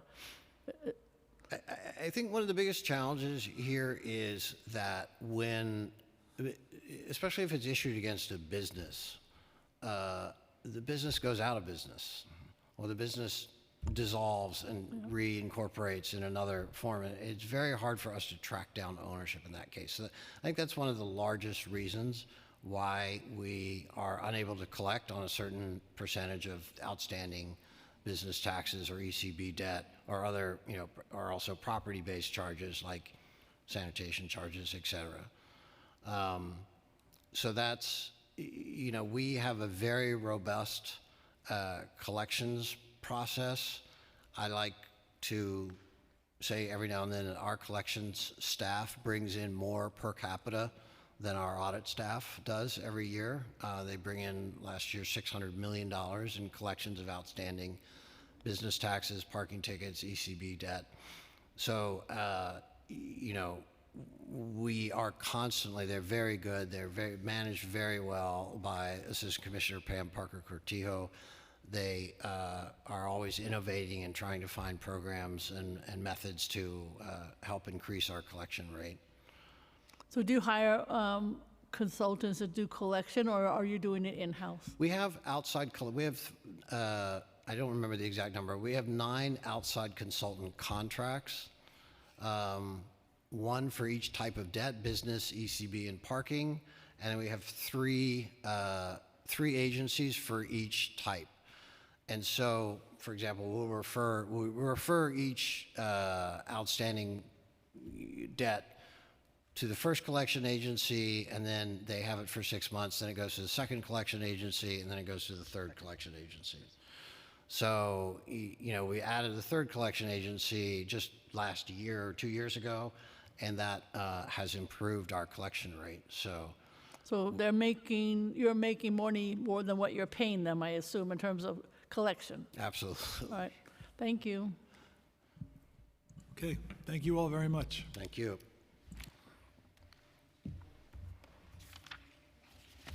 Okay, we will hear from IBO starting at 3:30.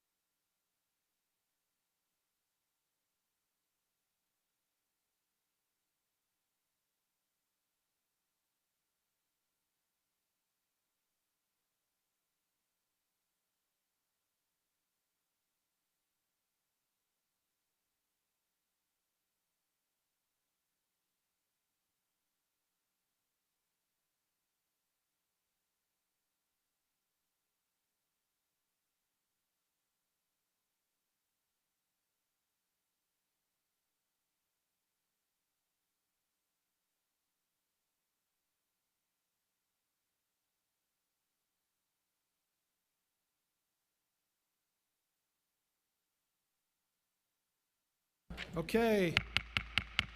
Good afternoon and welcome to the final portion of FY26 budget hearings, day 13. Councilmember Brannan, I chair the Committee on Finance. Welcome to Director Chafee and your team. Thank you for joining us today from the New York City Independent Budget Office. My questions will largely focus on IBO's analysis of our employment growth, the home health care employment, federal tax changes, business tax forecasts, our reserves, and state budget risks. Just a reminder, we're only accepting written testimony today. After IBO testifies and we ask questions, we will be concluding this hearing. So if you wish to submit written testimony for the record, you can email it to testimony@council.nyc.gov, and you could do that anytime up to 72 hours after the conclusion of today's hearing. I'm now going to turn around. We're joined still by Council Members Brewer and Williams. Thank you for hanging in there with us. We'll now turn it over to Committee Counsel Brian Sarfo to swear you in, and we can get started. Good afternoon. Do you affirm to tell the truth, the whole truth, and nothing but the truth before this committee and to respond honestly to council member questions? Director Chafee I do. and Officer Subramanian? Subramanian, yes. Subramanian. I do. Thank you. Okay, you may begin. Thank you. Thank you. Good afternoon, Council Finance Committee Chair Brennan and members of the committee. I hope you are enjoying your cookies. I'm Louisa Chafee, Director of the Independent Budget Office, and I'm joined here today by my colleague, Sarita Subramanian, the Senior Research and Strategy Officer. We appreciate the opportunity to testify. So we'd like to talk about the context. IBO issued its report on the executive budget and the accompanying financial plan on May 20th under unusual circumstances, which included turmoil at the federal level, including cuts in spending, layoffs of staff, erratic implementation of tariffs, and draconian immigration issues, to name a few. And this was further complicated by the mayor's silence around these and many other issues. The absence of a state-enacted budget, which caused the city's executive budget to include only placeholder dollar amounts. The continued budget dance by the Adams administration, including simultaneous reinstatement of funding reductions from prior years, recognition of the end of COVID-19 aid, and more under and over budgeting in various categories. And all of this is occurring in a competitive election year. Our basic findings. So IBO's forecast of tax revenues, which is $79.7 billion in 25 and $81 billion in 26, do not vary significantly from OMB's forecast in those 2 years of the financial plan, but IBO's estimates savings on the expenditure side of $1.9 billion in 2025. In all, these adjustments net an additional surplus in 25 of $1.7 billion and larger gaps in the rest of the financial plan window. $7.2 billion in 27, $7.9 billion in 28, and $7.1 billion in 29. Those gaps are, on average, 7% of city tax revenues. This is larger than the gaps the city has closed in recent years, which were around 4 to 6% of city tax revenues.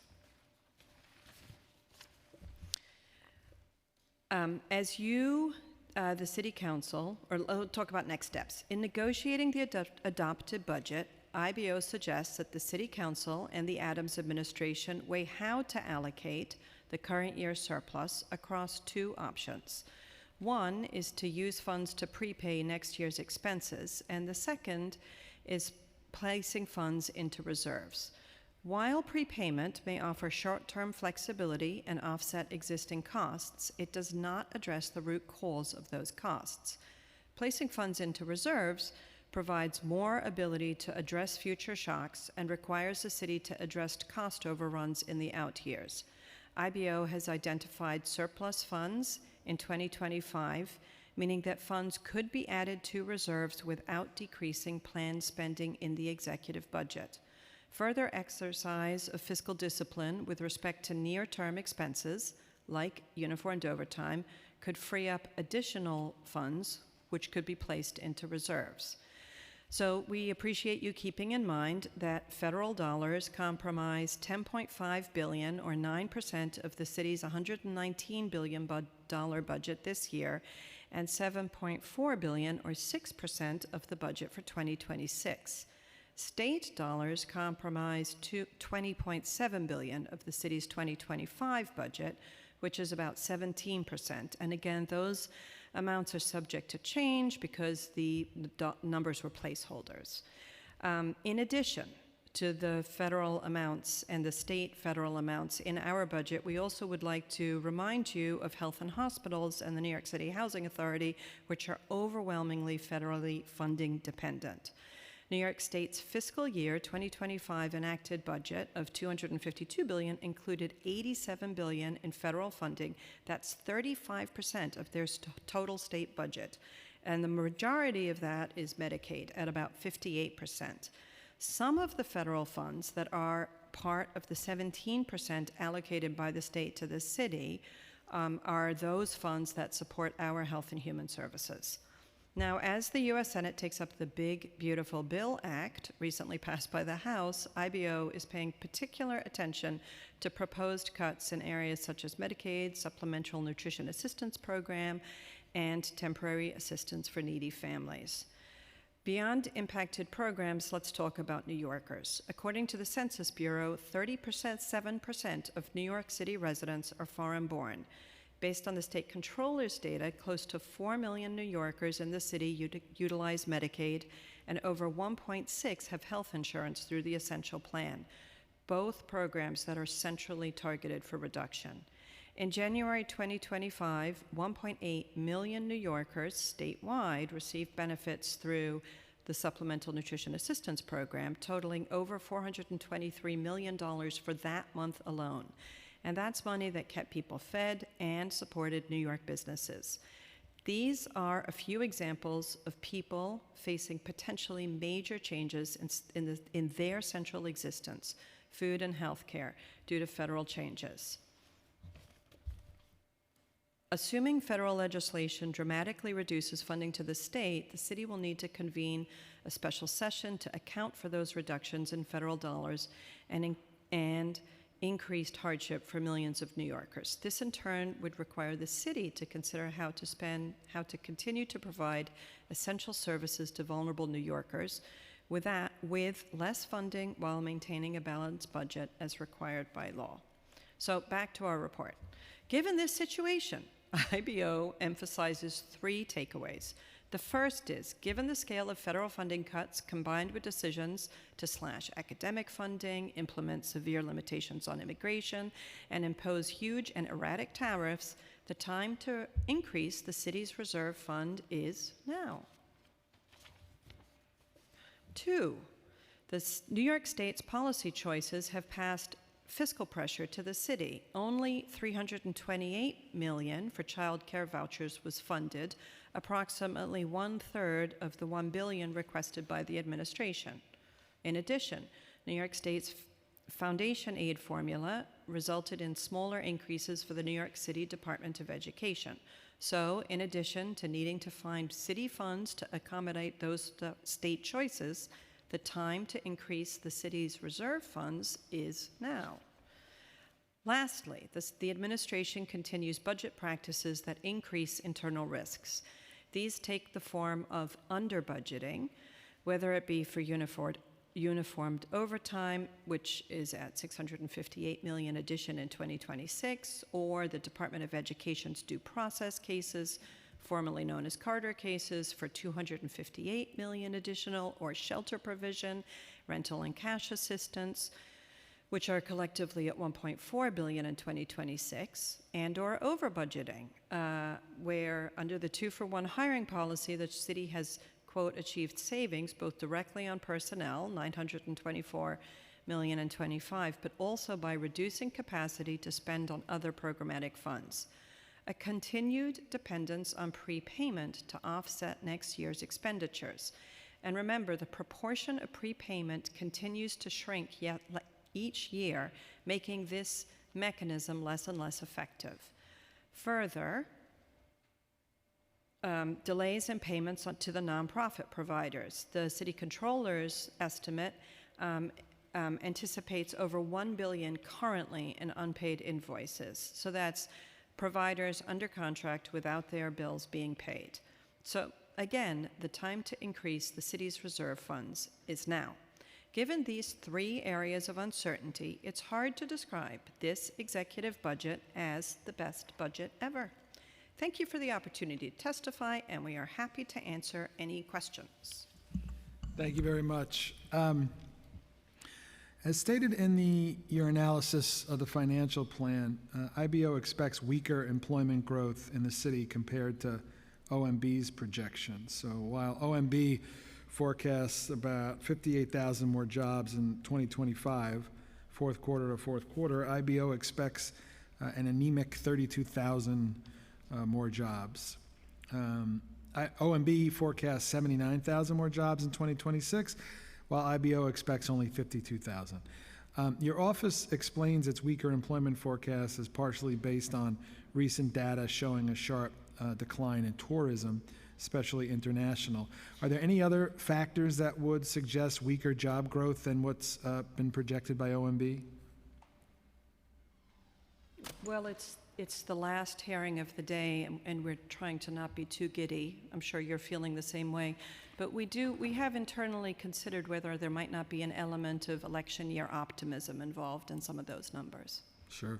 And I would add that in general, I think the projections for job growth are, slowing substantially across all sectors. So, but in particular, I think that's one area where our projection differs from what the administration is assuming. So I asked OMB earlier about the home health care employment and what the changes to CDPAP management will mean for the city's home health care job growth. Does IBO have a position on that? Yeah, so we do anticipate some near-term growth to continue, although not quite at the pace that it has been historically. But we do anticipate longer-term less growth for home health care because of this CDPAP transition. Okay. In your recently released report, you touched on the potential impact of the proposed federal tax changes on city tax revenues and our residents. The report mentions the proposal to limit states' use of a pass-through entity tax by restricting certain pass-through businesses' ability to fully deduct their PTET payments. While the proposed limitation on PTET would not have any impact on state and city personal income tax collection, it would raise federal tax liabilities for city residents who utilize PTET. Are you concerned about how this proposed limitation would change taxpayer behavior if it were to pass? Yes. Have you done any analysis that quantifies the potential impact on the city economy? We have not yet.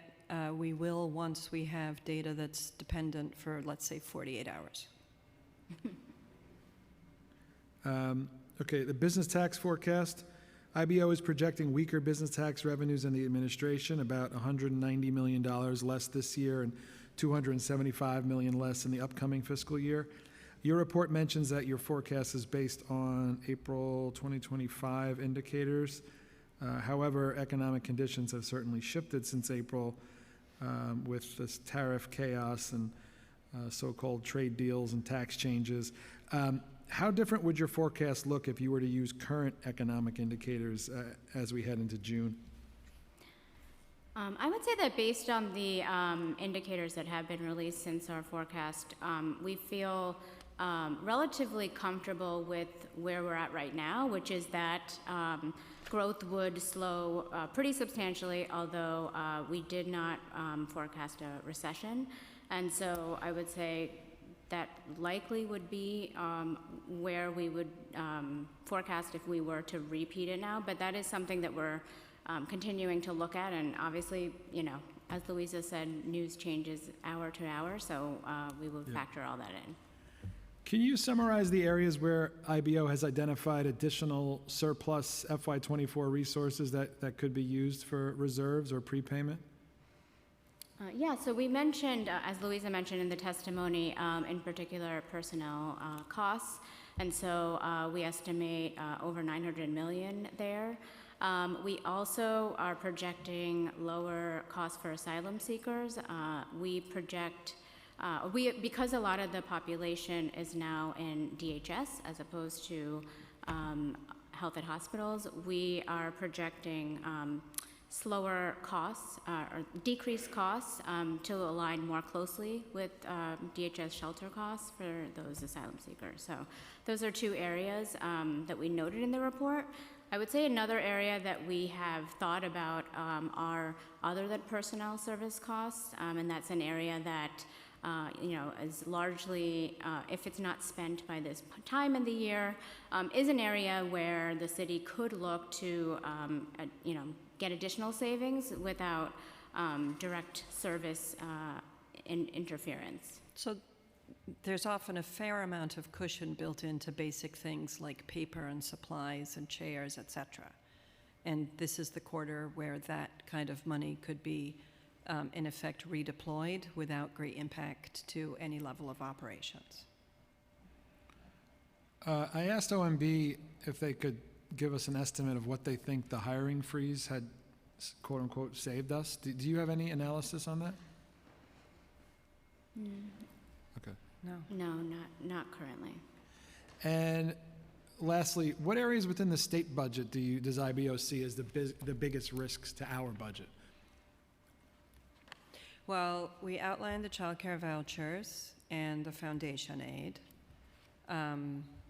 Yeah, I would say those, as well as, Medicaid, as Louisa mentioned, is one that we are looking to see in particular, assuming that the approval to the transition from the indigent care pricing to the directed payment, it will not be approved.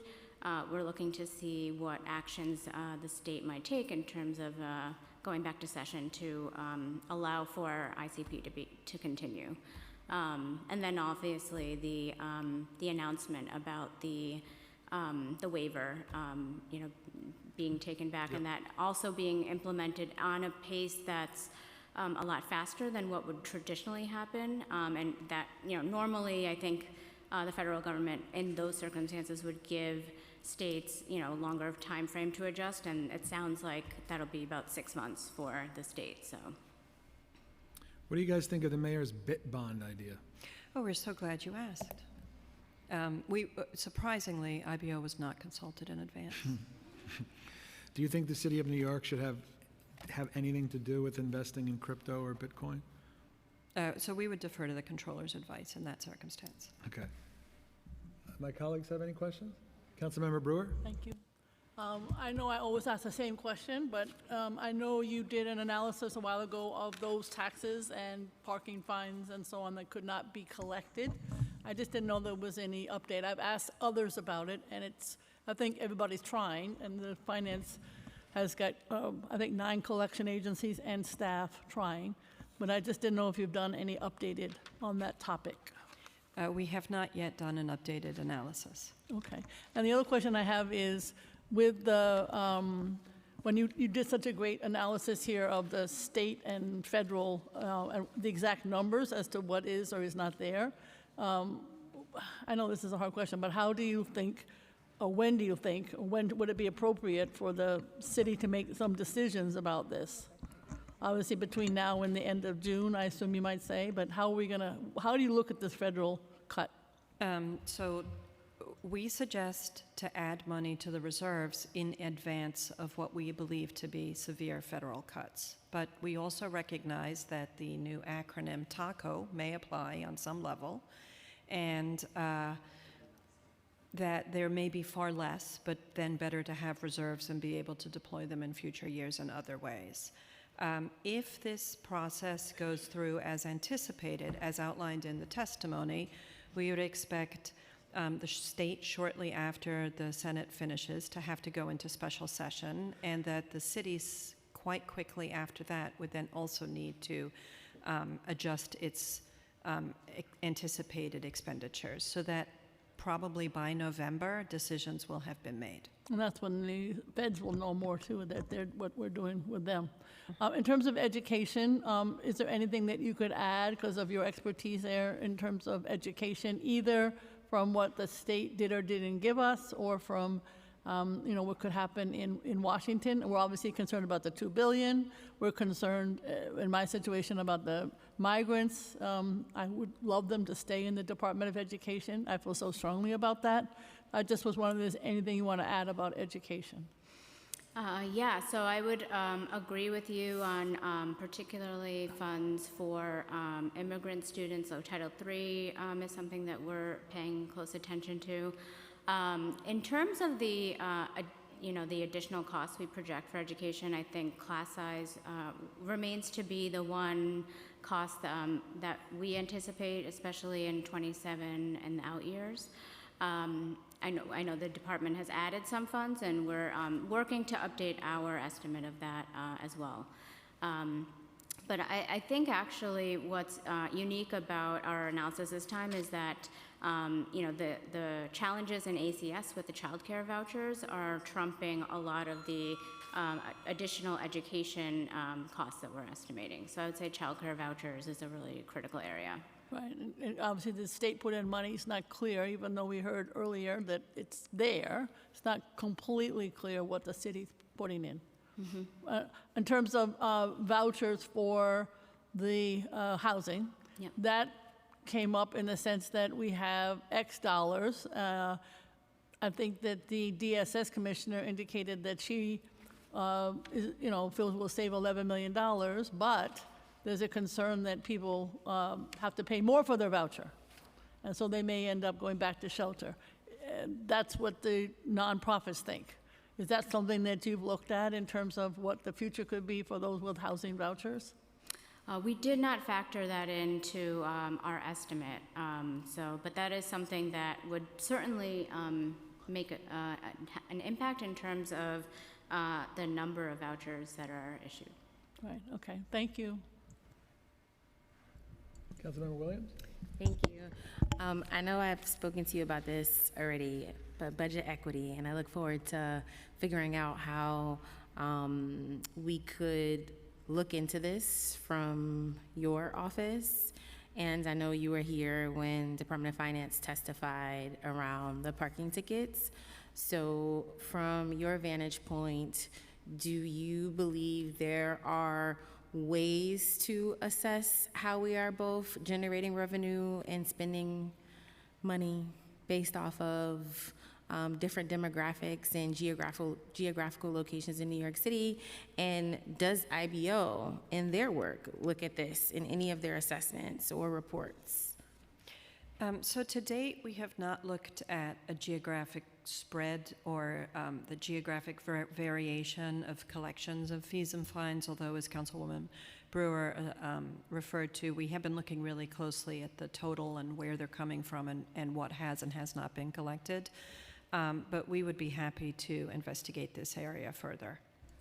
Thank you. Yes, I look forward to us doing that. I have lots of ideas.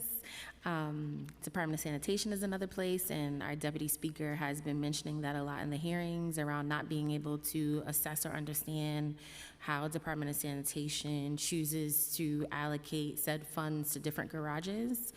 So yes, I look forward to talking to you more about this. The other question I have, because you were very clear that this is a great time to put money into the reserves. I'm glad you understood. And again, I'm sure you were listening to OMB's hearing earlier, and Jacques said something very interesting. He said two things that I thought was interesting. One thing he said was, essentially, they don't want to tip the city's hand, right? They don't want to give off this impression that, we have the money and we can deal with cuts.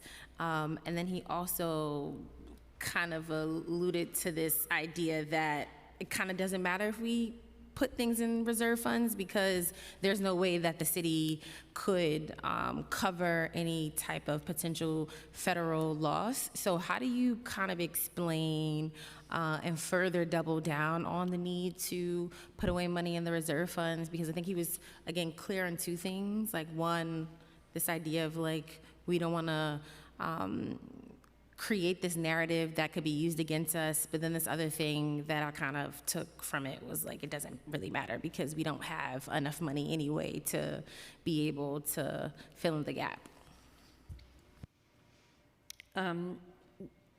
As nobody knows what the gap is, it would be very hard to pretend that we have enough money to fill in the gap. So our recommendation to add money to reserves is simply to have money to lessen the blows when they come. We are not under the impression that the Trump administration is perusing the city's reserve funds as they make decisions about immigration policy or cuts to human services or changes to academic funding in New York City, which then result in lesser tax collections, and the many other policy changes that are being made. Perhaps Director Jiha has more insight as to what the Trump administration is considering as they make their policy changes. I would also add that, I think one thing we point out is that our estimates, for example, uniformed overtime, do assume the same level of expenditure year over year, and that's one area that we've identified could be, if better management practices were put in place, those costs would be lower, and that would reduce the gap in the future. So, and again, with some of these areas of additional savings that we highlighted could also affect or bring down that gap. Right. And I'm actually going to build on what my colleague just said. So as Sarita mentioned, one thing that is unusual in many of the federal changes right now is that they are being enacted immediately or close to immediately. Generally, they're step downs in time, and when a government is making reduction choices, it recognizes that, for example, partners like in the nonprofit community providing services who are obliged to lessen need to have time to meaningfully reduce those services so that the employees and the clients can be as best taken care of. So money in reserves could lessen how much is reduced and or allow for a time for a reasonable close down as opposed to doing it in, say, 30 days, which is what city contracts basically allow. Thank you. And what do you feel is the appropriate size for the reserve fund? Well, what a wonderful question. So we have debated this question amply internally, and we are quite sure that more is better. We don't really know, we don't feel that there's a general number, and the reality is there's no number that the city could set aside that would genuinely compensate for what might be cut. But I'm going to give a couple different ideas. Best practices of household management, financial management, and the city's budget is not a household, but just a vague equivalent, is to have about 6 months of general spending in savings. Now, as Councilman Brannan knows, because of the request of what does it cost to operate the city for a day, you basically take the city budget, divide it by 365, and there's each day's cost. So that is significantly more money than we believe could be found to be put into reserves. Another... Do you have a dollar amount of that? Because 6 months, how much would it cost us to run the city for 6 months? Half of 119 billion. Yeah, like 50 billion, okay. Yeah. So another thing to think about is that 6 months of the city's payroll is about 25 billion. Right now we have, give or take, 2 to 8 billion in reserves. So, we don't have an answer, but we're trying to think about generally what might be a better target. And when do you think it's appropriate to draw down from the reserve fund? When it's raining really hard. Thank you. Thank you very much, IBO. Appreciate all you guys do. Thank you. Thank you. Okay, with that, FY26 executive budget hearings is done. Thank you very much, everybody.